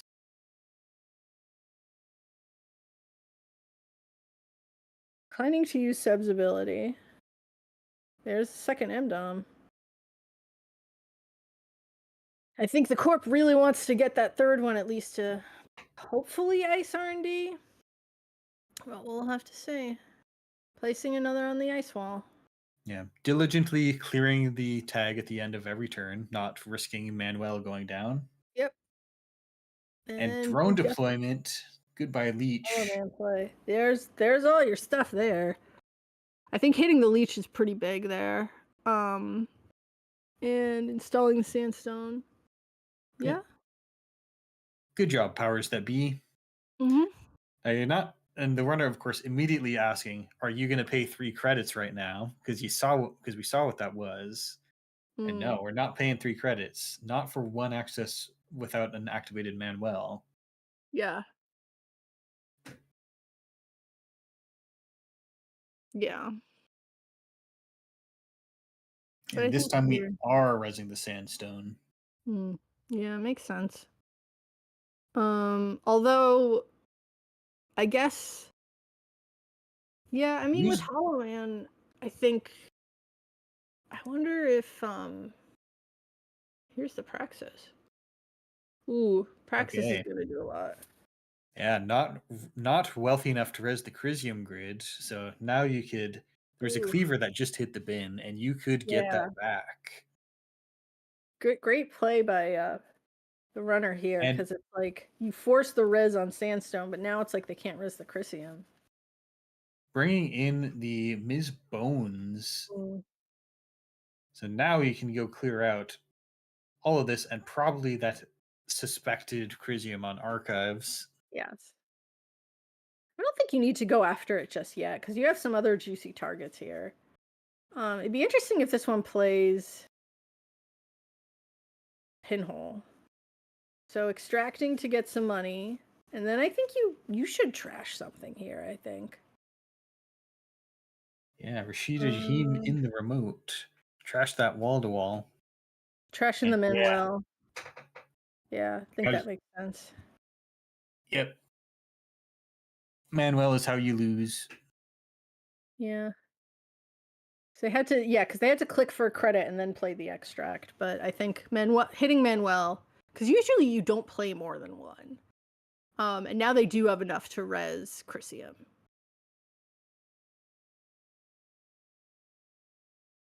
Although, yeah, now it might be a good opportunity. Because, Crisium also turns off Pinhole. It does. It does so much. Getting that tasty steel skin off the Lago trigger. And I think you really want to get rid of that Crisium so you can at least Pinhole either the Hollow Man. Interestingly, this is the class act version. I'm seeing there's a class act in the bin. So that is the version of Seb that we're looking at. Mm-hmm. Yeah, that makes sense. Pay 2, draw 4. That's an alright, right? Yeah. And I mean it saves you from dying. Right. Yeah. Hitting up archives. Again, just to hit the Crisium with Bones. Seems pretty good. Although, I wonder if you wanted to hit the Spin Doctor before you trash the Crisium, but it's not that important. I think they would probably take back the extract instead. Mm-hmm. So hitting up R&D. It's cold in here.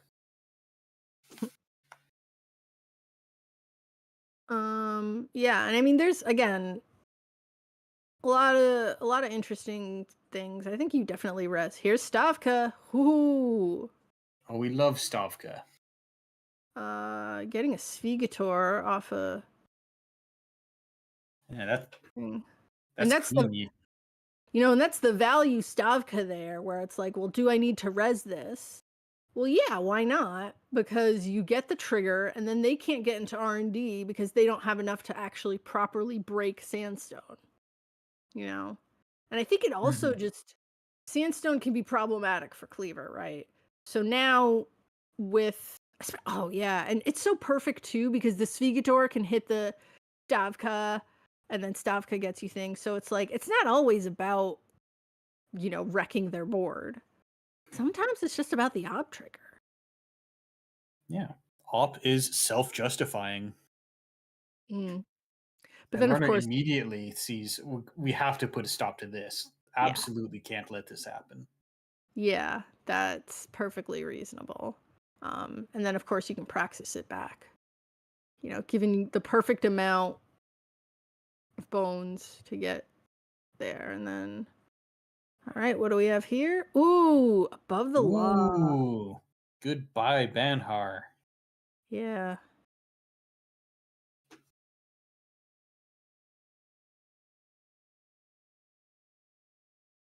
And now that we're on the rhythm of you start the turn with something advanceable in the remote. Now you get to use Hollow Mm, Man on the 3 advancement mode, and it's yeah. reusable and it's basically a turbo seamless, and Yeah. that can go so fast if you don't put a stop to it. Yeah. I think the runner in a tricky position here. I mean, sure, Manuel's great, but I think two spin doctors in HQ. That's I rough. do bet agendas go into the remote. Yeah, I mean that might already be an agenda in the remote, so I don't know if you have a lot of other chances here, but and yep, Scoring scoring it, Slash and Burn. slash and burn, You yeah, love to see it. yeah. I mean, Yeah, that objects. probably went straight into the remote because you got the Hollow Man and because there wasn't another agenda in there. Yeah, I mean, it's like this was just ob on turbo speed. I think sealing those two early M DOMs was helpful, but sometimes it's like you gotta. There's not a lot you can do. Um, with that Chrysium on archives was so mean. That was so rude. Yeah. And the very funny slot machine jackpot drew all 3 spins off of one Rashida. Yeah. If the runner doesn't let you score the 1 pointers, then you just all this means is you're scoring the more efficient agendas that have more points on them. Yeah. Yeah, I mean I don't think there was a lot you could do there. Um Unless you had pinhole, because I think that's part of why I like having pinhole, just to deal with Hollow Man, but yeah. I mean it was rough to try to challenge the remote, especially after losing Banhar, so Ob does Ob things. Obnoxious. All right. So, All right, what are we looking at? uh, maybe table 5? I don't think we haven't seen any HB today, actually. We haven't. We've seen a lot of Augustus Caesar today. We haven't. We haven't seen any of him. No, we. Oh wait, we haven't. We have. Okay, I think we were. No, I think we've seen at least one. No, Maybe. we hadn't. I think we were Okay, so almost going to and then didn't. we were almost going to. All right, let's go ask to stream.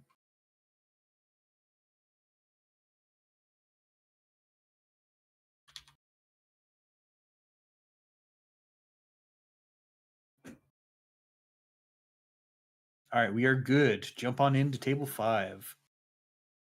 All right. So here we see Hushiko with Steve. We have young Steve here. I don't know what you do to get the old Steve artwork, but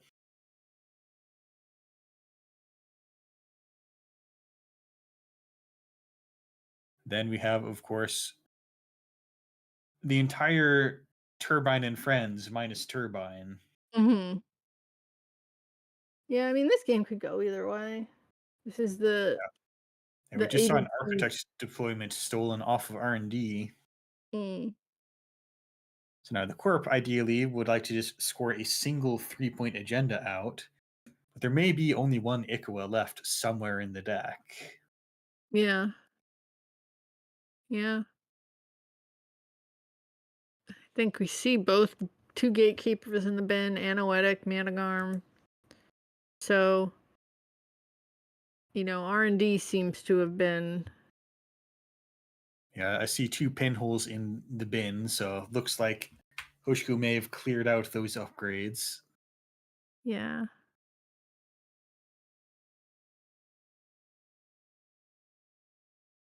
Hmm.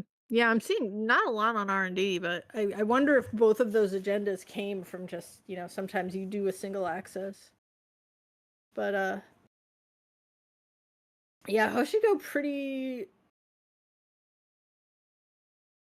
teched. Icing R&D. Not wanting to deal with nonsense. I mean the remote's also pretty vulnerable. So here we see a Tatu Bola. Yeah, just let it fire. Don't let the corp get back up on credits. Yep, perfectly valid. Because now you're into R&D again. Not accessing extra cards. Yeah, I mean this kind of deck is like, it's difficult at this stage in the game to sort of do anything. Because nothing's going to be safe in the remote. Hope, like, you can try to hope to get another defensive upgrade, but Hoshika's on 24 credits. Wow. And the wheels, Banhar, you got everything you need to sort of take down PD. Yeah, and at this point, when you have this much money, you start to be able to just power through the defensive upgrades you might draw, and the runner only has to make one correct call. Yeah. So swapping out the Tatu Bola. I mean, I think the correct call is likely HQ, because I think scoring out of the remote is very difficult at this point. And I mean, these decks don't really play Biotic. This is a seamless sort of deck. And Biotic wouldn't even get you to 7. No. All right, so we're seeing Hedge Fund, Tatu, and Seamless. So yeah, I mean, I guess with the 6 hand size, it's a little easier to hide agendas, but there's only 14 cards left in R&D. 3 face downs in archives. Mm-hmm. What do we think? Where are the agendas? The agendas might not even be in HQ. Icing HQs just reeks of guilt. That is true. I bet there is one in HQ. Yeah, maybe the last Ikawa. No res on the ice, even though you might have enough money for that. Maybe you just don't care to try to cost the runner money at this point. Greasing the palm. Interesting. Well, that can install you anything, right? Yeah. Yes, it can.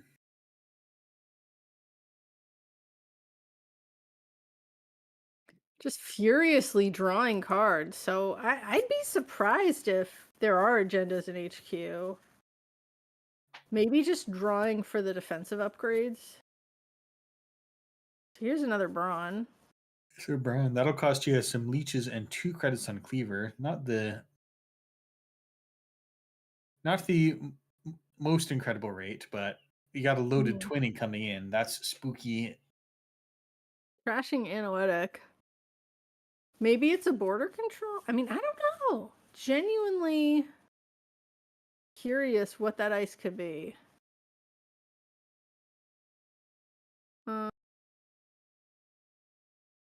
Interesting that they're not accessing additional cards with twinning. Yeah. I mean, seeing the one card does audit what the corp is drawing. Still icing R&D, really suggesting that nothing's been drawn. Yeah, I mean, it's like, I think you're in a very tricky situation here. Like, there really just is not a lot you can do. Except for sort of either bury the agendas in your hand, but I think I think that the twinning was not spent on R&D because the runner's down to 4 cards. There just isn't there probably just isn't enough to actually spend Mamie credits. So those twin encounters are actually maybe the last two we're going to see this game. Yeah. Right. So putting a card in the remote.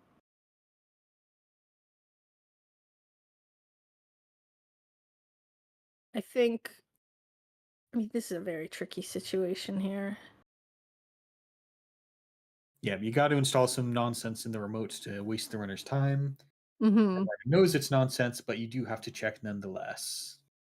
Yeah, and I think also the twinning, seeing Augustus Caesar power drawing, saying, well, okay, I'm just going to wait for him to draw the rest of his cards, and then I'm going to twinning HQ. Yeah, we just saw nothing in archives, Tattoo Bull's swap, and a gatekeeper, but you can deal with that. That's quite a pretty penny to deal with Gatekeeper. Like, Yeah. that was 10 credits to break Gatekeeper. 10 credits, that's the best hit it's ever going to see. And there is there's an off. 5 cards left. Something's got to be in there. Oof, yeah. I mean, I think that's about as interesting as you get versus PD. Although I'm curious what the ice was on R&D and HQ. You hit every single non-agenda in HQ multiple times. Yeah.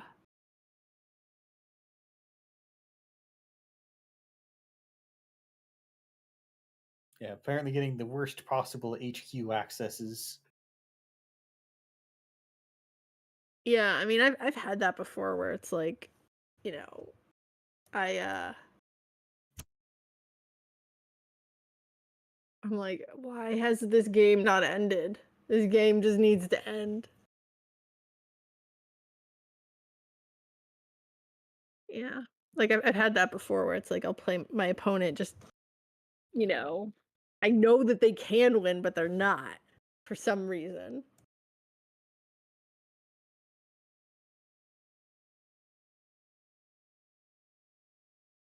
So that was table 5.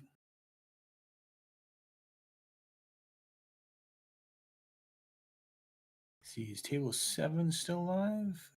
No, I think I just saw somebody left table 7. There's only one person.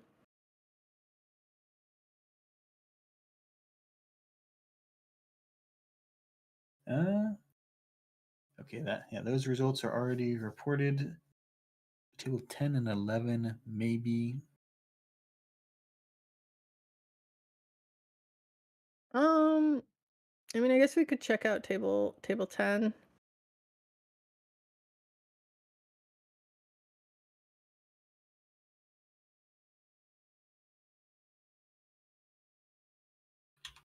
All right, checking in on table 10.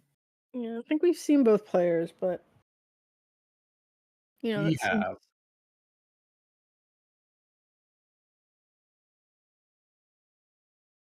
not unreasonable to look at another PD game. Okay, the runner just was flatlined on table 10. What? What? Yeah, so we have PD? precision core damage precision design with Jupstad grid. What? I mean, all right. This has been like a fast yet slow running tournament today. This has been pretty weird. Certainly one of the most bizarre tournaments I've seen. Very, very interested in that top 8. And again, also nobody IDing. Yeah, this isn't Worlds. We're not here to, there's I no guess. prizes. I mean, okay, there are prizes, I think, but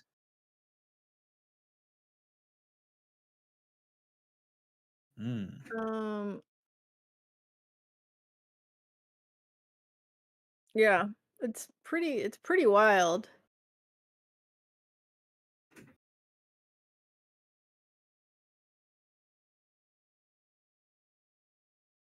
Yeah, I mean this has been a pretty Core PD is so fun. I mean, yeah, I mean it seems pretty interesting. Like Jupe Stud, Salvo, what have you. It's more interesting than Seamless, I Alright. guess. I'm going to check in on table 11.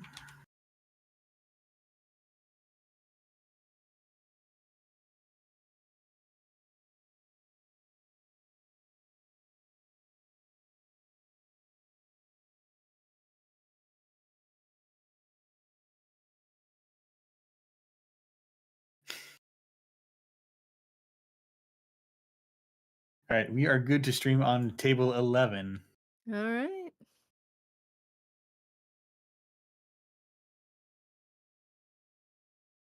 All right, so we see a very wide shaper board.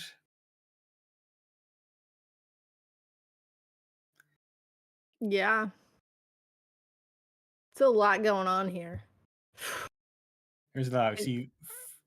We see Fuji in the score area, an Erdic cipher in archives. That's interesting. I wonder if that got hit.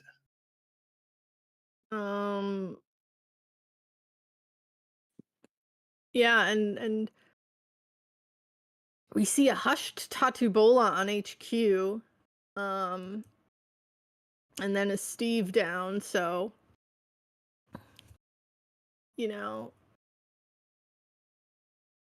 oh, this is really interesting. So we've got a poison vial out. So this I suspect is like a poison vial slap Vandal deck.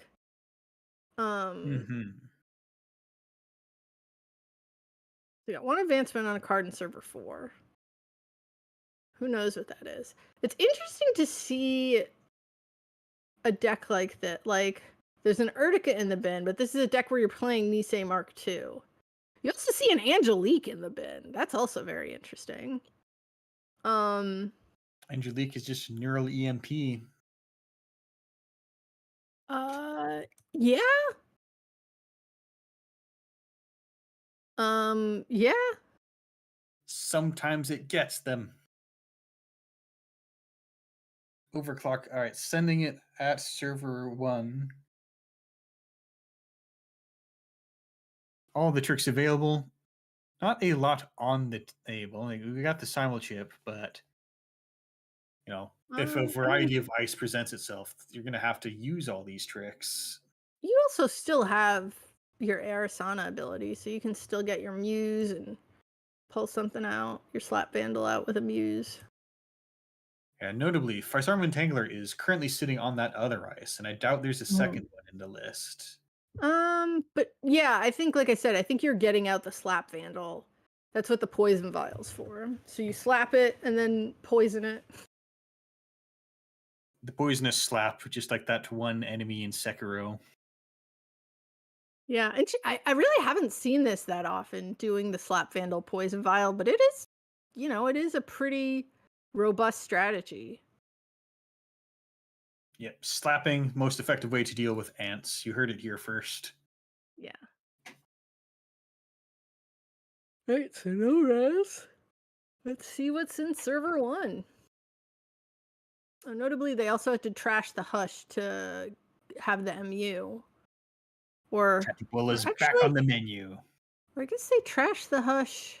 I don't know why they trashed the Hush. I don't think they needed to. All right, longevity serum. That's a tough.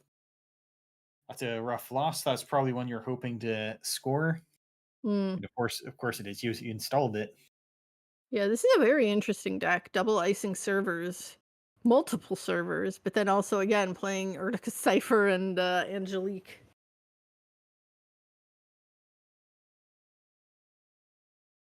And again, the corp economy is back online. Tattoo Bull is not hushed anymore.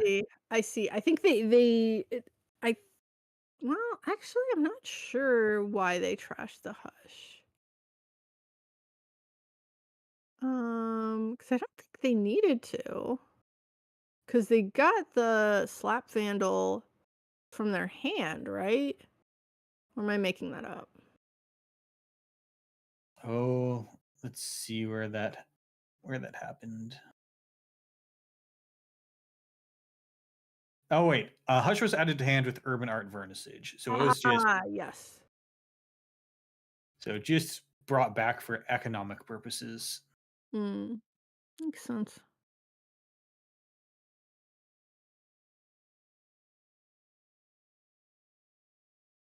This is a coalescence heavy deck, but 2 coalescence RFG'd as a result of Steve shenanigans, so you only got 1 left, so I think you don't want to get that removed. Mm-hmm. And just drawing, it doesn't look like there's a lot happening on the corp table, so you gotta come up with something. I'm always fascinated by these builds that are like, well, how does this work? Where it's like, okay, I see this Urtica, I see Angelique, I see Anoetic, I see Prana Condenser. I'm just curious about how this deck functions.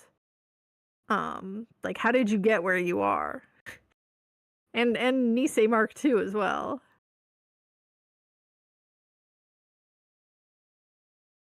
Because it's like these are all good cards, right? Like these are several good cards, so it's like for me, it's like, all right, so you put a bunch of good cards in a deck, and I guess that wins you games. Somebody who loves playing the perfectly synergistic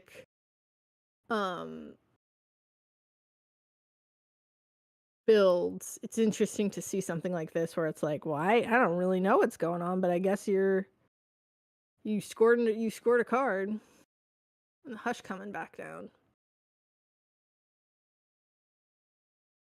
I mean, sometimes the mystery is the power of the deck. I was so confused what just happened there. You face a Loud deck, and that's exactly what's making Loud a good card or a good deck. I just got really confused there because I think they were running HQ, but they installed the Hush on server 1, but then it looked like they were running server 1. This is what happens when you play Arisana. Like, the Hush is in a different position than the Slap Vandal. Like, it's not... And I think the reason they did that was to make it easier to see it compared to another Trojan hosted on it. But it also makes it look a little funky. Mm-hmm. It's all good. Right, and Angelique, of course, does have the requirement that it has to be rezzed when you access it. Mm-hmm. Because normally, if something says when you access this, that card doesn't have to be rezzed, but Angelique's text says while it is rezzed. Yeah, the runner offering to undo it, because I feel like that's a pretty simple thing. I don't think it's that big of a deal. It's there's not really a choice to be made. Yeah. Uh-oh. But Inventory again, joins. See, look at how that just happened, where it was like they're running on HQ. It looks like they were pushed into the other server, but they're still running HQ because they installed the Hush on server 1. It's just very silly sometimes. But yeah, interesting influence spend of Angelique, because that's about, I mean, I don't know how many. Well, because the other thing about Angelique is it doesn't really work with Prana, but it does, again, like you said, it is basically Neural EMP. Oh, there goes a Poison Vial. Given that the current Poison Vial is almost empty, that might be important. Yeah.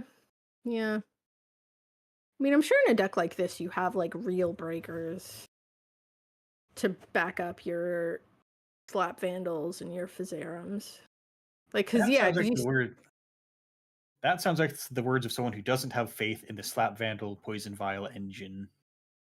An Echelon in the bin, you have a Ika in the bin. I'm sure there's a what's the other one? Unity somewhere.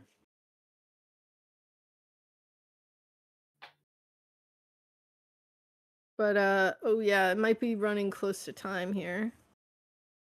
We do have 6 minutes until round end. Mm.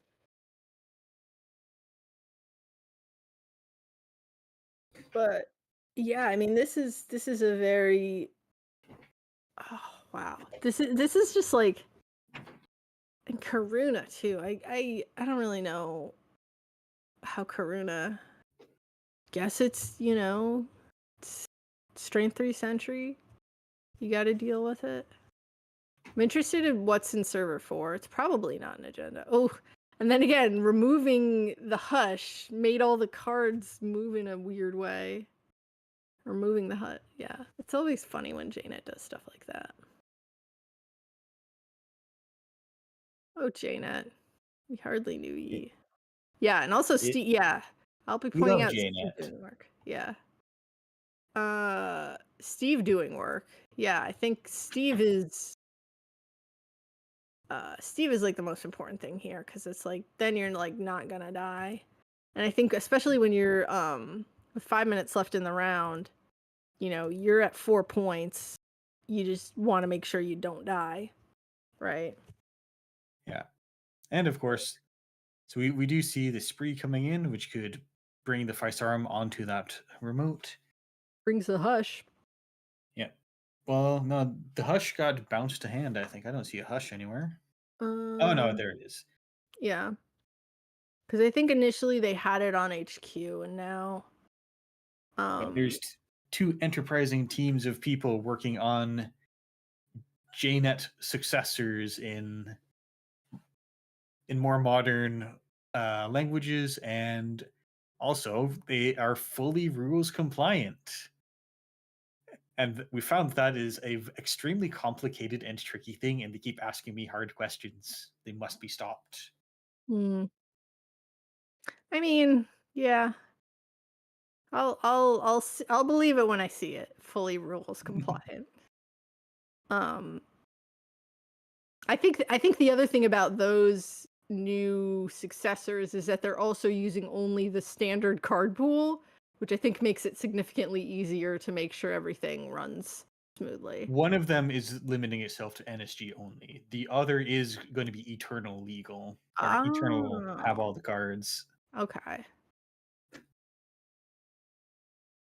Well, that's going to be a little trickier because there's a lot of rules you have to keep track of. I mean, in theory, they're both committing to all of the rules. Yeah.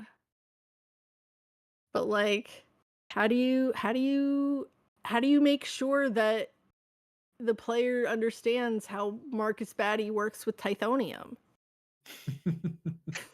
Because I'll tell you, every time I played that, I had to explain to somebody, no, I just completely wiped out your rig. Sorry. But anyway, Spree doing a lot of work here too. You basically hush it and then you also botulus it. So it's like, you eat some net damage. And then using a poison vial to finish off the botulus job. Oh yeah, not even eating the net damage. Reaper and then finally, we come see what's in the server, and it's a Reaper function. Yeah, don't want that. And that was click 1. I'm suspecting server 4 is an Urtica. But it could very well be a sneaky agenda or like a gene splicer.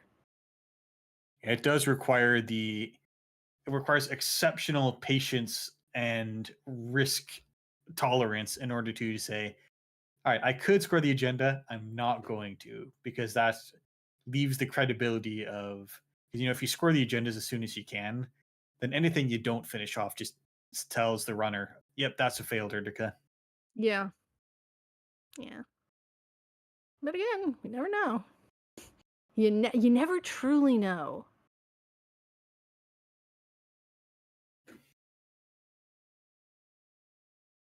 Why are the sides balanced?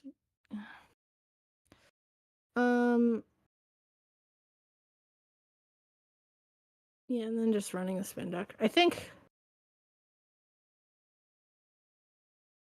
don't know if you can win this one. It looks tough. Yeah, with the game almost over, it's like I don't unless that is an agenda, which I don't think it is. I think this is a pretty solid. I mean, the points are very close. You have to get away with one thing to bring the points back into your favor. Yeah. Well, But you basically had never to mind. install something and then click twice for credits in order to win. Right? Because now the runner can just be like, all right, I guess I win. How does it work? You've won, basically.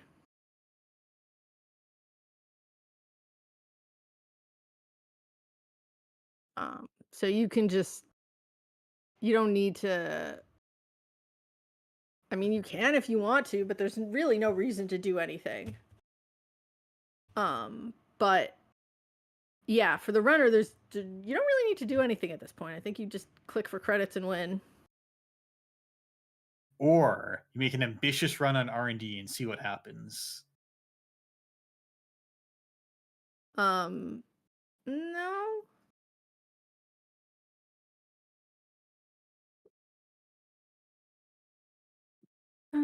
I mean, it's kind of okay. I mean, I feel like you do need to tell the Yeah. player that you still win on.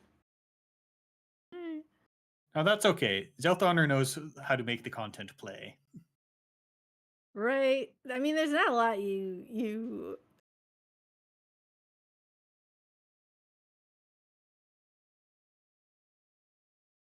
Yeah, I mean, okay, you get the real win. Yeah, no, but I'm saying like I don't know if they realize that they won anyway, that they didn't need to do any running. That's where you get the reverse heart of the cards, where you know that your opponent's deck will be there for you. Yeah. All right, yes, that will wrap up round 6. Oh, round 7 is already paired? Oh yeah.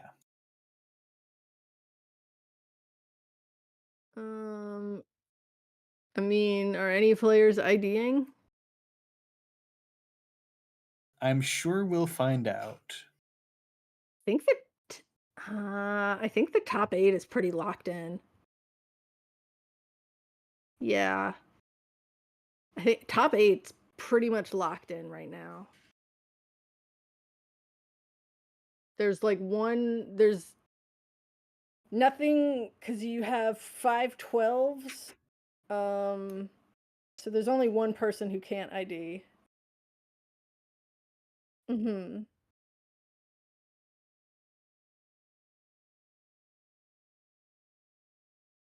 Um,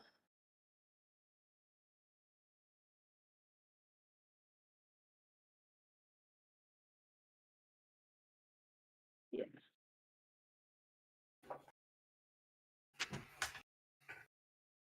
Yeah, but anyone under 12, yeah, I think everyone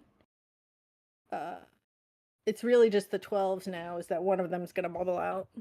Or either one of them is going to lose or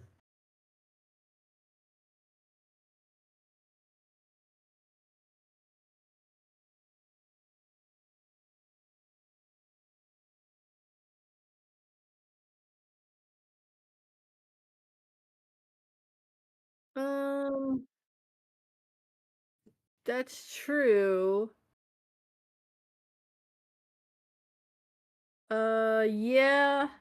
Yes, XCG could get in. But yes. Very possible.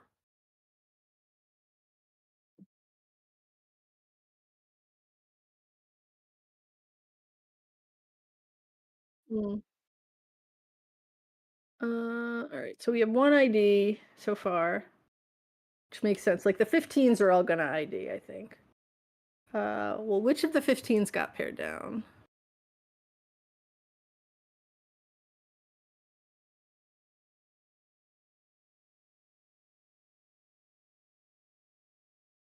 Yeah, I'm not good enough at remembering. Do we want to look at it on the?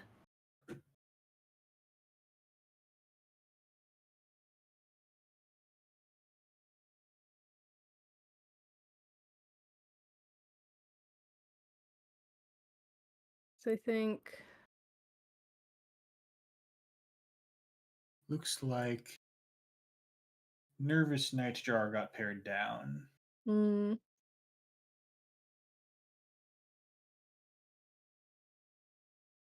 And open up a whole nother tab for this one.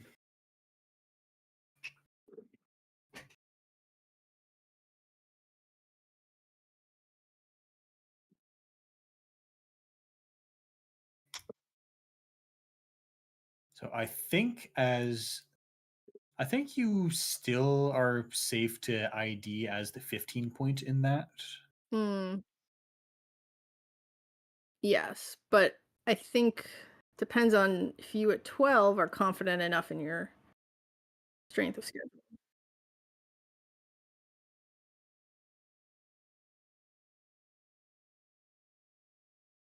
Hmm. Although, yeah. And then XCG got paired with Passive Malt, who's might get on the bubble. So it's I don't think those are like those definitely it's not safe. Yeah, those you have to play. Um. Hmm. But uh,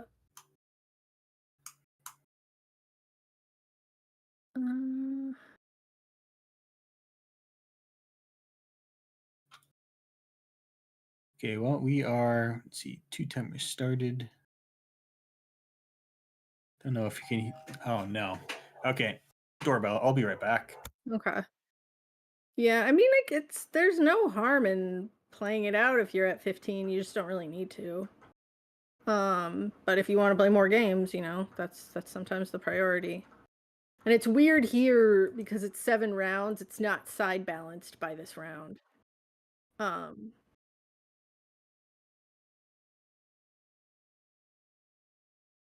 um, yeah.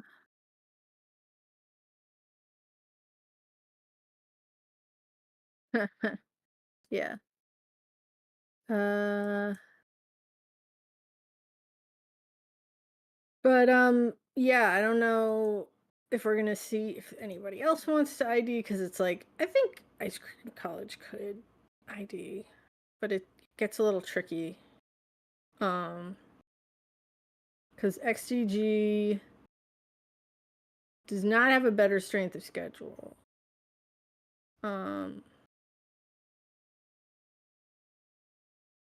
But yeah, you might also get a little. Well, we'll see. So is round 7 starting then? No more IDs. That was just the only one. So I don't think we haven't seen the built to last. Maybe we want to see table 1 actually. If they're playing.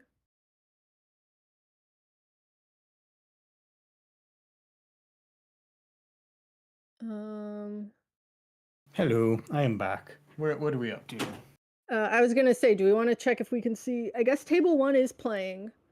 And we haven't seen that yet. I mean, maybe we could also see. Well, I guess Lori is on streaming, but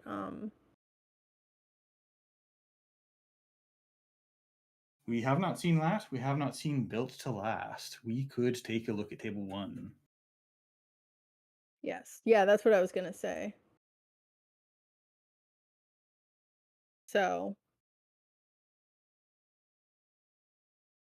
All right, shall I go check? Yep.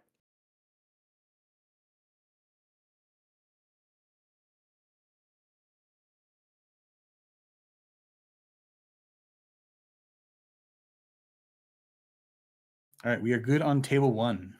All right. We see Lat first appearance on this stream.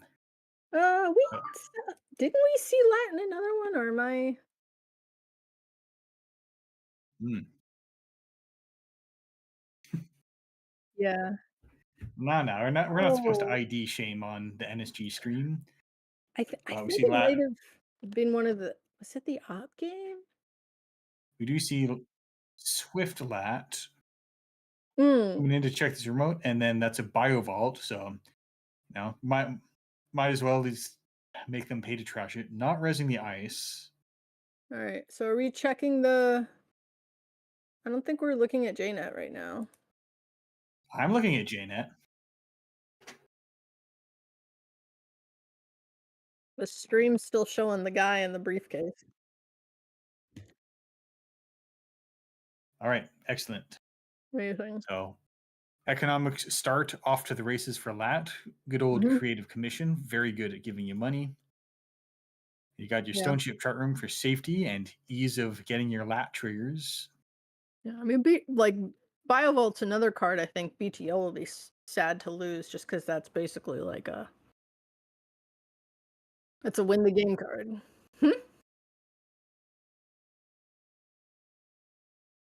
Yeah, Yeah. exactly. And it's a very tricky card to play around too. Like with border control, it's like you basically run it and then they have to use it. With Biovolt, it's like they could use it at any time that's beneficial to them. Yeah, you can use Biovault to stop a doof. Yeah. Could use Biovolt to stop a Praxis. Yeah, Biovolt, another card from the FFG era that does not, in fact, restrict the server on which you can use it. That's wild. Feels very anomalous in today's environment. Yeah. Yeah. Imagine you're making a secret run somewhere on corporate HQ, and then someone pushes an emergency button somewhere in a distant remote data server, and then all the HQ doors close.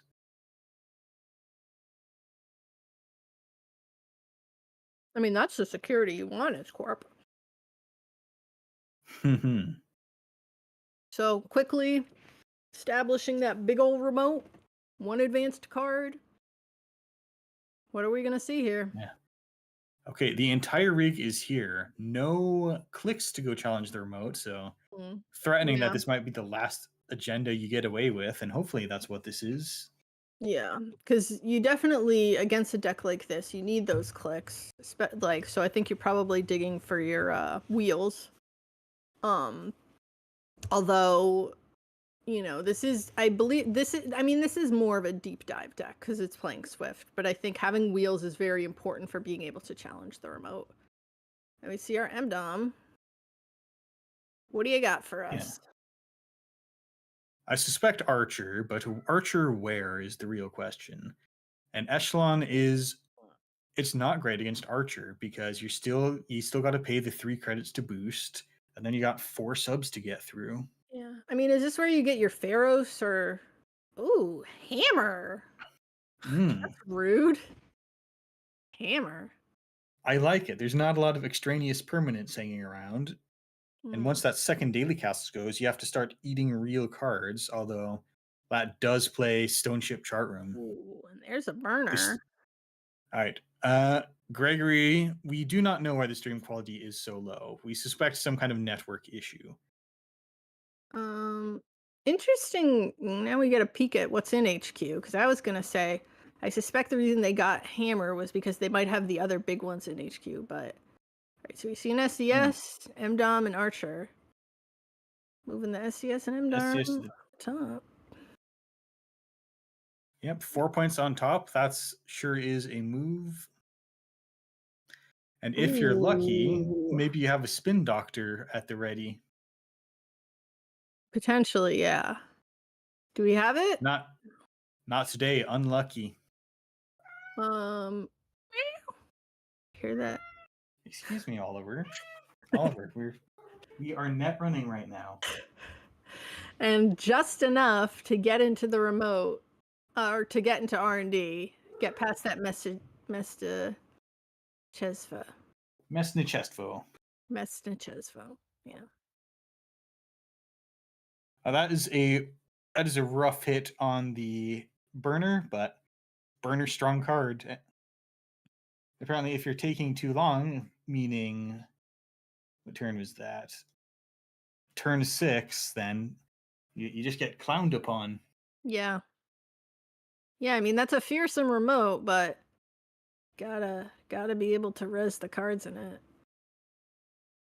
Hey, no Um, crimes. Stop that. Yeah, I think having the spin doctor there would have been clutch, but you know, you can't have everything. You cannot. Icing R&D, card in the remote. Yeah, What do you got? You get this free click to swing the credits 4 turns by advancing Messing Chest Foe. Yeah. But the runner may not have to deal with that ice effect very much longer. Yeah. Because if you got a trick shot, you probably not a trick shot, a deep dive, then you probably only have to deal with it once. Yeah. Yeah. Yeah, and I mean, I think the remote's pretty secure at this point. I'm interested if Hammer is the card that they usually are using there, right? Like, is it because they have something else in HQ, or is it like they wanted the Hammer instead of something like Pharaoh's? I guess we'll see. We'll see what's in the remote. I think it's one of the things where you look at it and you say, I bet your rig can't handle losing a card. Yeah, but But, Echelon breaks it, right? Hammer, well, you can't break it if you trash another card. I'm sorry. I was thinking of Anvil. That's Anvil, Hammer. yeah. Because with the K2CP, yeah, you've got the Echelon Honest gets- Breaker. You just pay 3 credits. Yeah. I was completely mistaking that for the other card that's part of the Hammer into Anvil Do you mind if lore I combo, do if it? not mechanical combo. What were they gonna? Oh, they wanted to draw first. Oh, interesting. Yeah. Uh, Perhaps drawing a setting up lot of deep cards. dive. Yeah, if you're fishing for deep dive, you know. Yeah. DJ Steve. Yep. It's I mean- always Steve. Dirty Laundry. Yeah. Okay.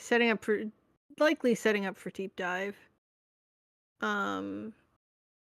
They probably thought, well, I could probably just draw a deep dive and win this game.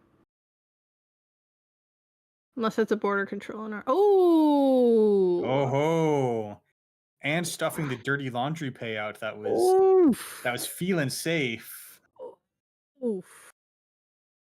That's a big yikes right there. It's a huge hit. Mm-hmm. Yeah, and again, you can use it back in after for because anything.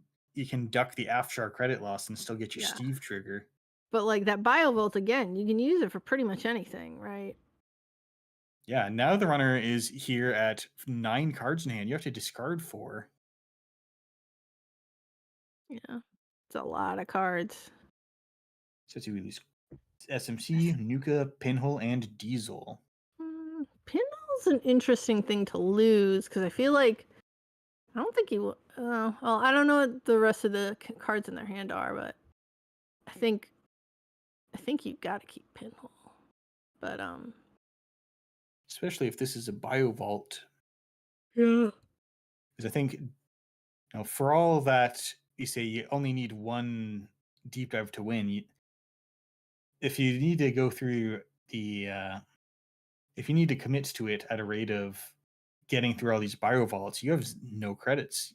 That's real unsustainable. Yeah. Getting another Steve trigger, trashing an NGO. Is this the real agenda here?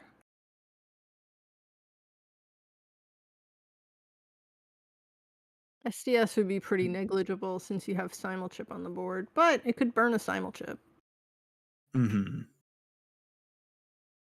Somehow I get My hunch is that it is another Biovault. No, No, you don't do that with the Biovault. I guess you at least cost them a whole extra credit and their simul chip. Mm, yep, getting back the K2CP with the simul chip seems reasonable. But now you're tied. Mirrored score areas here. Yeah, if you can catch them low on credits, which is going to be difficult, but I think Well, that was yeah. also when they initially stole that SDS, they trashed the K2CP as well. mhm. Good fodder. Simul chip, simul chip.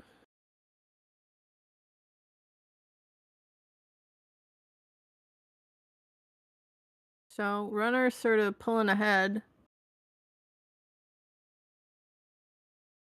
It's Yeah, this extremely efficient breaker suite is hard to get through. Or it's gonna be hard to tax out. Interesting to be on Unity instead of Buzzsaw. I guess there's enough people on 6-cost ice. Alright. Hostile is an interesting agenda spread. It makes me think that perhaps there's a 2-pointer to close the game. yeah. I like playing hostile in decks like this because you can really close it out pretty easily. Or the archer.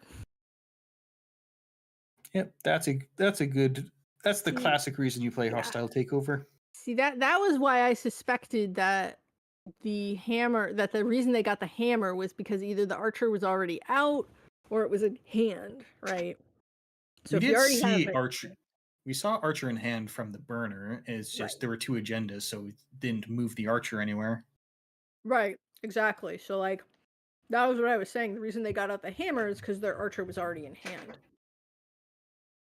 hmm For a deck like this, I don't know if you play more than one archer since you want to have advanceable things and you already are playing like Afshar and Hammer, so like archer it's difficult to justify more than one.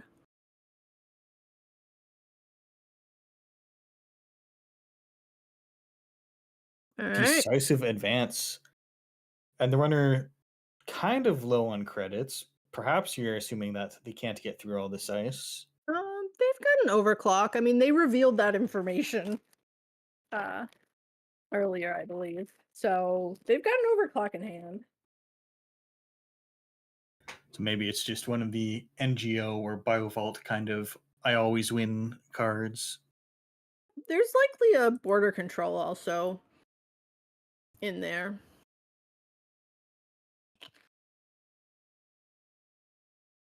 I think we saw one in hand, so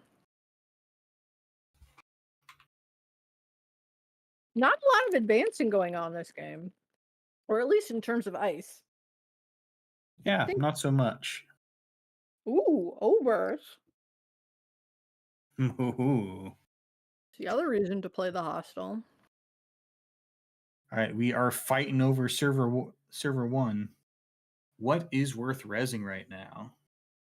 I mean, interestingly, Oberth does, in a sense, work with BTL because you do have to advance a card to activate it. Mm-hmm. Absolute value. Mm-hmm.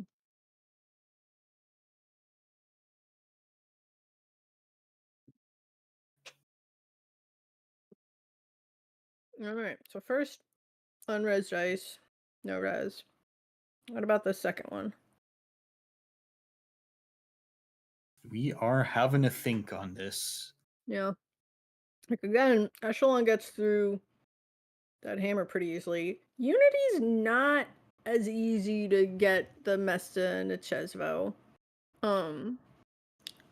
Yeah, Although it I costs bet- you a pretty honest amount. Ooh, that is Ooh. why we're thinking second archer. So it looks like we do play a second archer. Yeah, I guess so. But again, that was why they didn't get the archer with MDOM, was because they already had them. Both of them. Mm-hmm. And I Both think of that I don't know if Simulchip does anything for you here. No. Or all right. Okay, now they managed to just get through the archer. Yeah. They paid through the archer, which is a lot. But I think Yeah, and the other thing you could have done if it was another message Chesno is like try to get out. Well, I guess you didn't trash anything, so you can't use your simul chip. But yeah, this is some classic back and forth shaper versus rig shooter type of deal.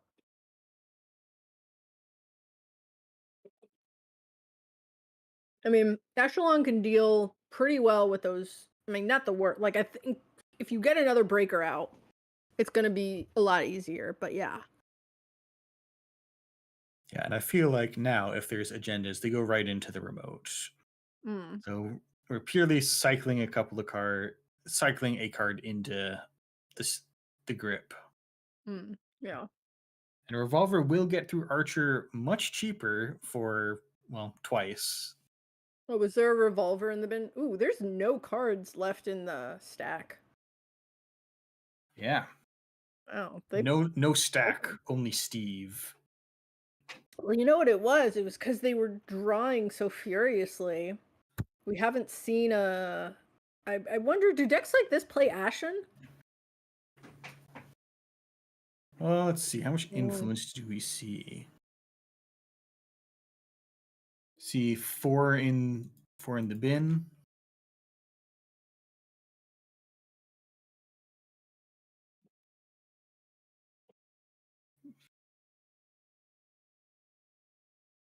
And then 8 on the table, so yeah, we could be playing like 3 Ashens. 3. Probably not 3, but there's plenty of unaccounted for influence. 1, 2, 4, 6, 9, 10.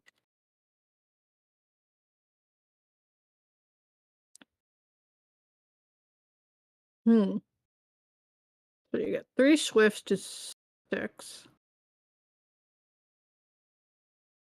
Cleaver is 8. Revolver is 11. Steve is 12. I think you have 1 Ashen and a 3rd pinhole. Well, I don't know what's in hand. It might just be an Ashen in hand. Well, if that's the case, then apparently the hand is exactly Ashen Pinhole 3rd Swift. All right, tossing the R&D board control. Now, if we suspect that there's no credits in the lat hand, then maybe it is 2 Ashens. Because we haven't seen a deep dive yet. We have not.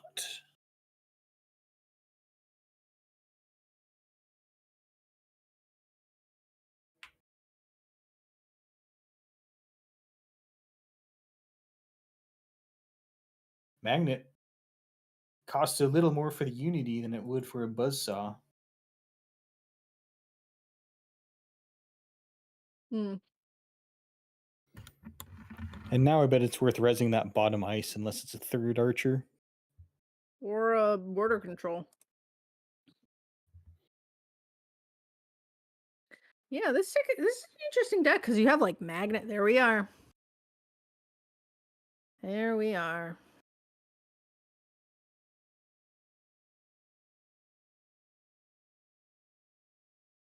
Oof. Just an NGO. And a Tucana. This is yeah. Yeah, now we're down to the money fight. Yeah, I mean, I gotta assume it must be an Ashen in hand.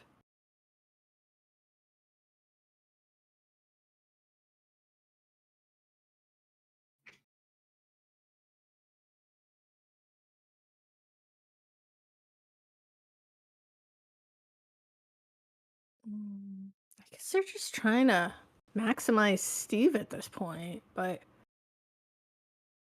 like, let's see, influence 2, 4, 6, 7, 10, 13. There's 2 influence unaccounted for. So either it's Wheels or Ashen. Or the 3rd Swift. But it's probably Wheels or Ashen, right? Well, how important is the 3rd Swift?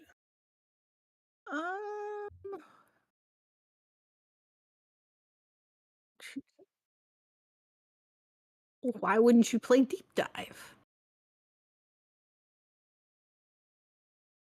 I guess if you really, really believe in remote lock. All right.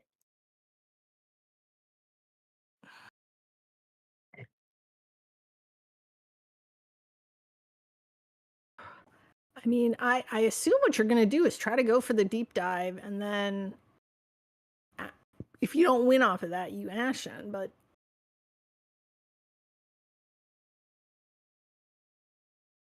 I have a hard time believing that there's really no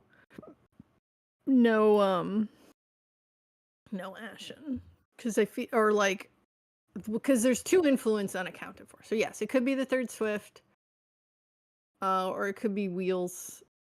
That's what I'm thinking. It's either 3rd Swift or Wheels.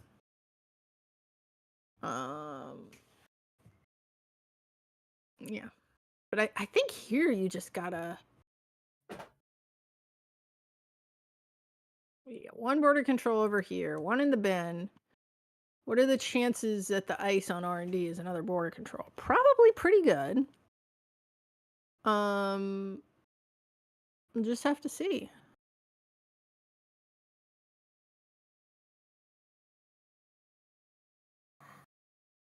Yeah, I mean, for me, it's like I think you would run HQ last, but it's okay. Right, Dirty Laundry Archives. It's the first spin doctor of the game, going out to go out. God, when people say BTL Glacier is long, you know. Okay. So what do we got? There it is. Yep. Like I said, very good chance it's the border control. So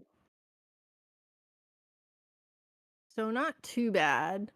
I think the most annoying thing you have to do here is the Unity against Mestin Chesvo, right? Yeah, at least you don't have an advancement counter on it. That'd Right. probably mess with the math. Yeah, so I I do think border now, control gets popped here. yeah, I think, is there an overclock? No, there's no overclocks left. What do you have?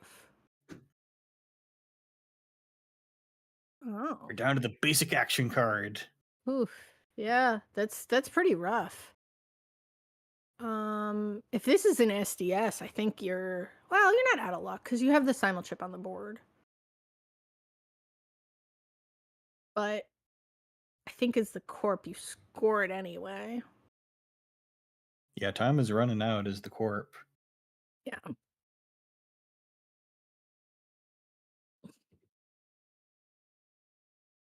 And there it is. Yeah, it's like it doesn't matter which way you get. I think that K2CP has been trashed every time an SDS was scored or stolen. Oh yeah. But I mean, it costs the runner an extra credit. That's important. That's true. That's true. All right. So here we are. Going for Afshar. And hitting the turbine repeatedly prevents you from using those simulchips on getting revolver back. So you have to pay with your echelon. Admittedly, revolver bringing. Go ahead. I was gonna just say, surprised you wouldn't do HQ last so you can max out Afshar. I mean, if this is the deep dive, then you have to have credits on hand to. Oh, I see. They were okay. That makes sense. That they were trying to get the overclock. That's why they did it like that. That makes sense. And then I think that's just enough. Yeah, you have enough to break Mestin and Chesvo. The thing you do is you wouldn't use your overclock. Well, I guess you kind of have to use your overclock credits. Fine either way. So what is it? It would be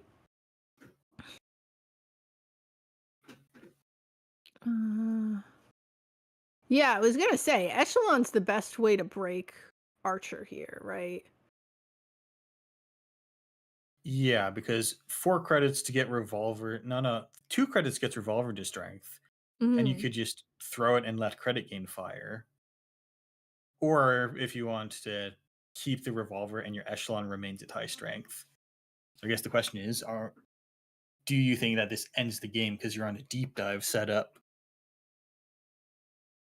Mm. Oh, I see what they're doing. They're just it's still only 3. It's 3 either way, I think, is the point.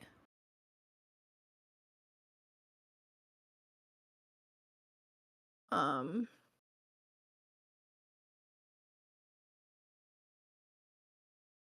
and then here you have enough to break the subs and then also still have 2 for the deep dive. Are stealing the eminent. Well, I'll make it easier if there's the 2-pointer lurking. All the drone deployments are out. And yep, that There it looks is. like enough points. Yep. See a standoff in there. Interesting. So yeah, that standoff was probably how you would normally get the archers and the Oberths, but very, very interesting game here. That was scoring there was so greedy. Yeah. I don't think it was completely invalid to do. But I think Yeah, it was harder to get into that remote. Yeah, perhaps you can load up the Messna chest vote to cost them more, but Yeah. other than that, it's hard to This take game, actions. I was about to say this game didn't really have any bearing on the top cut because both players were at 15. So, sometimes people like playing games. Yeah. But What are we here for if not to play Netrunner? if it was Ashen, would Alpi really be getting rid of half their econ? I think the idea was that you would be getting the econ back via Steve very easily. That's what I was thinking, but maybe it wasn't. I don't know. I think we're almost done with this round. We have 12 minutes left in the round. Hmm. Um. Yeah.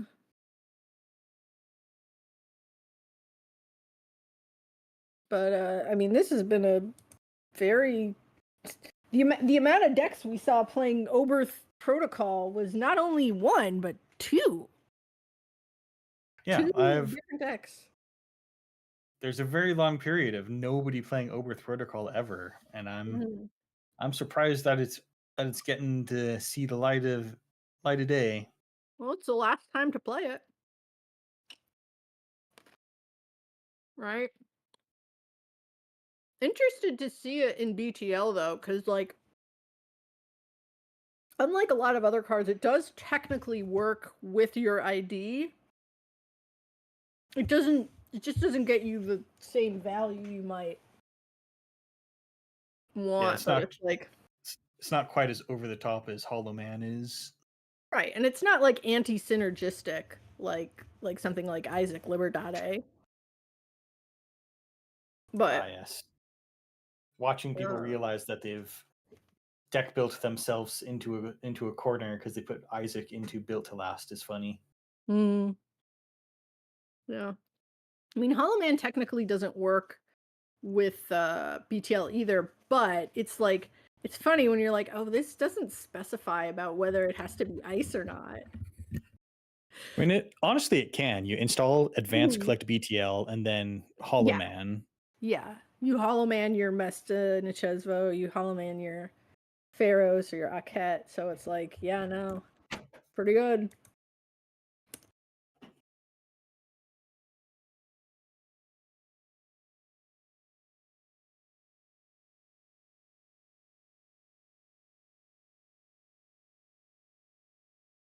But yeah, I think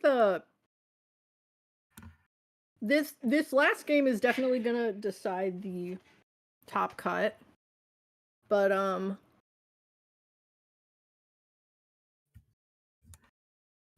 just have to see because this is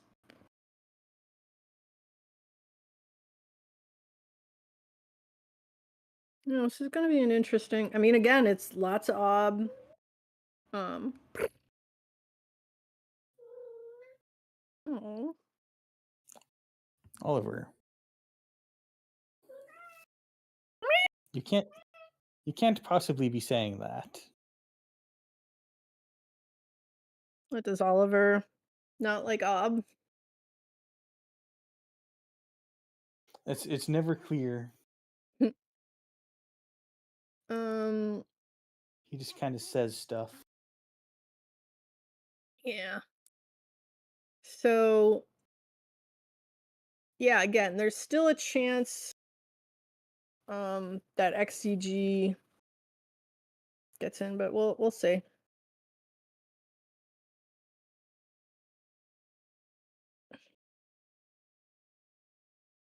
Okay. Mm-hmm.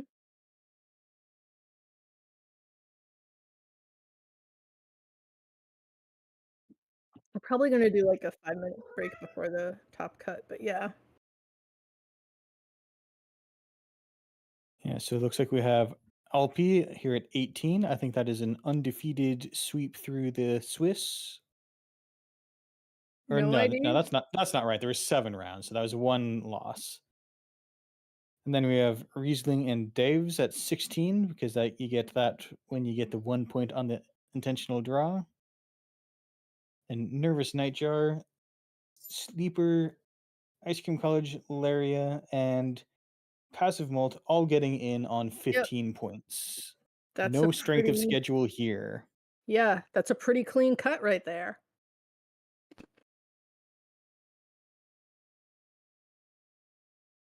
I mean, I think it would have been a clean cut either way, but that is a big purr. I'm holding him up to the mic so that he can make himself known. Oh, baby.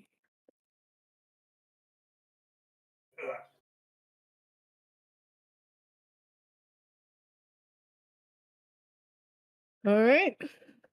So, but I do believe with single limb, higher seed still gets to pick the pick the side, and I Pick the think a lot of side. Mhm.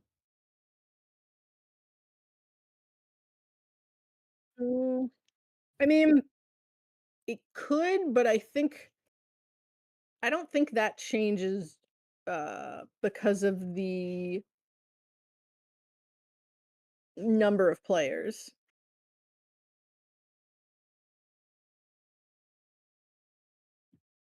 But yeah, gonna take a 10-minute break before the cut, but it'll be interesting to see. I think this is a lot of ob, but still a very healthy variety of IDs here. I think the only one that's repeated within the top cut is ob. Yeah. It's funny. It's Sick. like 3 obs and a bunch of other IDs.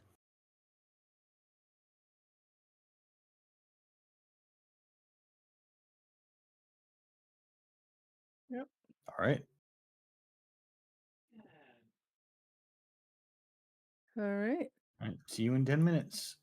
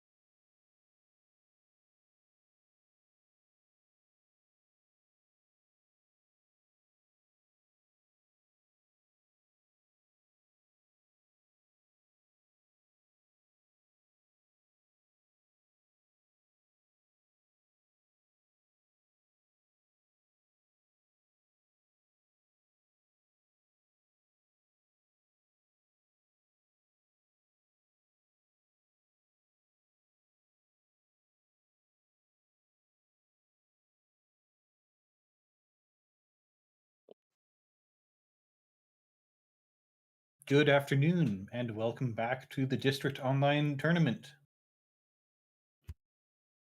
Yeah, we've got our top cut starting shortly. We just had the deck list posted for the top 8, and I think we still need to decide pairings. We have the seeds sorted out, but I don't think the sides have been locked in. But I'm pretty sure you still get to pick if you're top seed, or does it automatically account for side, or it automatically side balances? I don't know if it does that. Oh, I wouldn't know. I haven't played in a tournament in a year. Yeah, I don't play in tournaments. I just cast the things. All right. Yeah. Now, in the top cut, we do have a much less balanced distribution. We see 50% Wayland in the top cut, 3 Ops and 1 Built to Last. And then on the runner side, we see 50% Anarchs, 2 Hoshikos, 1 Essa, and 1 Sebastio. Then the remaining slots are a little more equitable on the corp side. We've got Asa Group, Precision Design, NEH, and Altea. And on the runner side, we have Arasana, Essa, Lat, Sable, Kit, Sebastio, all at 1 copy each. So Yeah. ID spreads are actually incredible after the top rank. Who's our new commentator? Do Do we? we have a new commentator? Or are we talking about hearing the kitty noises? Or possibly me, because I've been pretty quiet all stream. Yeah. Mhm. Frantar has been running the stream and has been very occasionally chiming in. Much of it has been Eli and myself, Cephalopod Wizard. And occasionally Oliver. Occasionally, his opinions are wrong, but that's okay. We love him anyways. Yes. That cat eats grass if allowed to do so, and I just can't agree with that. Yes.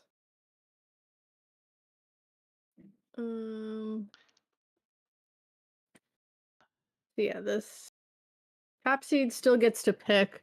I think we weren't sure because it was 7 rounds rather than 8, but I think the way elimination is meant to work is that the higher seed does get to pick the side rather than it being purely about side balance.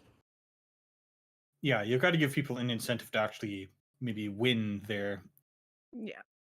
try to get their strength of schedule and win their way into the top cut. Right. And it's still only for the first round, so it's like with the second round, it's pretty unlikely you're going to be playing the same ID, but could happen.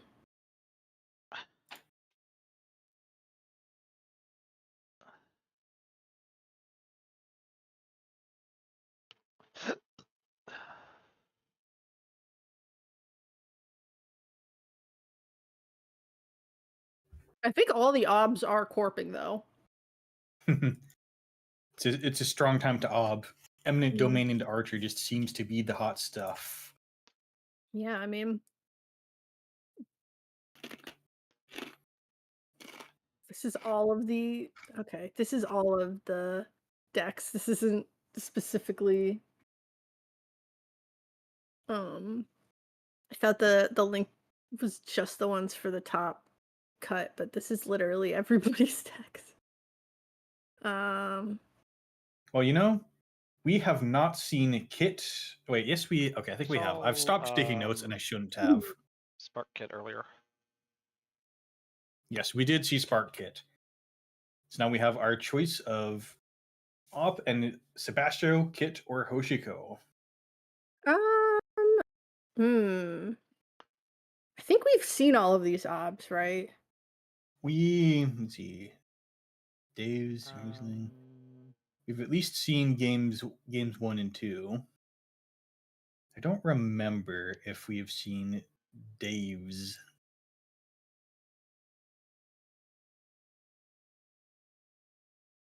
Maybe not. I think they're all very They all look like they're very similar, I believe, unless Yeah, I believe we saw Dave 976, not Dave's.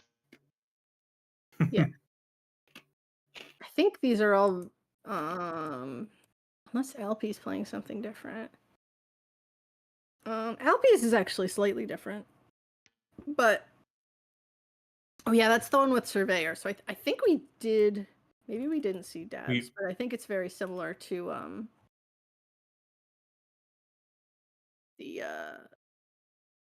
one we did see, but yeah. All right. Well, how about we check out Dave's? Just check out Yeah. Yeah, just check out a new player we haven't seen before. Yeah. So I will check to see if we can spectate.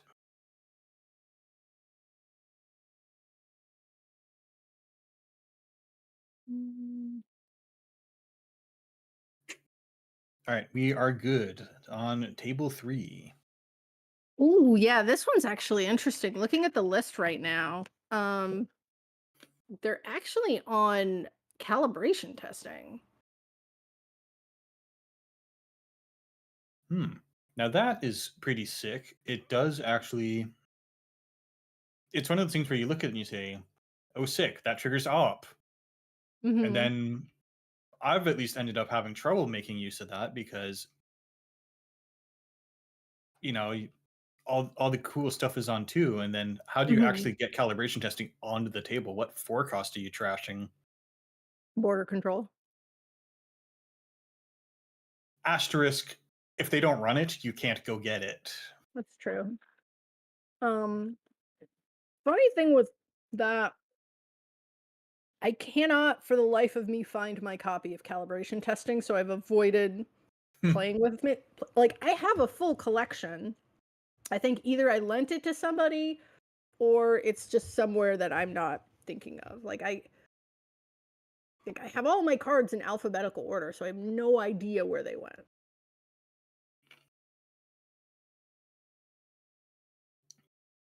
Yeah, I've got a full collection minus, so you get 2 core sets because FFG was evil with their core sets. So I Mhm. gave away 1 magnum opus to someone who only had 1 core set, and we're like, just take a magnum opus. It will make your deck better. Mm. And then for some reason I'm missing the express delivery. Honor and It's the Profit? no, I'm sorry, the core set icebreaker tutor for criminal. Special Um, order. Special For some order. reason, I just can't find the other core sets copies of special orders. Huh. I think that one was a 2 of.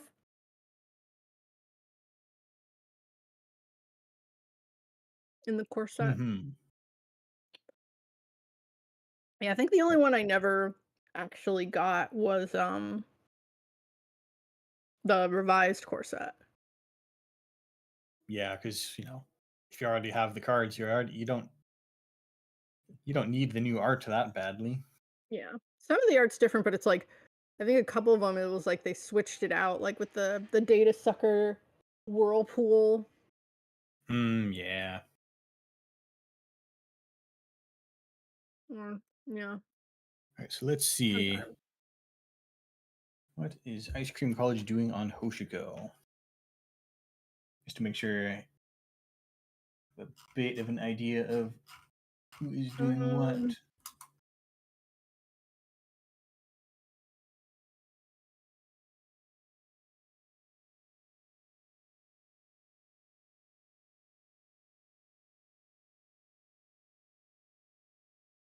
So I see Boomerangs in this Hoshiko list. We haven't seen it. I don't think we've seen Boomerang in Hoshiko yet.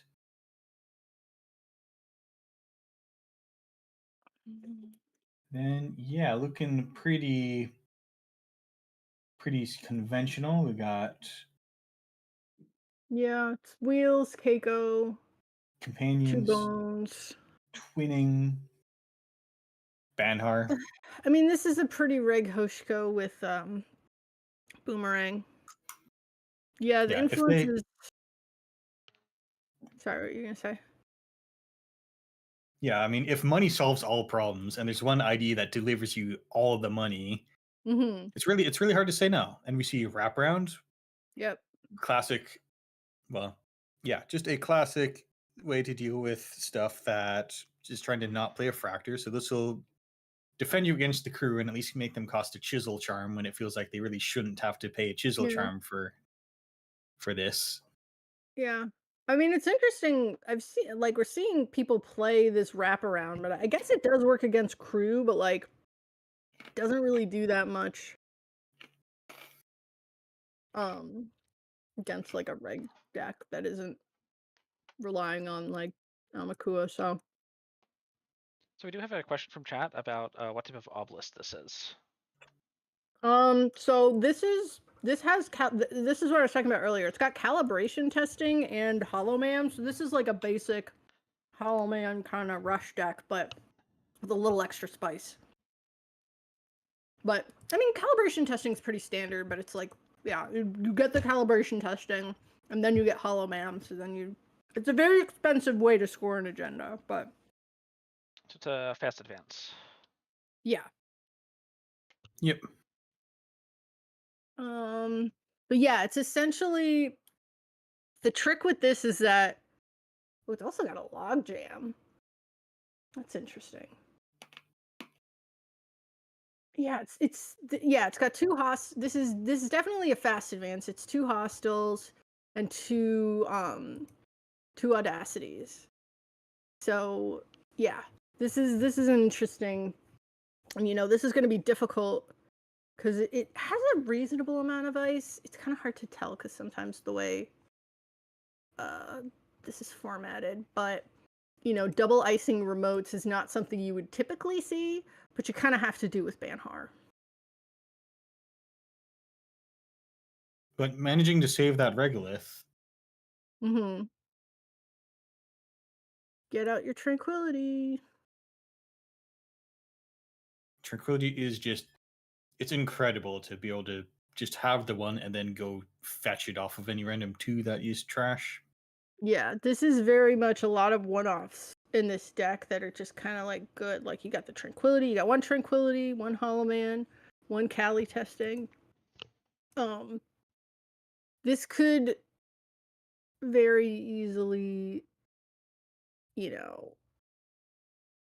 get away from. But it's like, again, this, and the other thing about this Hoshiko is it's got 2 bones, so it's pretty powerful there in that regard. Yeah, putting an immediate stop to this remote. Like the dream is that you get this clown car remote with this revolving door of tranquility and all this stuff that triggers installs. But yeah, if the tranquility goes, now you got to spin it back and fetch it again. Yeah, but I think it was still pretty reasonable for devs to pick Corp just because, again, you can't really, like, once you get enough money, like the calibration testing, it's just like there's not a lot you can do. You force the runner to go through an expensive remote, and then when they don't have any money left, you set up your Hollow Man, scoring position. I mean, this also has 2 slash and burns.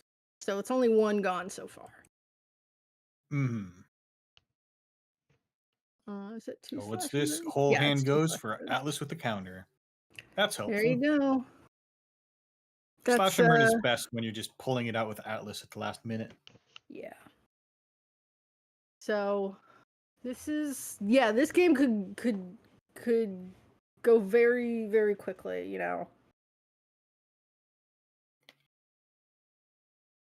I mean, yeah, calibration testing is expensive, but that combo with Hollow Man is very, very, and it is, again, expensive. But if you don't have to risk things in a remote, it's worth the money.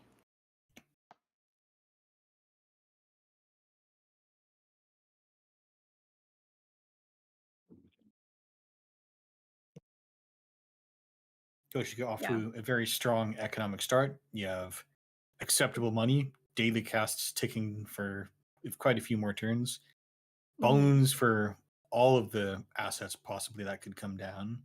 So if you have enough money, I think you need 7 credits for this that you install your agenda, install calibration testing, use calibration testing to fetch Hollow Man, and then you Hollow Man. That scores you a card. It's pretty expensive, but you know. Back in my day, we used to call that Biotic Labor a 3/2. Yeah, exactly. Yeah. Calibration testing is a very interesting card. But Yeah, yeah. people were really excited because it was printed at the same time as Asa Group, and we said, "Oh wow, you can Mhm. put it down at the same click, and then we have this 1 credit cheaper Biotic Labor." Yeah. Well, little did we know it was gonna be the obvious choice for Fast Advance Ob. So yeah, I think And like you can of course do all the things that you can do with the Movirus because Mhm. you know one advancement counter isn't always going to be scoring an agenda, but Right. you know if you just need to trash a 3 coster just to have it something that costs 2, then you can do that. Mm-hmm. And again, I think for calibration testing, you know, like against a deck like this, you really, really just want to get your, you know, if you get your above the law, so you can get rid of that freaking, you know, get rid of Banhar. That's great. Or getting rid of, you know, twinning. Now the runner just found their cleaver, which is a rather Mhm. big deal because instead of this being a hard remote to get through, now you just have to at worst pay for a sandstone at full strength, which would be 5 Yeah. credits. Yeah. Yeah. Wheels is very good here, just because I think, you know, yeah, you basically just have to pay 1. You're probably gonna Banhar through the sandstone. I don't know if this deck has enough ice to triple ice thermo. It's just like, you know, an early game kind of deal. But all right, getting Atlas to get Ozef. Oh, uh-oh. Not Scoring. doing it in Oh, the I remote. see. I think I know what they're doing. They're using it Oh, to. they need a powers that be. No, they need to get the No. spin doctor. Yeah, so it's that the spin doctor needs to be in the remote. Very nice. Hitting a. What did they hit? Did they hit the boomerang? Yeah. Whew. It That's a did. good one to hit. Yep, he got Alright. boomerang, and the second cleaver is whatever. Yeah. But DJ Steve coming down. Punishing the Yeah. corp for getting rid of their HQ ice, but I'm sure they've got something else in there. But Oh no, Azuf out of HQ. oof. That's rough. Oh, you know what? They must have drawn that on the spin doctor draw. Because it's like, well, why did they use the Atlas counter for it? That must feel pretty rough to then like draw another one. Like they probably drew the Ozef and the Hostile off of the spin doctor. And we are triple stacking. There's enough ice if you just opt for it. Hmm. Yeah, but that always feels rough when you like use an Atlas counter to get something that you just are digging for, and then you just draw it. RNG giveth and RNG taketh away. Well, in a way, you weren't about to draw it until you shuffled after the search, so this is just Atlas delivering you 2 Azefs. Yeah. But yeah, I mean at this point it's like, yeah, I think you triple ice R&D because that's where all the agendas are, right? And then you're hoping, I think, like maybe you install your Hollow Man on there so you can protect it for a turn. Yeah, the runner is wealthy and gonna check HQ every turn for the Steve, so even if you're trying to just pretend that you don't have an agenda in hand, they're coming in regardless. Yeah. That's pure value, especially with Leech as well.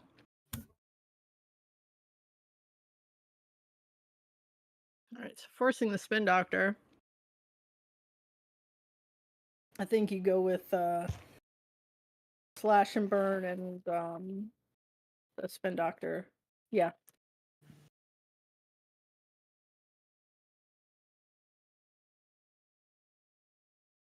Just playing those steel skins, no moshing.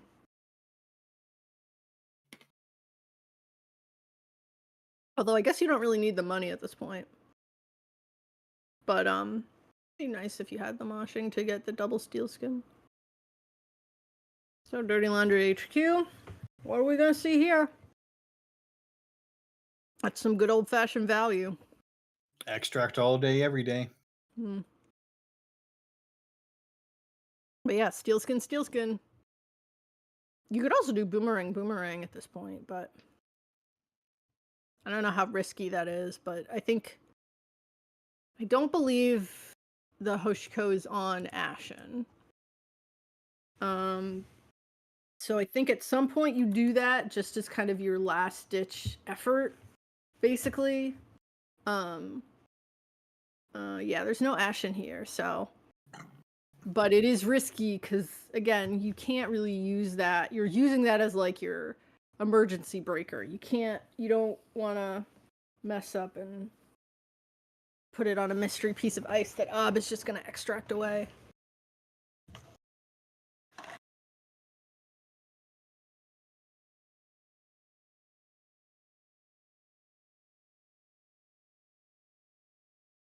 All right, thinking again, you're at 5 agenda points. You're very close. But also, the corp is so much closer than it seems. Like, I think if you give them an inch, they can take a mile. Yeah, I mean, I think Stavka is probably the scariest thing right now because your second cleaver's in the bin. Although you can get it back with Steve pretty easily. And then decoders, I think there's like a Descent in here. Afshar for sure. But yeah, I mean it's stalling the Paladin. Trashing Miss Bones, interesting. I guess they figure, well, I don't know. I guess I Corp figure seems to be out. Like, we don't have that clown car remote at the moment. Mhm. And you'd have to empty the current Ms. Bones before thinking about needing the That's second true. one. That's true. I think Davs really wants to get an HQ ice just to, at the very least, prevent Steve from happening. But it's a bit of a tricky position here. For like a rushy deck. Like, I guess you could extract the sandstone to get your descent. I want to say there's a descent. And Yeah. then put It another feels like ice you in just. front of it. It feels like you need to have both the safety to be able to hold an agenda in hand. So that means you need HQ ice. But you probably also just need to be able to get away with something in the remote. So you need another ice or maybe 2 more for the remote. Yeah. Well, I think ideally you're not going to be leaving anything in the remote. Because like I said, the combo with Kali testing is that you install an agenda, install calibration testing, get the Hollow Man, and then or use the calibration testing, get your counter, and then get the Hollow Man, and then your last click is to Hollow Man score. So I think if you have another agenda here, or another quadruple icing R&D. Dang. Yep.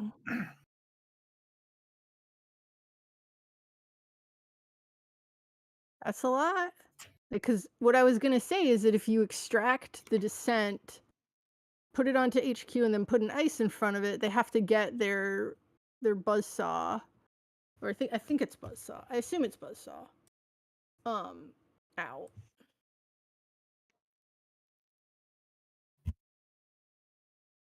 Yeah, it's Buzzsaw. And there it is. Is it there? There's a Buzzsaw.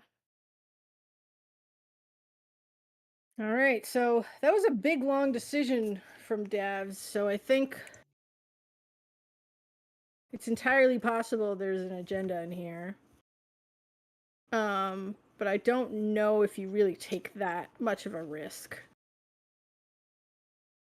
Well, Audacity is something that the course is probably really glad to have in hand. Hmm. Because now this says if you draw a 3-2, you just slam it. Yep. And I think that's what just happened. If I have to guess, yes. Speaking of slamming a 3-2.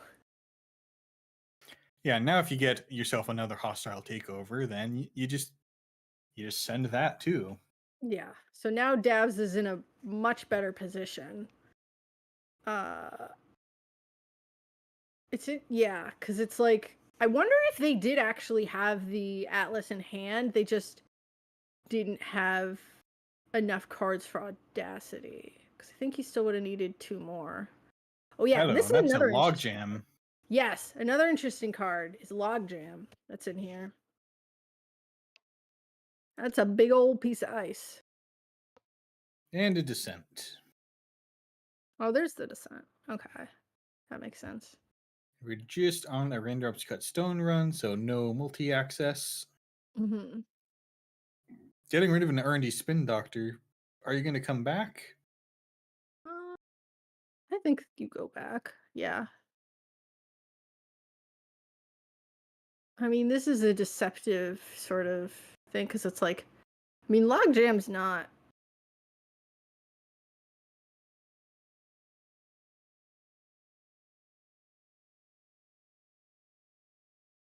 Yeah, Logjam's not too bad with Leech and Cleaver, you know? Yeah. I think you did have it at like maximum value. I guess you didn't have an agenda in there, but let's see what happens. Is that going to be game? Nope. Nope. Or- Get out of here, Leech counter. Yeah. And now, of course, you probably, unless you are lucky enough to have another Audacity, you probably have to draw a card or maybe hope to have something come into your hand and then just not lose it randomly. Think you do? I mean, I'd be scared to draw. Yeah, but the runner's going to check the top card of R&D every turn, at least for a couple turns. Yeah, it's pretty cheap to do. Well, it's not that easy right now. Well, yeah, because they can just go after HQ. I think. Yeah, it's a tough spot to be in here. Like, I think either player could win, right? You know, Hoshika's in a pretty good position. You know, you're fine running HQ because now there's cards in there. And you can get leech counters, right? Yeah, new cards, you got to see what's up. Got to make sure a hostile doesn't sneak by. Right. Or the Hollow Man or the Cali testing.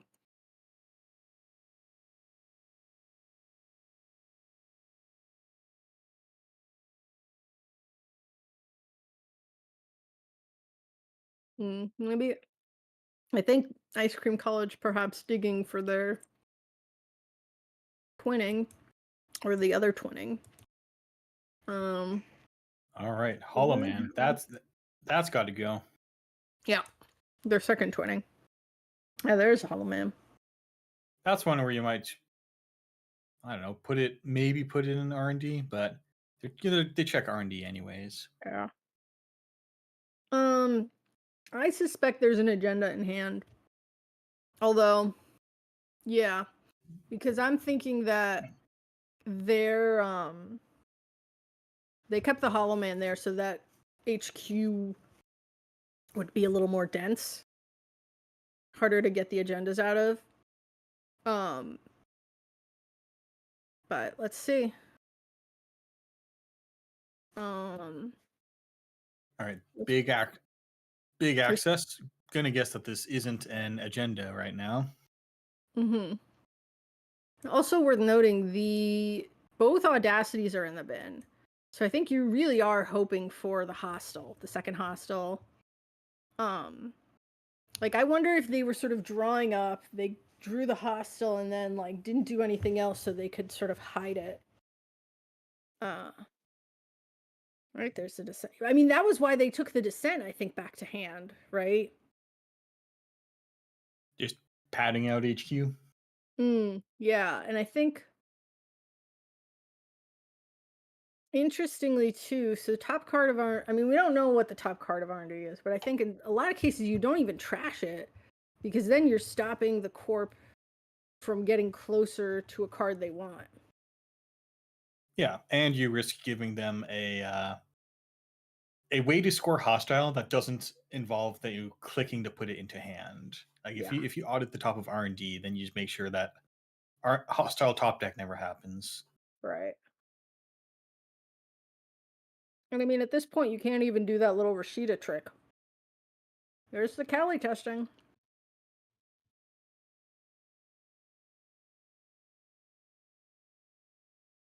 So really, It's in there. oh, GG. That really could have So- gone either way. Yeah, you're right. There was an agenda in hand, Mm-hmm. and yeah, you just kind of can't get that last point out. Yeah. Yeah, you can't always get the hostile when you want it, but yeah, I mean that gets to a tough position where I think you don't want to drag the game out too long. But but any draw could sort of lose you the game. Mm-hmm. But yeah, that was a pretty great game.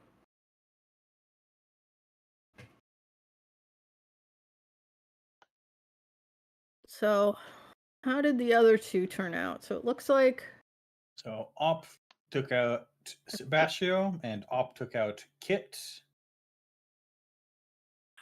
yeah. Ob's the real winner today. Well, I guess this Ob lost, but This Op did not win today, but yeah, unfortunate. And the other two I think are pretty similar. Cause Riesling's is like also Hollow Man, but not Kali testing. It's got powers in Maryland. And then Alpi's Aren't they on yeah, Surveyor? Alpi was the one with Hafrun that we saw. And Surveyor. And Surveyor, yes, Surveyor. So all fairly different. They got their own little fun things. And Zato too. So that one's also Glacier Ob.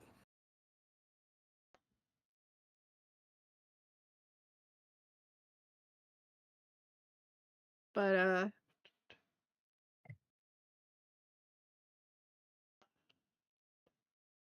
it's I love Ob. Ob is love. Ob is life.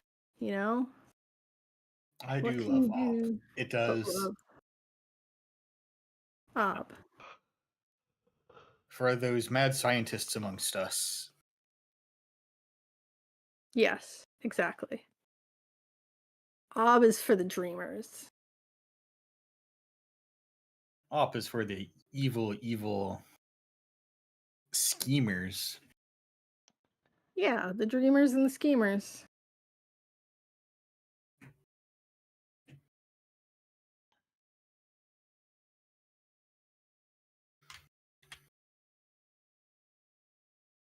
Someone's saying that the core set, revised core psychograph. Oh yeah, okay. That art is pretty good.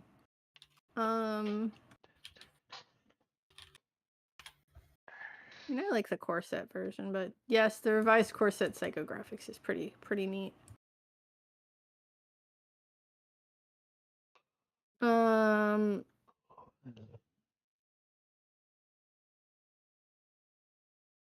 Yeah, I guess we're just The core set. Let me look at this art. Yep, that sure is a chair. that's the core set. Well, they're talking about the revised core set. Yeah, the revised core set is good. It has the wall of that one face.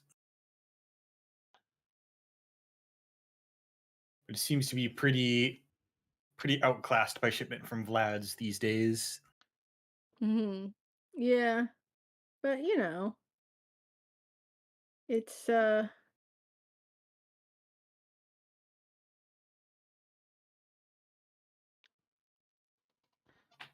most All normal right. scoring patterns, I think.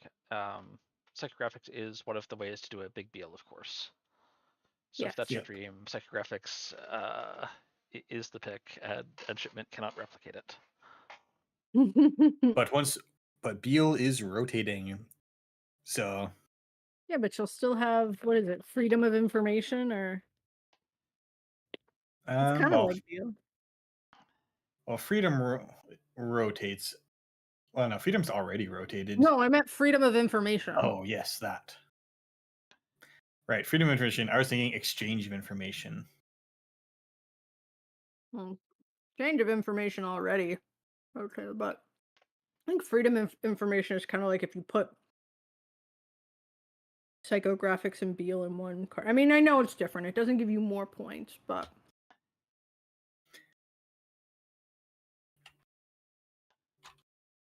works pretty well with shipment for like chaining them. Yeah, it is. It is pretty wild that I don't think I've seen freedom of information get played. I don't think I've seen it show up in tournaments yet. I feel like it was in like the. If anything, it would be in one of those weird Arella decks, which are not going to be legal anymore because Arella's going away. One of those Mhm. unbeatable Arella decks that just fold to Hermes. Oh man, Hermes, we're gonna have to ban you eventually. No, why? I don't know. Hermes is fine. Hermes is fine. It's a very zero-sum kind of fine. It's not like I of course legal. have no influence on what gets banned, so don't go to the betting booth saying that you've got a good tip. I am not a good tip. No, it's not. I know the people who are in charge of getting it banned, and I don't think they're gonna ban her. They're not gonna ban her. Hermes is way too underpowered right now to like take anything from them. That's just rude. Is anyone even playing Hermes right now? No, I don't think so. I mean, you could theoretically play it in Mercury, but like, why would you when you can play Swift or Swift? All right, so now we're on to the real question. What board games is everyone playing? Board games? I Yeah, haven't board had time games. for board games. Oh no. Work has been eating up all my time, so I don't have the energy for it. But sometimes I still get a game or two of Race in on BGA, Race for the Galaxy. Mm-hmm. Confounded work. I really ought to do something else with my life. What board games are you playing? Last night I played. A friend brought over something called Bargain Quest. Ooh. And that's like a casual-ish little game where, the players play as shopkeepers in some fantasy RPG town selling to the adventurers. Mm-hmm. So every round you get cards that represent your inventory, and you try to get the adventurers to come into your shop instead of the others. And then what's really fun is that you can, like, sometimes it's good for you to sell stuff to them that will help them defeat the monster outside of town. But other times that's just not what's going to happen. So you can sell them stuff like there's an invisibility cloak, which is very good for them, and then there's an invisible cloak, which is not good for them, but it costs the exact same. You can scam them. You can scam them. Reg Sable, if that's your dream. Yeah, I guess Reg Sable does play Hermes. So wait, is it like a deck builder or is it No, it's a worker placement or I don't know. Is it just It's like a it's normal a Euro? there's a very light draft of like 4 card hands of the stuff that you sell to the adventurers, Okay. but like it's a much more casual board game. Okay. So it's like pseudo drafting. Yeah, it's a very very very very short draft every round. Hmm. All right. Well, I guess I'm a little bit on the other end of the scale here because I've mostly been playing train games recently. So my current group is doing 1822. Oh no. That sounds complicated. The 18XX genre is just train games that are very dense and complicated. Yeah. I wish I had time / people to play those types of games with. But And then I've got a little bit of party games going on here and there as like I show up places and we do things for a little bit before we actually start whatever we're actually doing.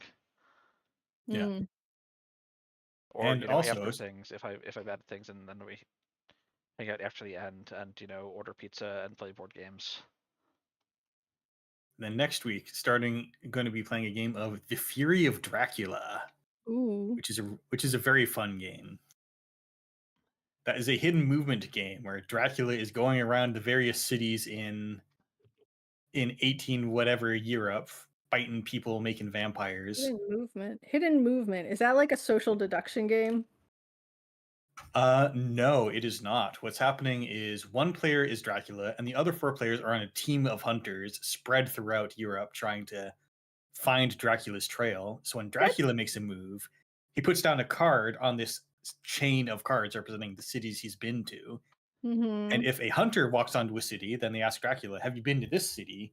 And if Dracula has, then they turn over that card and you see Dracula was in this city 3 turns ago, and he left behind like a new vampire in this city. That's literally social deduction. Well, I don't think the social deduction is like a map element so much, but well, no, hidden movement is a very specific genre where one person is laying a little trail like a game of Snake that's hidden unless the other players walk across it. That's fair. But that always to me sounds like social deduction. There's some amount of similarity, but Mm-hmm. also as like this isn't really a social element game where you try to say, I bet my brother is lying right now, because it's just Dracula's always trying to remain hidden and leave traps for you. Mm. And it's also a very like it's not as heavy as like an 18XX game, but it is a game with a lot of stuff going on. And the designers clearly took the approach of, some games you trim the fat. This is a game where they did not trim any fat from this game. Yeah, they just threw everything in there. Yeah, so you have like a combat system that's kind of a card-driven rock, paper, scissors for whether you for like trying to mesmerize the hunters. There's day and night actions, and then there's this event deck where when you take supplies during the day, you draw from the top of the deck. Half the cards or some amount of the cards have Dracula's symbol on them, and if there's a Dracula card on top, you just discard it instead of getting an event. But if the hunters supply at night, you draw from the bottom of the deck. And if you draw a Dracula card, it goes to Dracula. And the Dracula cards are nuts. Right. Dracula's Draculing.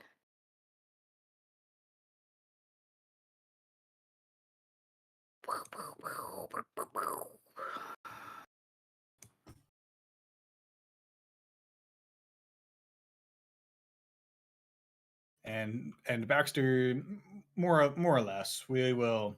If there's no one left to stream, then they got to be on stage. Yeah.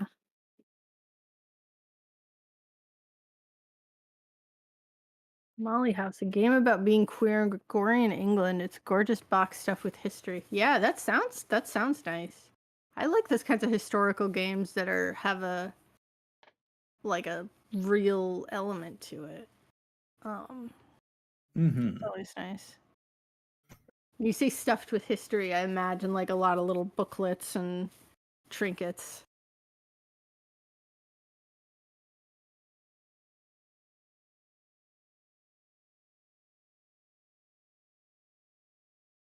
Yeah, quite a while ago, I played John Company, which was a board game about being the people running, the most evil organization, one of the most evil organizations in history, the British East India Empire or Yeah. East India Trading Company. And it takes the plot of, yes, let's take that seriously. And you are going to be the greedy, petty little people who are running that company. And it offers you like many things are resolved through a dice roll. So you'll end up with this 7-step budgeting process that ends up with a roll of maybe 3 or 4 dice at the end. And if anyone cheaps out at any step in that process because you'd like to keep the money for yourself, then you might cause the whole process to fail. Yeah. And then suddenly people get fired and whatnot. Yeah, it is Eli. So Playing a runner deck. I'm trying to remember which one that is. that might be, I don't know. Well, I'd have to look at the deck list document. That's hard to read. I do believe they won their op game though.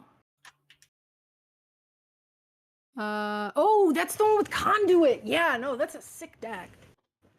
That was the one with Conduit. Which ID is that Pretty in? good deck.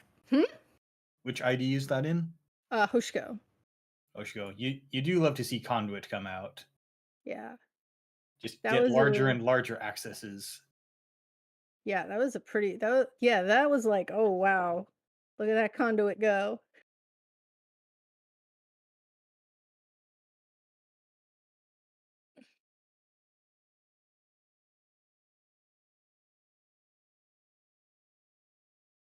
But yeah, I guess they would be they're probably playing that next round cuz I think you don't really get to or it might be random.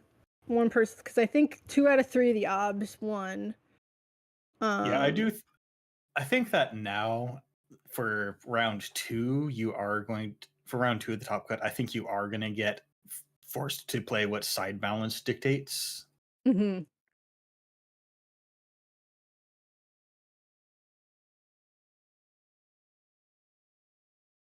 Yeah.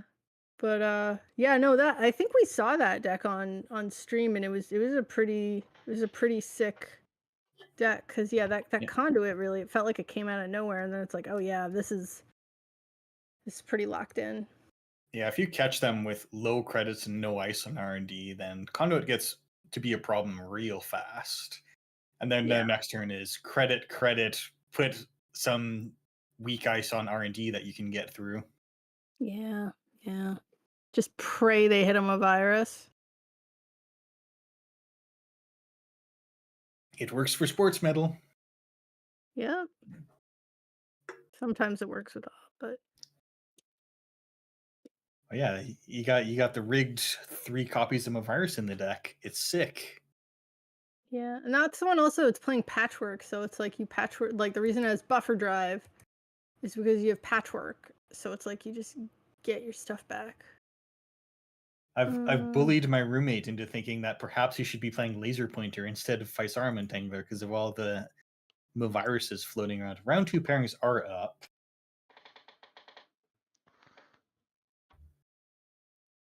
So, so I guess let's take a look at game 5. Ice cream on what's that? Game 5. Time for you to hop in and check.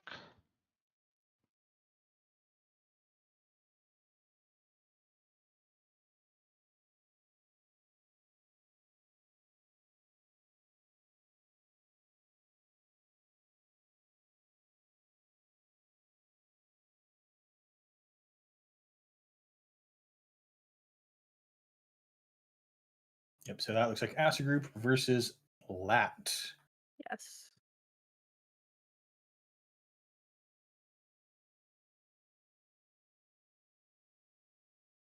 And then checking on who should be playing who over in general.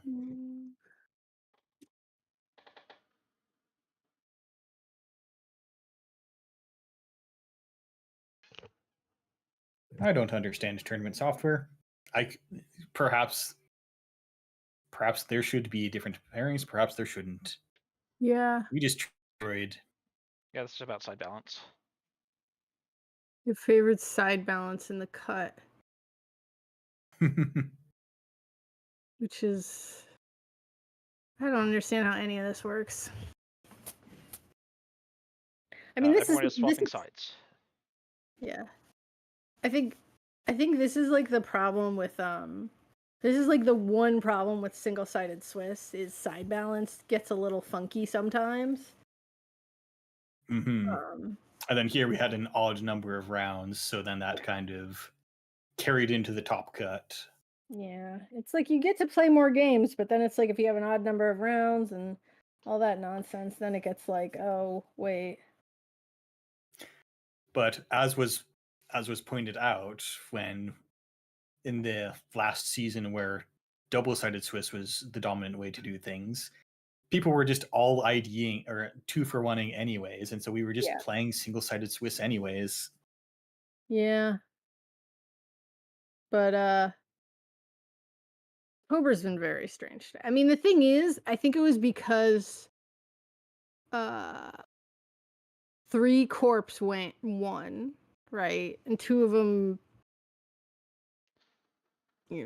recently gets to play Ob again. So Yay. Yes. But I think it's taking into account side balance based on Swiss. Which is very, very weird. All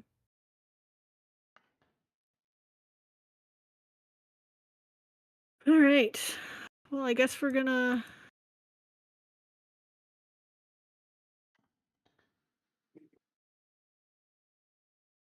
we gotta look at game 5. Waiting for that to come up.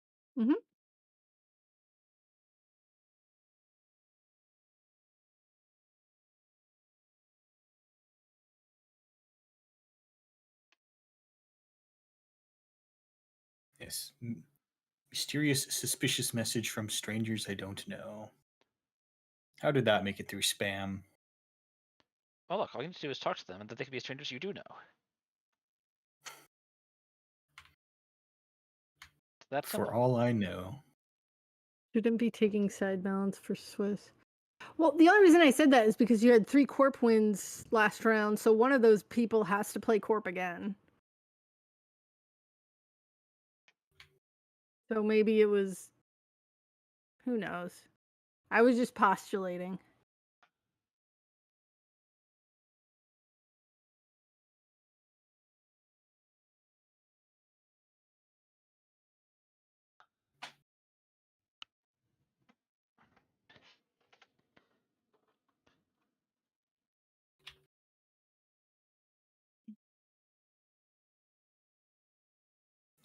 Might be getting a different... Yep. Looks like we're going to recreate that lobby real quick.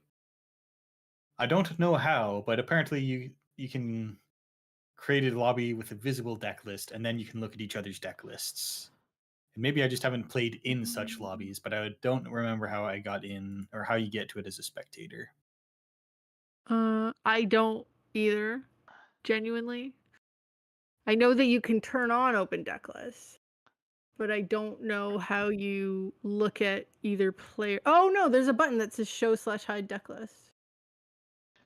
Ooh, where's that? Right at the bottom of the... Yeah, it's right at the bottom of the chat. Okay, well, that's helpful. Sick. Yeah. Now I don't have to try to find this somewhere else. Yeah. All right. So this looks...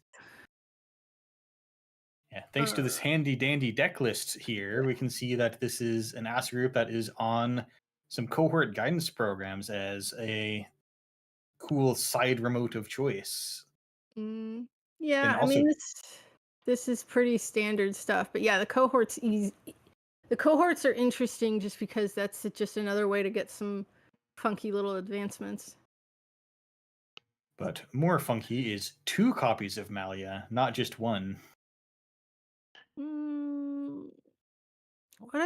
mean, there's a lot of good cards to blank, you know? Like Nuka.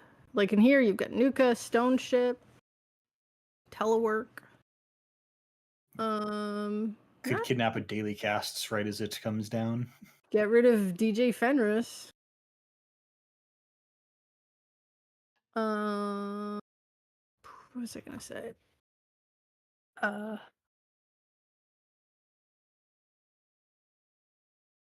yeah, the Right. the cohort's interesting just because I think that's just another way to get a, you know. All right, we are advanced starting, runner. and we are playing fast. New remote comes up with Tattoo Bola. Looks like a turn 1 Rashida, and Mhm. getting that Asa Group value to get just 1 credit from saving that click. Yeah. Interestingly, also, there's only 1 seamless in here, I believe. So I suspect that cohort does a lot of that work, right?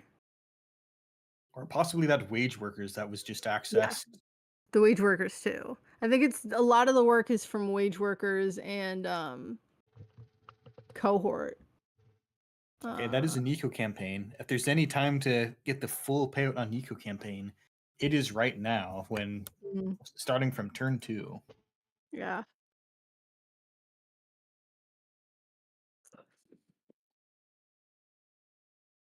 And once again, it's looking like a little bit of engineering the future, just getting that 1 credit per turn from this action saved. Yeah, basically. Yeah, I mean, that's what Asa is.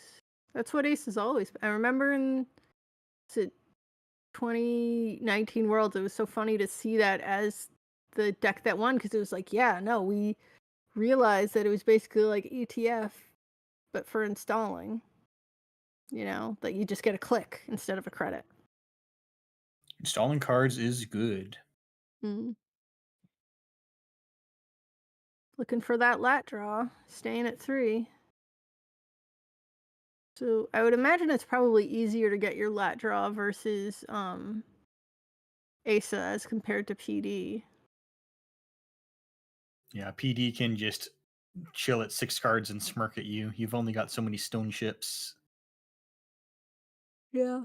It's so funny watching Sokka play lat, just trying to think of every possible way you can get that lat draw. Drawing cards is good. Drawing cards. Planning your turns is good.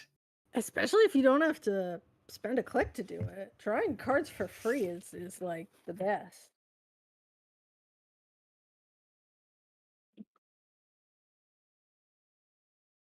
Just draw them cards. Alright, so no agendas anywhere yet. We got the boards fairly getting set up. Some money going around. Just sort of using that stone ship. Tattoo Bola, if you get the propeller or whatnot, you're probably just gonna replace it so you get the money. But yeah, I think this could, you know, it's always the kind of matchup where it's like you got a lot of value on both sides. Who will be the first to maximize their value? Right. Just a money fight. Pretty ideal to get away with this Nico campaign completely. Yeah. Yeah, I don't think that's unreasonable. But, you know, it's a pretty tough sell. I mean, sometimes you do kill it when it's on its last legs, but it's like, you know, you still got a bit to set up yourself. But you know, 2 SMCs on the board, you're swift, you're pretty set. Just got to get that deep dive. Yeah, because this deck does play 2 deep dives. Yeah, it will soon be time to start thinking about icing centrals better.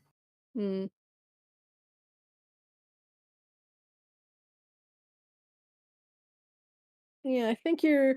Well, I think for this, I think you probably use a Managarm on one of your centrals at some point. Um,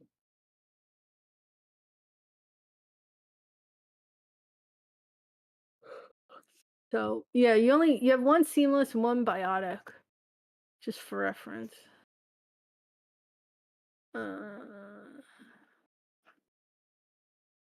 That wage workers could be sitting in server 2. No RLC.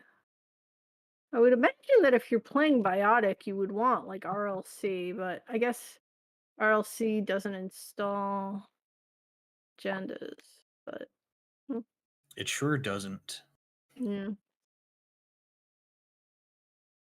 But it would get you wage workers, so but I guess you'd rather just play fully op and get money. Yeah, flop is so much money. That'd be a gain 7 on this table. Right.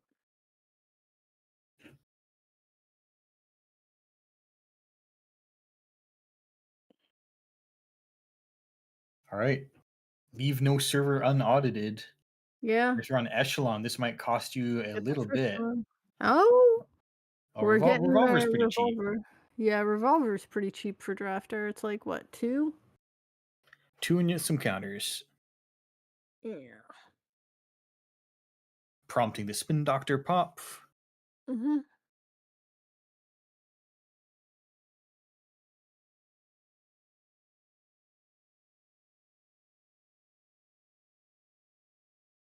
Yeah, I mean one of the things about a deck like Asa is like you have again, it's like it's a lot of value.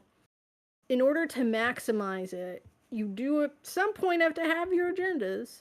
But then it's like you're still also managing all these other things and you're just waiting for the runner to like choose what they want to deal with, and then that's going to affect how you make your money, right? So it's like they don't deal with the Nico, so it's like, all right, I get the money from the Nico. But if they did deal with the Nico, maybe you'd be like, let's try to start getting our fully up. Yeah, because Nico was sitting behind the Tattoo Bolo, which of course you pass that, the corp just gets money anyway. Exactly. So yeah, and again, also like that you have to keep making these servers in order to fully maximize your value. So it's like, I think in terms of the thinking, you're thinking about how to plan out where your ice goes, because it's like you don't want to. I know with like a deck like this, like certain ice go with certain things. It's like you're gonna use your drafters most likely for your wage workers versus using like a brawn or an ablative for like your actual scoring remote. All right. LP calling his shot Ablative. and getting the cleaver right just at the right time. Vitruvius goes down. Yeah. Gatekeeper, though, that's going to cost some money, but you can SMC into a solution, or you just let it fire. Why did Gatekeeper fire? Interesting. Ooh. Shuffling Shuffling. Ikawa and Offworld back. Mm-hmm.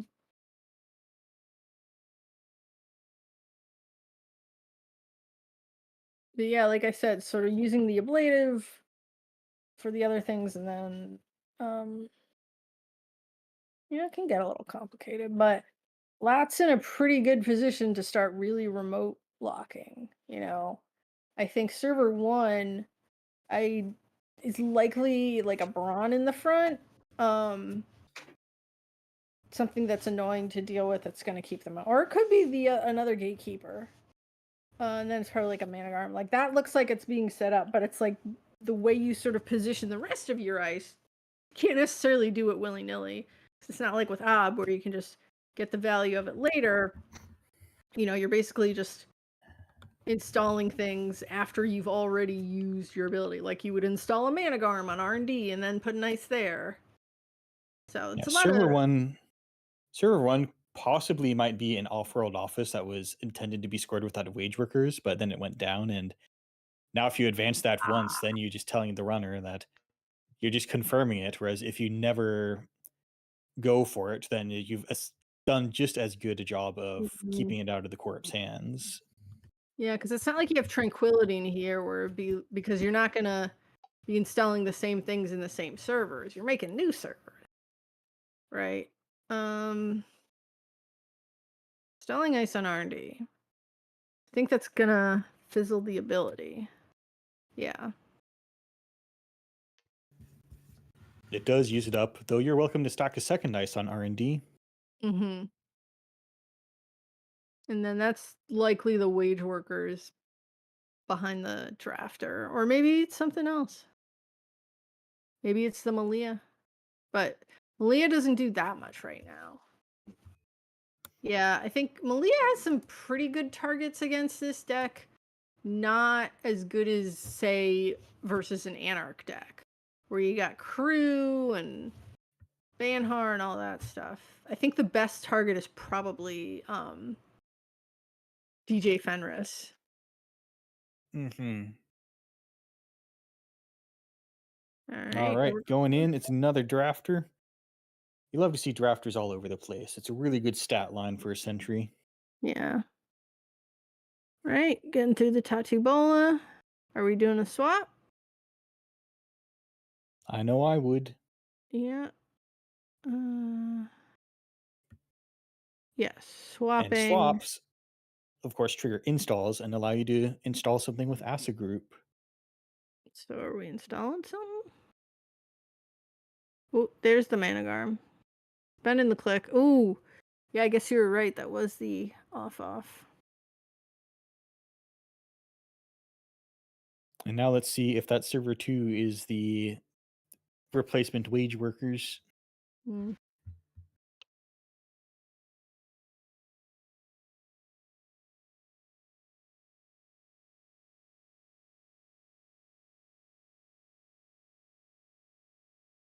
Install. Yes, there. And now we have the Install. secret text on ASA Group. You can stack the ice. You don't have to keep Mm. making new servers. This is true. And then, oh, do you think they forgot about the wage workers? Or maybe it's not a wage workers. Maybe it's something that you don't want the runner to know. That's interesting, though. Maybe that's the Malia. All right. But I would think you'd Pinhole against still- 3 unknown, 3 new. I would think that you'd still. One of those must be wage workers. I'm betting server Wage 2 is wage workers. Well, if server 2 is wage workers, why wouldn't you have rezzed it that turn? Because you're hiding that information from the runner. Oh, it's Oh. cohort. Cohort. But there's the Oh, advancement there it counter is. at last. Ooh, We're there's finally the- getting away with it. So that was the issue there, is that it was off. But at least now they got rid of the Malia, so I think. And now we're on threat. You can install something. Reinstalling the Malia. Oh, whew, that's rude. And then, of course, res the Malia, your best target. And of course, you've eaten the Steve trigger for this turn. So Yeah. if they run Malia and come back, well, this isn't the first time you accessed HQ anymore. Now it's not. Now it's the second. Yeah, pretty slick move for the corp. But yeah, and again, that I think that's your best target with Malia. And Ablative is just a very powerful setup for later payoffs when it comes to, if they want to run HQ, they have to get this Ablative rezzed. Yeah, I think that cohort, I think the problem was there might not have been any face down cards in archives. So maybe that was why they couldn't score the off. Like that I think is probably the trickiest part about cohort is you don't naturally have face downs like you would in a Jinteki deck. But if you overdraw, of course you can discard things. And cohort itself says trash a card to draw a card in game 2. It produces your face downs for you. Right. Yeah, like I suppose if you have 2 of them, you use one to do the first ability, and then the second one does the second ability. You can order it, which is pretty nice. Yeah, I mean, ordering is it's all about the ordering, right? Mm-hmm. We do have ourselves a clot in the heap. Not that we necessarily expect fast advance to be the only way this deck can score. Right. So they just discarded the clot. I don't think they had a way to get it if it was in. I think they probably still should have waited. Because now I'm thinking like they kind of fast advanced that out, but they probably should have at least given the. They had that simul chip had been out, right? Well, it wasn't a fast advance. It was on the table already. Cause Oh, you're right. You're right. It had been on the table already. You're right. 'Cause that's what cohort basically lets you do. Is it's kind of like a. yeah, cohort is just a funny little seamless. It's like a Lacosta that gets you money. La Costa gets you money too if you're playing it with the right cards. Well, yeah, but I mean, you know what I mean. Yeah.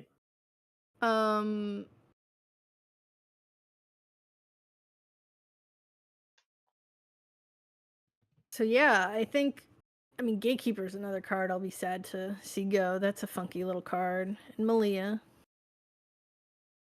And of course, Right. Asa in general. All right, pinhole. Pinholing the Managarm from HQ. Seems reasonable. Cool. Steve's still blank though. He's still got to go deal with Malia for 5 credits. Yeah. Probably puts you a little lower than you're comfortable with. Yeah, I think the Managarm is really that's the Managarm on HQ. That's the deep dive protection, right? Mm-hmm. So now you have both deep dives in, or you have both Managarms in the bin. You got to get those back, before the runner gets too set up.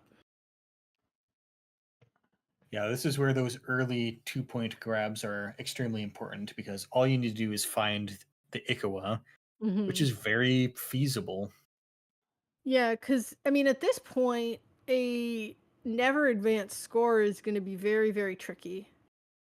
But you can do it. There you just did it. Vitruvius with a counter. It's not an Atlas counter, but a Vitruvius counter is pretty strong. Yeah. I mean, it lets you. You can. Your last two. Well, I guess you only. What do you have without Luminol? I think your last 3/2 is Vitruvius. So you can't necessarily biotic, although you could do something funky with a never advancing an Ikawa, right? Yeah, if like you could seamless pick it up, seamless. Yeah. Or you could do a very expensive off play with biotic score off from hand. And then they simulchip in the clot and make you sad. Right. But it is, you can do it. You can do it. Or you do like the greatest fake out of all time. I guess you don't have anything advanceable that isn't an agenda, but that would be a funny way to fake out the runner. By it's like biotic, install, advance, and they're like, wait a second, let me get out this clot. And then you're sad, but then it's like you have the Vitruvius, so you can bring it back later. Over in Eternal Super League, someone was playing Cerebral Imaging. Mm-hmm. And a play that they made was biotic, your digital life, install something, advance it twice, big deal to score a vanity project. Oh my God, that's like the how many? Wow, that's wow. That's pretty. I know. Wait, I think I have it backwards. They had +2 clicks because of the runner clicking through a tier, and I think the play was actually Yodel Biotic, and then Seamless or Big Deal out a Vanity Project. I mean, the Vanity Project is the most impressive thing there, right? Yeah, it was a very dedicated kill deck, but today this made sense. The runner was too hard to kill. Yeah. What kind of deck is that? Is that like a 3 Vanity Project, 3 Vacheron? I think 3 Vanity Project, 3 of some defensive agenda. Vacheron. I don't remember. Possibly Ikoa, possibly Vacheron. Yeah, that's so silly. Oops, I think they said they discarded the wrong thing.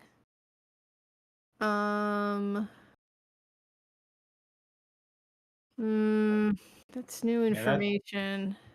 Kind of hard that is to tough redo because it. you got your lat draw already. Yeah. I don't think you can really take it out because you did get the lat draw. Yeah, because I see they discarded a Sure Gamble, which discard self-modifying code, Nuka. Daily cast Biobands, Propeller, Echelon, Sure Gamble. I suspect it was like the Gamble and the Biobands they didn't mean to get rid of.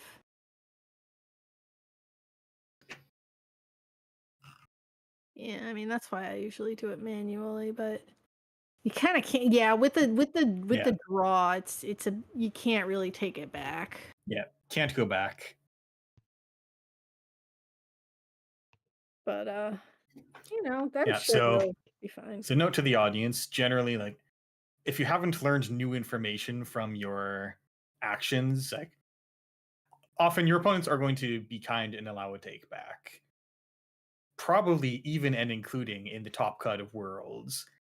But if you've gained information such as you've triggered a lat draw or you ran and then after about 10 seconds your opponent decided not or hasn't resed the ice yet, then you have probably learned that your opponent didn't want to res that ice. And I think at that point a judge also says, no, can't take it back at this point.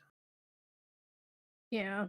And it's one of these things where it's like I think on JNet in particular, sometimes you rush to make decisions and then you don't realize what's happening. So it's like, but there's no way to sort of confirm, well, that was the thing I was going to do anyway. But generally speaking, people are pretty nice about takebacks. But yeah, the golden rule is, if there's any new information, especially new hidden information like a draw. That's why you can't redo meat or net damage.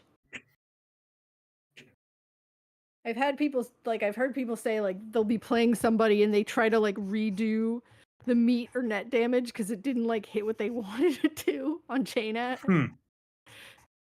It's like that's not the point. Yeah, that's always the trickiest. Good old damage. Yeah. That's absolutely how you can't undo the damage. So. All right, we're back to thinking. Okay. You got a very, Lat's probably got enough money to get into anywhere once, and then more money to come because it's a deck full of money. So you got to think, how are you going to not just accidentally hand them the win by putting the Ikoa somewhere? Exactly, especially with only 2 Managarms. Or I mean, with both Managarms in the bin, I would expect that one of these is a Spin Doctor.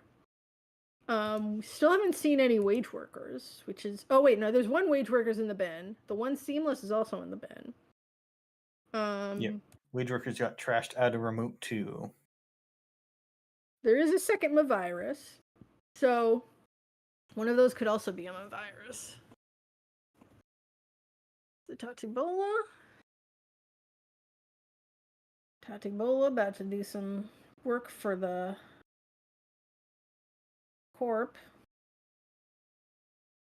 Money's making money. Money and getting your getting your ASA group install. Yeah.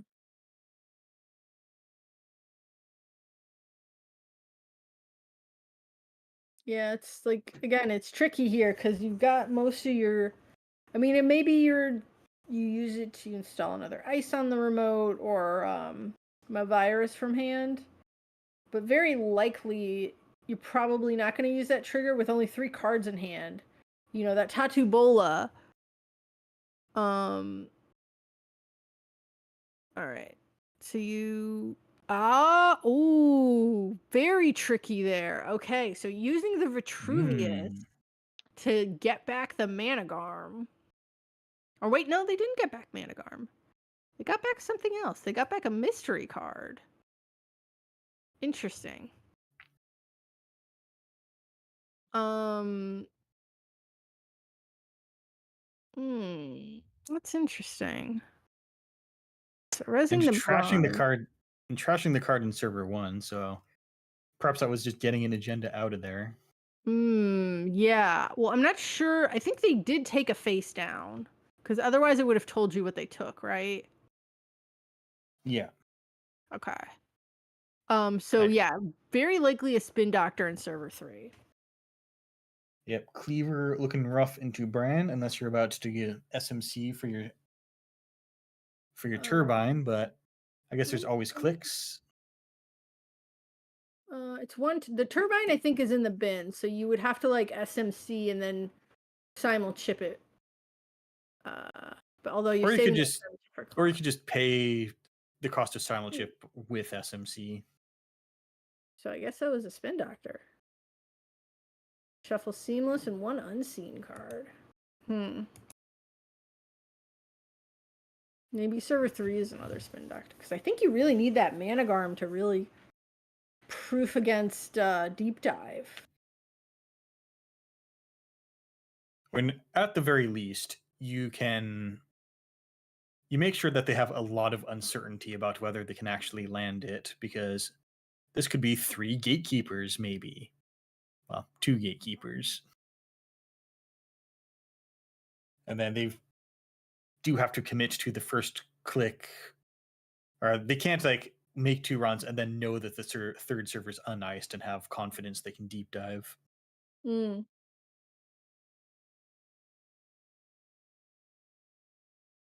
Yeah. I mean, it's like, there's a second cohort. Yeah, so Ice Cream College, he will be able to really draw through this deck and get to. Well, we didn't see any Skunkworks shuffled back into the deck, but Yeah. if the play is Ikawa, we can get there. Yes. I think it's not 100%, but Burner on HQ. Burner, good call. Nothing's happened in a while. Better check on HQ. Yeah, seems reasonable. Ooh, there's an off in there. And Wageworkers on the bottom, off on the top. Not a Might lot as of well. money though. So probably wishing they had that sure gamble they threw out.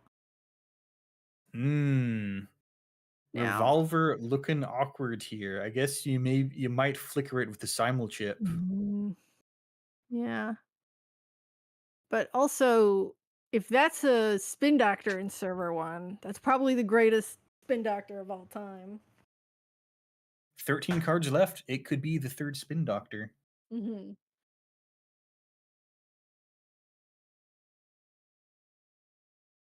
But yeah, I mean that's the only way you get out of that. It would be funny if it was like it was a Spin Doctor, you res it, and then they just get the second Ikawa, or I guess there's 3 Ikawas, or they just get an Ikawa off the top of R&D. Yeah, and this Malia here that kidnapped Steve so long ago is still going strong. Didn't get any cards back out of that HQ run. Through here. I mean, I think you still break. Can you break them? You can break the drafter if you flicker the simul chip. And there are programs in the heap, so no issue with that. The catch is that you're giving up your Simmel chip. Yes, that is true. I mean, Alpi's still in a pretty good position. Get through Echelon. Okay, yeah. Get Echelon. There's the off.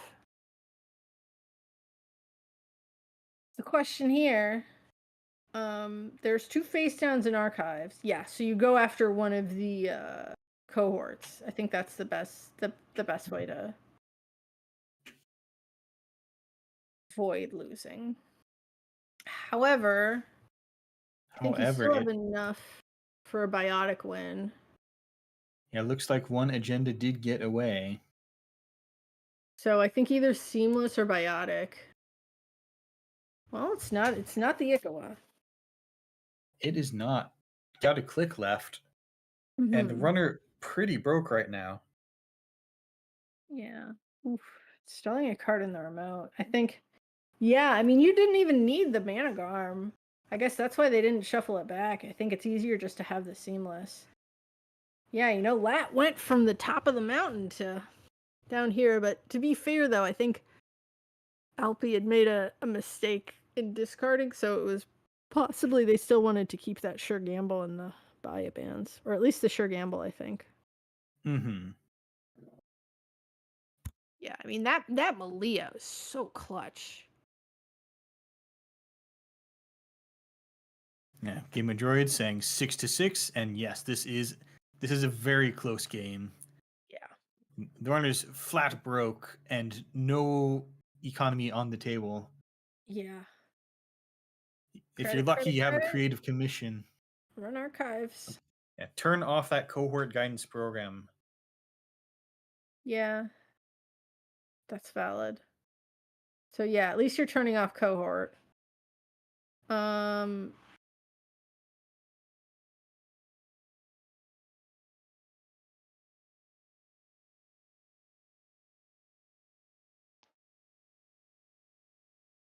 So, stall card in server 3.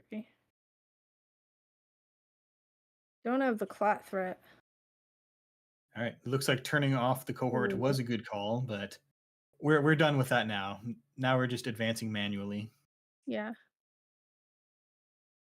No wage workers res. Like this is a pretty interesting game here. And currently missing a means to refresh the revolver. Yeah.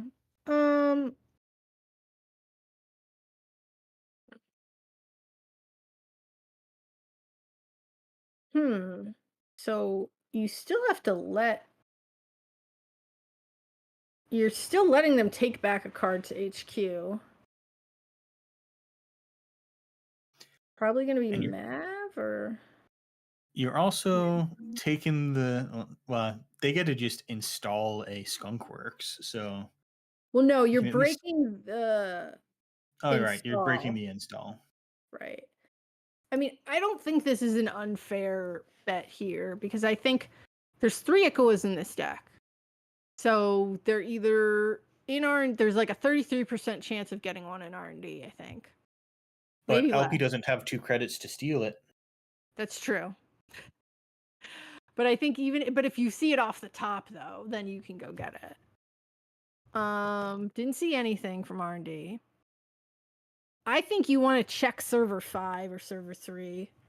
Well, if server 5 is like a spin doctor, that's interesting, because maybe you don't even res the spin doctor if that's a spin doctor. Yeah, don't introduce new cards into the game. Make the runner go into server 1 if they want an agenda. Server 3, I wouldn't be surprised if that's like that could be the wage workers, because then even if cohort gets shut off, you still have wage workers. I think server 3 is some nonsense that the corp doesn't need. I think that this is a fort, because it's not impossible to hedge that the corp, or not impossible to hedge that the runner is somehow capable of getting both cohort and the ablative turned off. I mean, I don't think it's that unreasonable to have wage workers in 3 and 4. Yeah, I think three is very likely to be wage workers. And I think you have to check at least one of those. 5, I don't know what 5 is. 5 could be Spin Doctor, which you don't really want to res right now, and you also don't want to shuffle because you know that the top card isn't an agenda. You really can't challenge server 1. And then Time to find out. Oh, it's another Double cohort. cohort. All right, so that also would have worked the same way the wage workers does. So, this could still be game, of course. Who knows what's in server 5? So thinking, which That sounds like not means- game. Exactly. As I thought, Spin Doctor. Maybe fishing for the seamless. That didn't get shuffled back, did it? Oh, they must have just drawn the seamless. Yeah. Okay. GG. Oof, that was a tight game.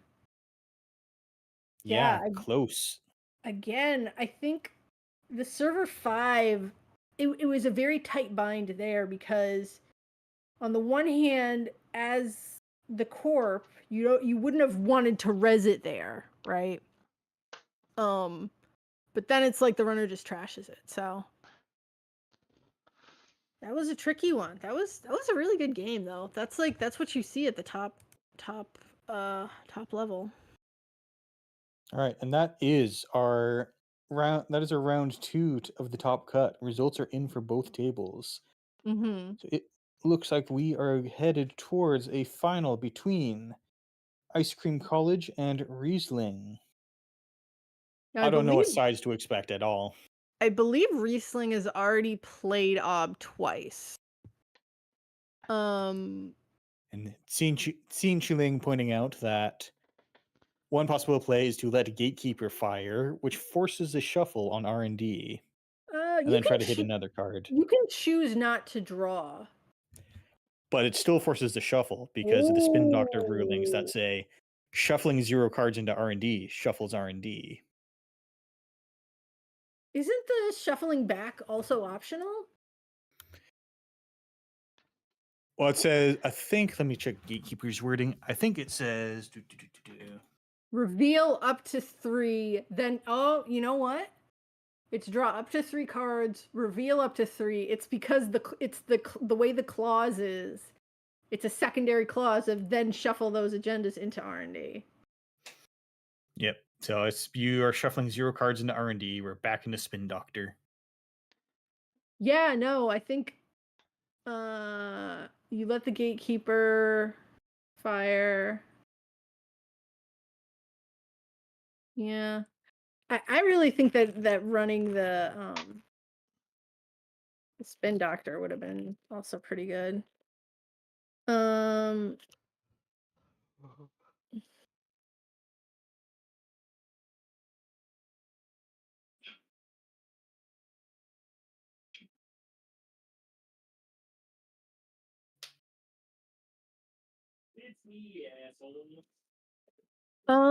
Anyway, so yeah, I believe our last match is gonna be Hoshiko versus Asa. We meet again, Asa Group. Yeah.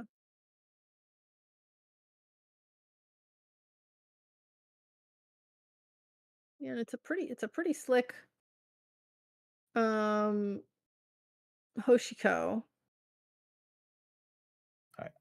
I will be back in about 30 seconds, so tell this stream about Hoshiko.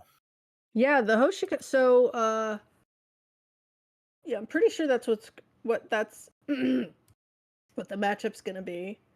The Hoshiko has Ashen. It's a crew Hosh. With Conduit. That's the tricky card there. It's Conduit. So you've got Devil Charm and Crew, and then you basically just keep hammering R&D. This is one that also has Light the Fire, which helps with your Venti matchup. Or just, could help with this one too. Banhar, Price, and then, in terms of the Asa that we just saw, it's got, the best defense you have is the Managarms. Otherwise you're gonna get a lot of crude. You're gonna get crude. Gonna get crude through the roof. Rude crews,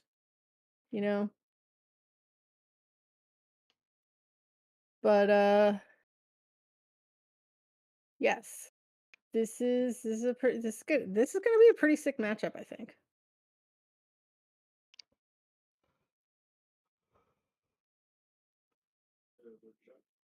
So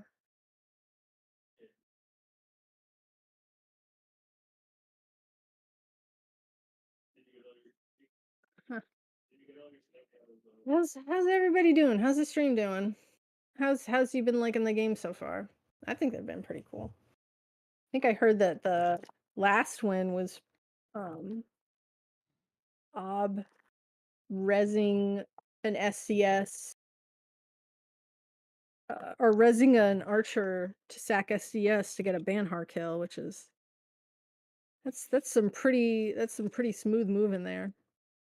We saw something similar happen with Jemison as well, where the sacking SCS to res an archer to put 3 counters on a 1 advanced card, or no, 4 counters on a 0 advanced card, which happened to be a clearinghouse. So, the moral of the story here is don't play Banhar. It's dangerous. It's an extremely dangerous card that has a lot of counterplay, honestly. A surprising amount of counterplay. Honestly, I You thought know, the again- moral of the story was just never be afraid to sacrifice 3-point agendas to res Archer. That's also true. If you can sack rezzing Archer is always the correct choice. Well, maybe not always, but more often than not, rezzing Archer is the correct choice. Because you can really mess up a Corpy's day like that.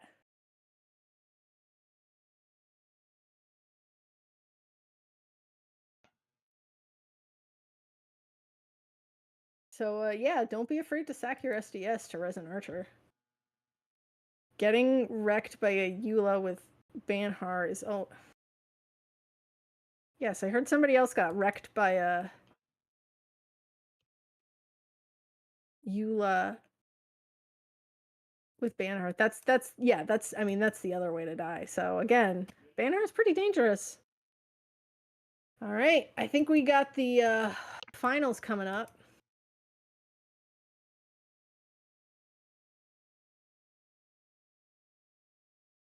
We want to head to there. We should be good to stream that.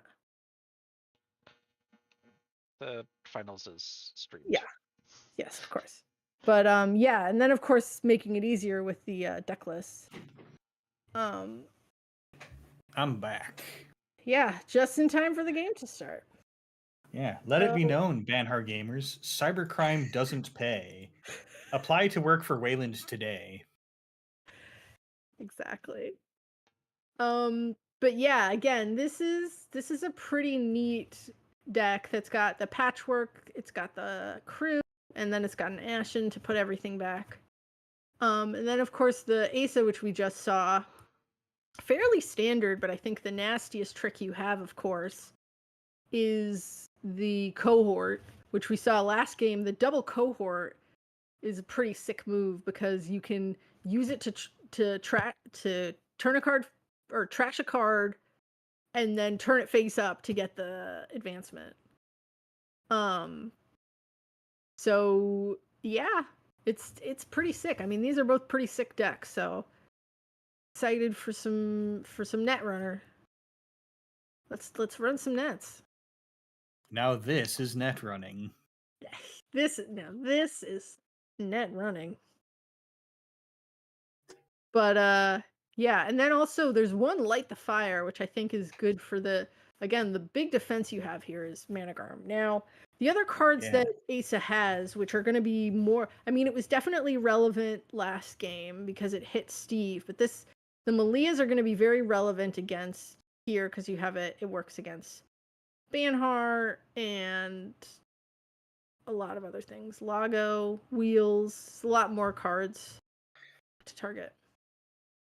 Today we saw Light the Fire get installed versus a 5-card clown car remote. Yes. It didn't get used. It was just the threat of it, though. It is just the threat of it. Right, so yeah. Normal looking turn 1 setup. Get a remote. Get a probable. Economy asset. Ice HQ. I mean, you're likely going to get a draw from Lago pretty much every turn. Getting that early is pretty key. But again, I think the tricky thing here is, of course, trashing the pinhole. That's not one you want to see. But you got the conduit. It's conduiting time. Yeah. I don't think Asa has a good way to deal with it other than Mavirus. I mean, you put the runner doesn't have a rig yet. Just put one piece of ice on R&D.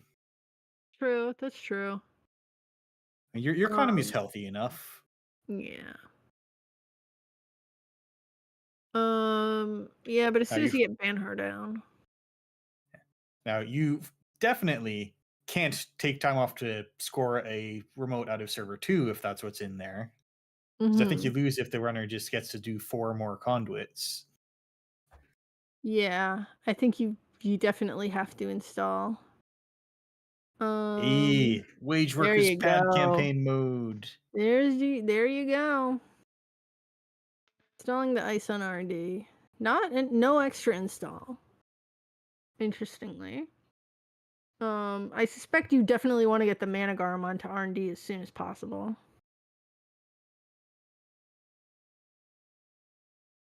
But yeah, that cohort's pretty good. All right. Got some Asa going, got some Lago chilling out. This deck also has Almakua. Yeah, we just saw it hit the bin. It's actually got 2 turtles, so you know. And there is Banhar. Your servers are not safe unless they're envelopment. Yeah. I mean Banhar here, server 3 could very well be Malia. That's your Banhar killer right there. Turn MIC. MIC is also pretty nasty. Scoring out an off. Getting that money. So, in a bit of a tight position here. But I think you can tunnel vision on R&D and just be like, come at me, bro. Losing 2 cards out of R&D, you lose the Spin Doctor, you lose the cohort.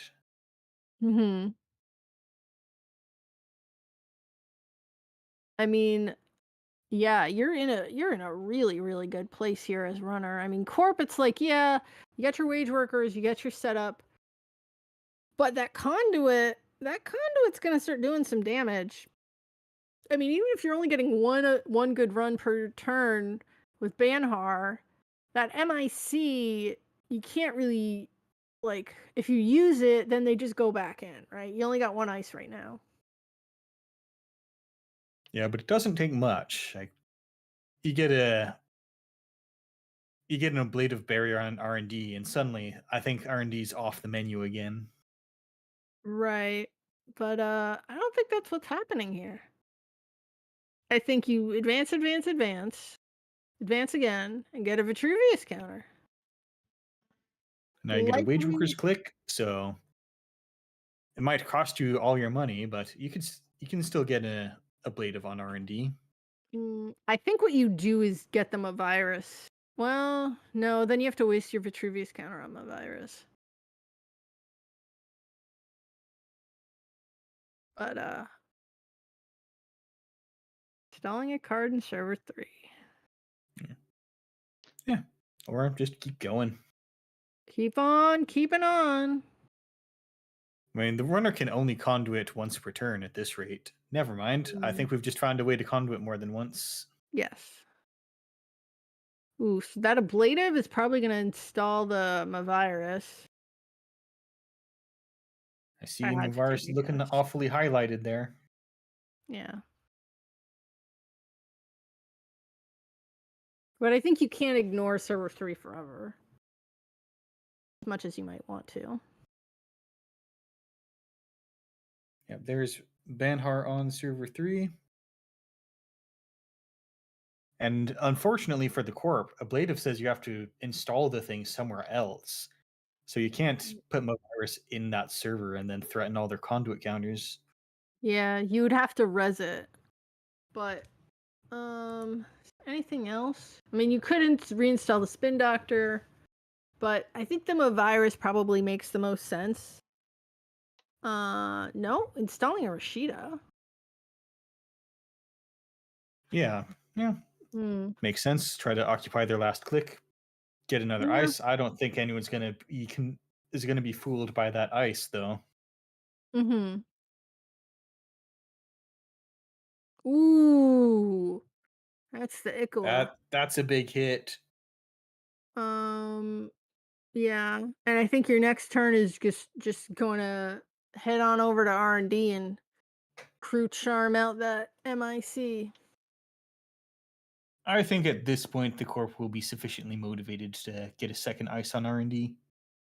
Yeah, you kind of need either the Managarm or 2 ice actually, because you've got one that gets hits with Banhar, and then the second one you can do the crew charm. So it's a little tough right now. I think you really have to. I think you have to use the Vitruvius from a virus.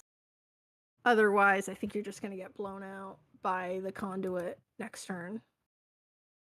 Yep, conduit is gnarly. Yeah.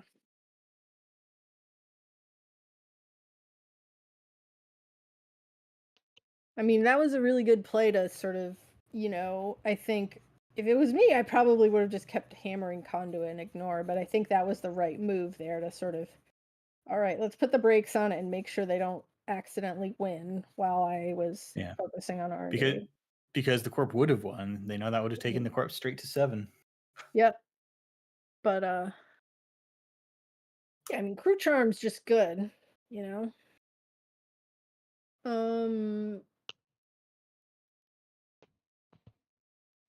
Yeah, I think this is a bit of a bind.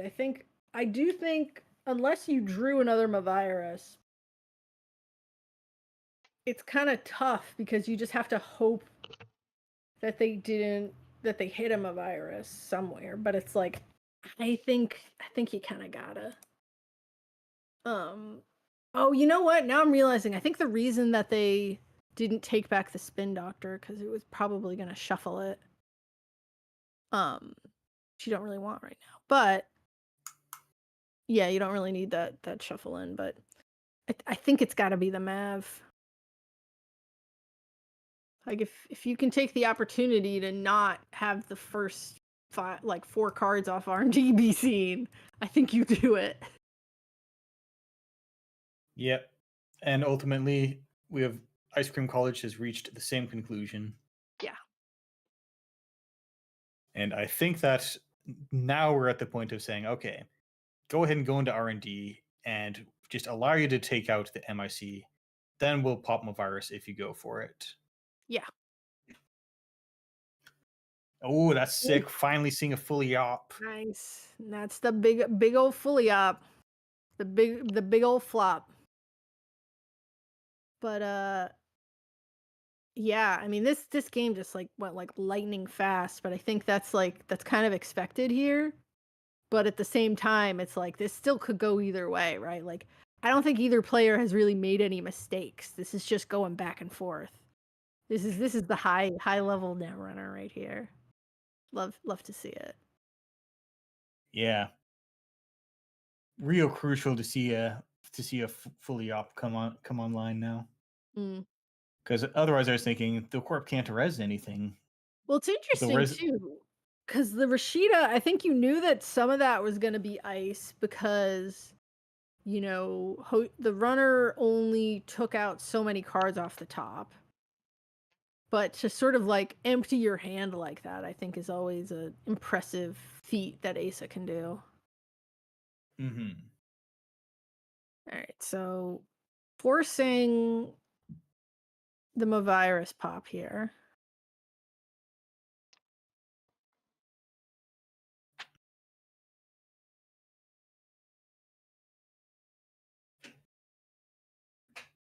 Okay, going slow. Mm-hmm.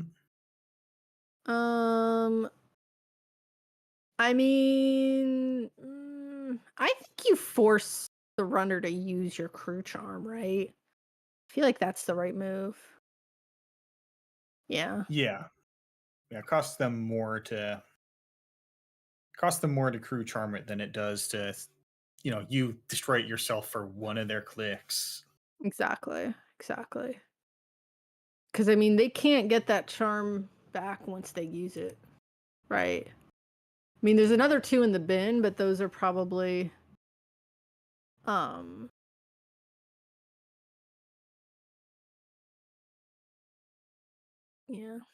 All right, so my virus gets used. They only see 1, but then they get 1, I think. At Yep, least. the run will end and you will get a conduit counter. Yeah.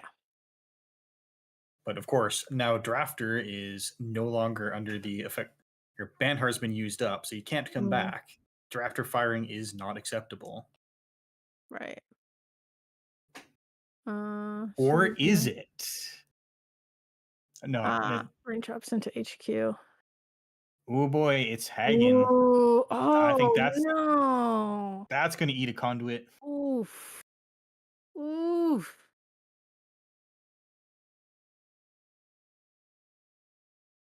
Yeah, it turns out HP just has the best cards.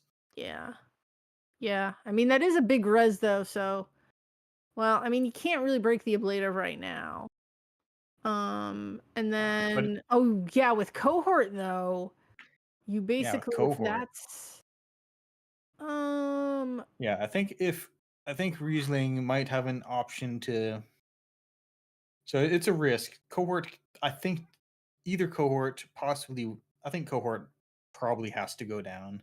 Yeah. Because Wage Workers doesn't do a lot when you're at 3 credits. Like you can't get the 4th advancement. Well, the cohort will give you the money to get the 4th advancement, right? Yeah, but you can't. You don't have the capability of taking down the Wage Workers. Right. And then the cohort also could enable an IKOA score, whereas the Wage Workers would really only enable. Well, I guess it would also, if you go advance, seamless. Yeah, I guess you kind of have to just go after the cohort, basically. Yeah, and getting the money up, which is good. You don't really have a way to deal with any ice. Right. So I guess if Drafter fires. Yeah, but then the corpse is down to 0. Not if Rashida fires. Ooh, that's a gatekeeper. That'll find you your next fully operational. Well, I mean, if server 3 is a Rashida, that's a Rashida, right? Shuffling back, discarding Ashen and Patchwork. So I think imagining that this game isn't really going to go that much longer, so you need to. It definitely isn't. Yeah, your gas cards. Yeah, we have unchecked cohort and Wage Workers going. That it's just so much. So installing a card in server 4.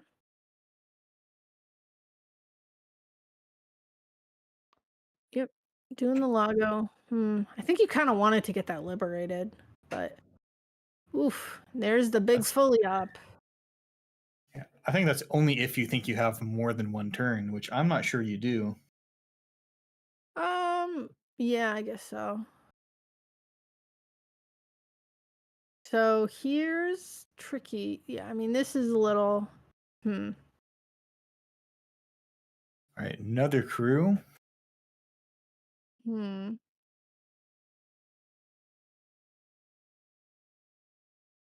Oh, you're probably so. I think they installing the crew. Malia blanks Banhar. Drafter subroutines will not be turned into net damage. You get one install from archives or HQ and add one card back. Oh, big rip. Oh. Now you get to do heinous things like install a Skunkworks from archives, install a Rashida from archives. I mean, is there a skunk in archives? No, no. not unless that face down is one. There might be one in HQ.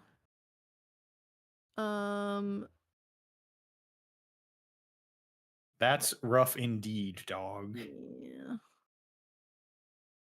Oof. Yeah, you could bring in a cohort guidance program to guarantee that they can't just turn off the cohorts by running archives. Yeah. Oof. That is. Hmm.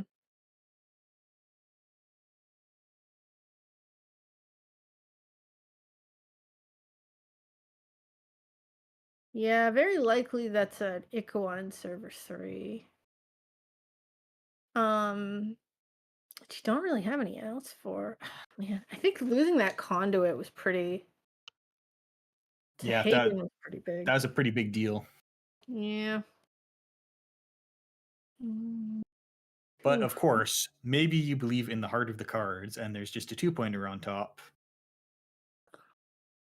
Yeah. Yeah, I mean, the thing about this deck is it's very heavily reliant on crew. So I was about to say, like, it's crew and leech and the turtle, right? Yeah, that's fully operational. Back to HQ. That's what I'd pick. And installing them a virus, yeah. Yep. Installing another card from HQ. That could be the Skunkworks. Yeah. Yep, there it is.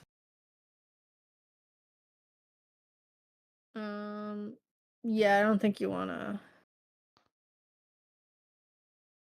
do that. So I think here what you have to do. Excuse me. I think you just have to go after server 3. All of my hopes and dreams on this single access. Forget server 3. Single access. All right, let's see. Oh, no, accessing the upgrades first. Keep us in suspense. No, I think they did. No, they did access first, and then it was nothing. Right, access the unseen card, and there is Ikoa. There it is. Oof. Yeah. Good game. Brutal hits on the Hagen there. Yeah, yeah. I mean that game could have really gone either way. You know. Yeah, no, I think hitting that was what I was saying before, that the Malia hitting crew is gonna be hard. Like I think this deck had a lot of cards that were bad news. Like again, the Malia, the Mavirus, even the Hagen. Dang. You know? Yeah, I mean, when Anarch is this good, it's worth just teching against them. Yeah, and I mean, it's interesting to think, like, how differently would it, it was, because it's hard to say that there was really any mistakes, because again, it was like, you're going blow for blow for blow, right? I don't think the drafter firing was that much of a difference. It was good, and it forced the runner into a bad position, right? But it's like, even that's like, okay, so the Malia hits the Banhar, at least it didn't hit crew, right? But yeah, that was a really, that Hagen hit was so brutal. Yeah. But yeah, no, both incredible both incredible players, incredible games, super close. You know, sometimes these fast games are the best and most fun to watch, even if they don't take all that long, you know?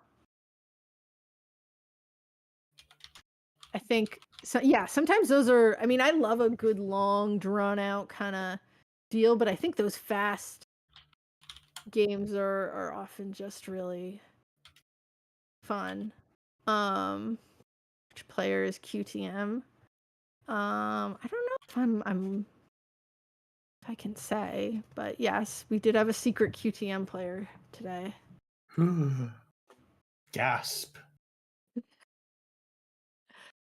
Um, Well, I think we've had an excellent district stream here. We saw Jemison at full potential mhm, forfeit a drone deployment to do 4 net damage with Archer. Load up a mhm, clearinghouse. No one survives that. no. Um, We saw Hagen just destroy a conduit. That was very expensive. That was the only conduit. yes. That Venti game was also, I think, really interesting because we were in that game like while it was like halfway done, and again there was like a light the fire just installed for the threat of it, right? And And then the corp has to immediately start bailing cards out of that remote. exactly. It's like, do you have any actions? Yes. Like that's an all-time Netrunner moment.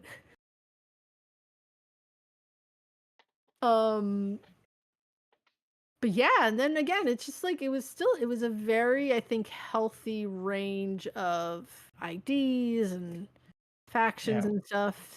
Still pretty dominated by Ob, you know, admittedly, but we entered this event with a very clean quartered pie slice. yes. About as accurate as any child could cut. Yes. And then that basically, you know, turned into 3 Obs in a BTL. But yeah, congratulations to all the competitors. Fantastic job. Yeah. I mean, it's like, yeah. Thank you to all the competitors for playing, and thank you for the audience for coming to keep us company. Watch these people sweat it out in the most competitive event so far of the year, I think. Is there more people at last week's district? I mean, I don't know. Whoa. Fact checking would really undermine my position here. Well, this was the most competitive event so far that I've commentated. So This was certainly the yes, most exactly. competitive Online America's district today. yeah, Oh yes. for sure. Certainly. In America, this was probably the most competitive Netrunner event in America today. Well, I think yeah. that's not dwaddle forever. I think that's about time to call it a wrap.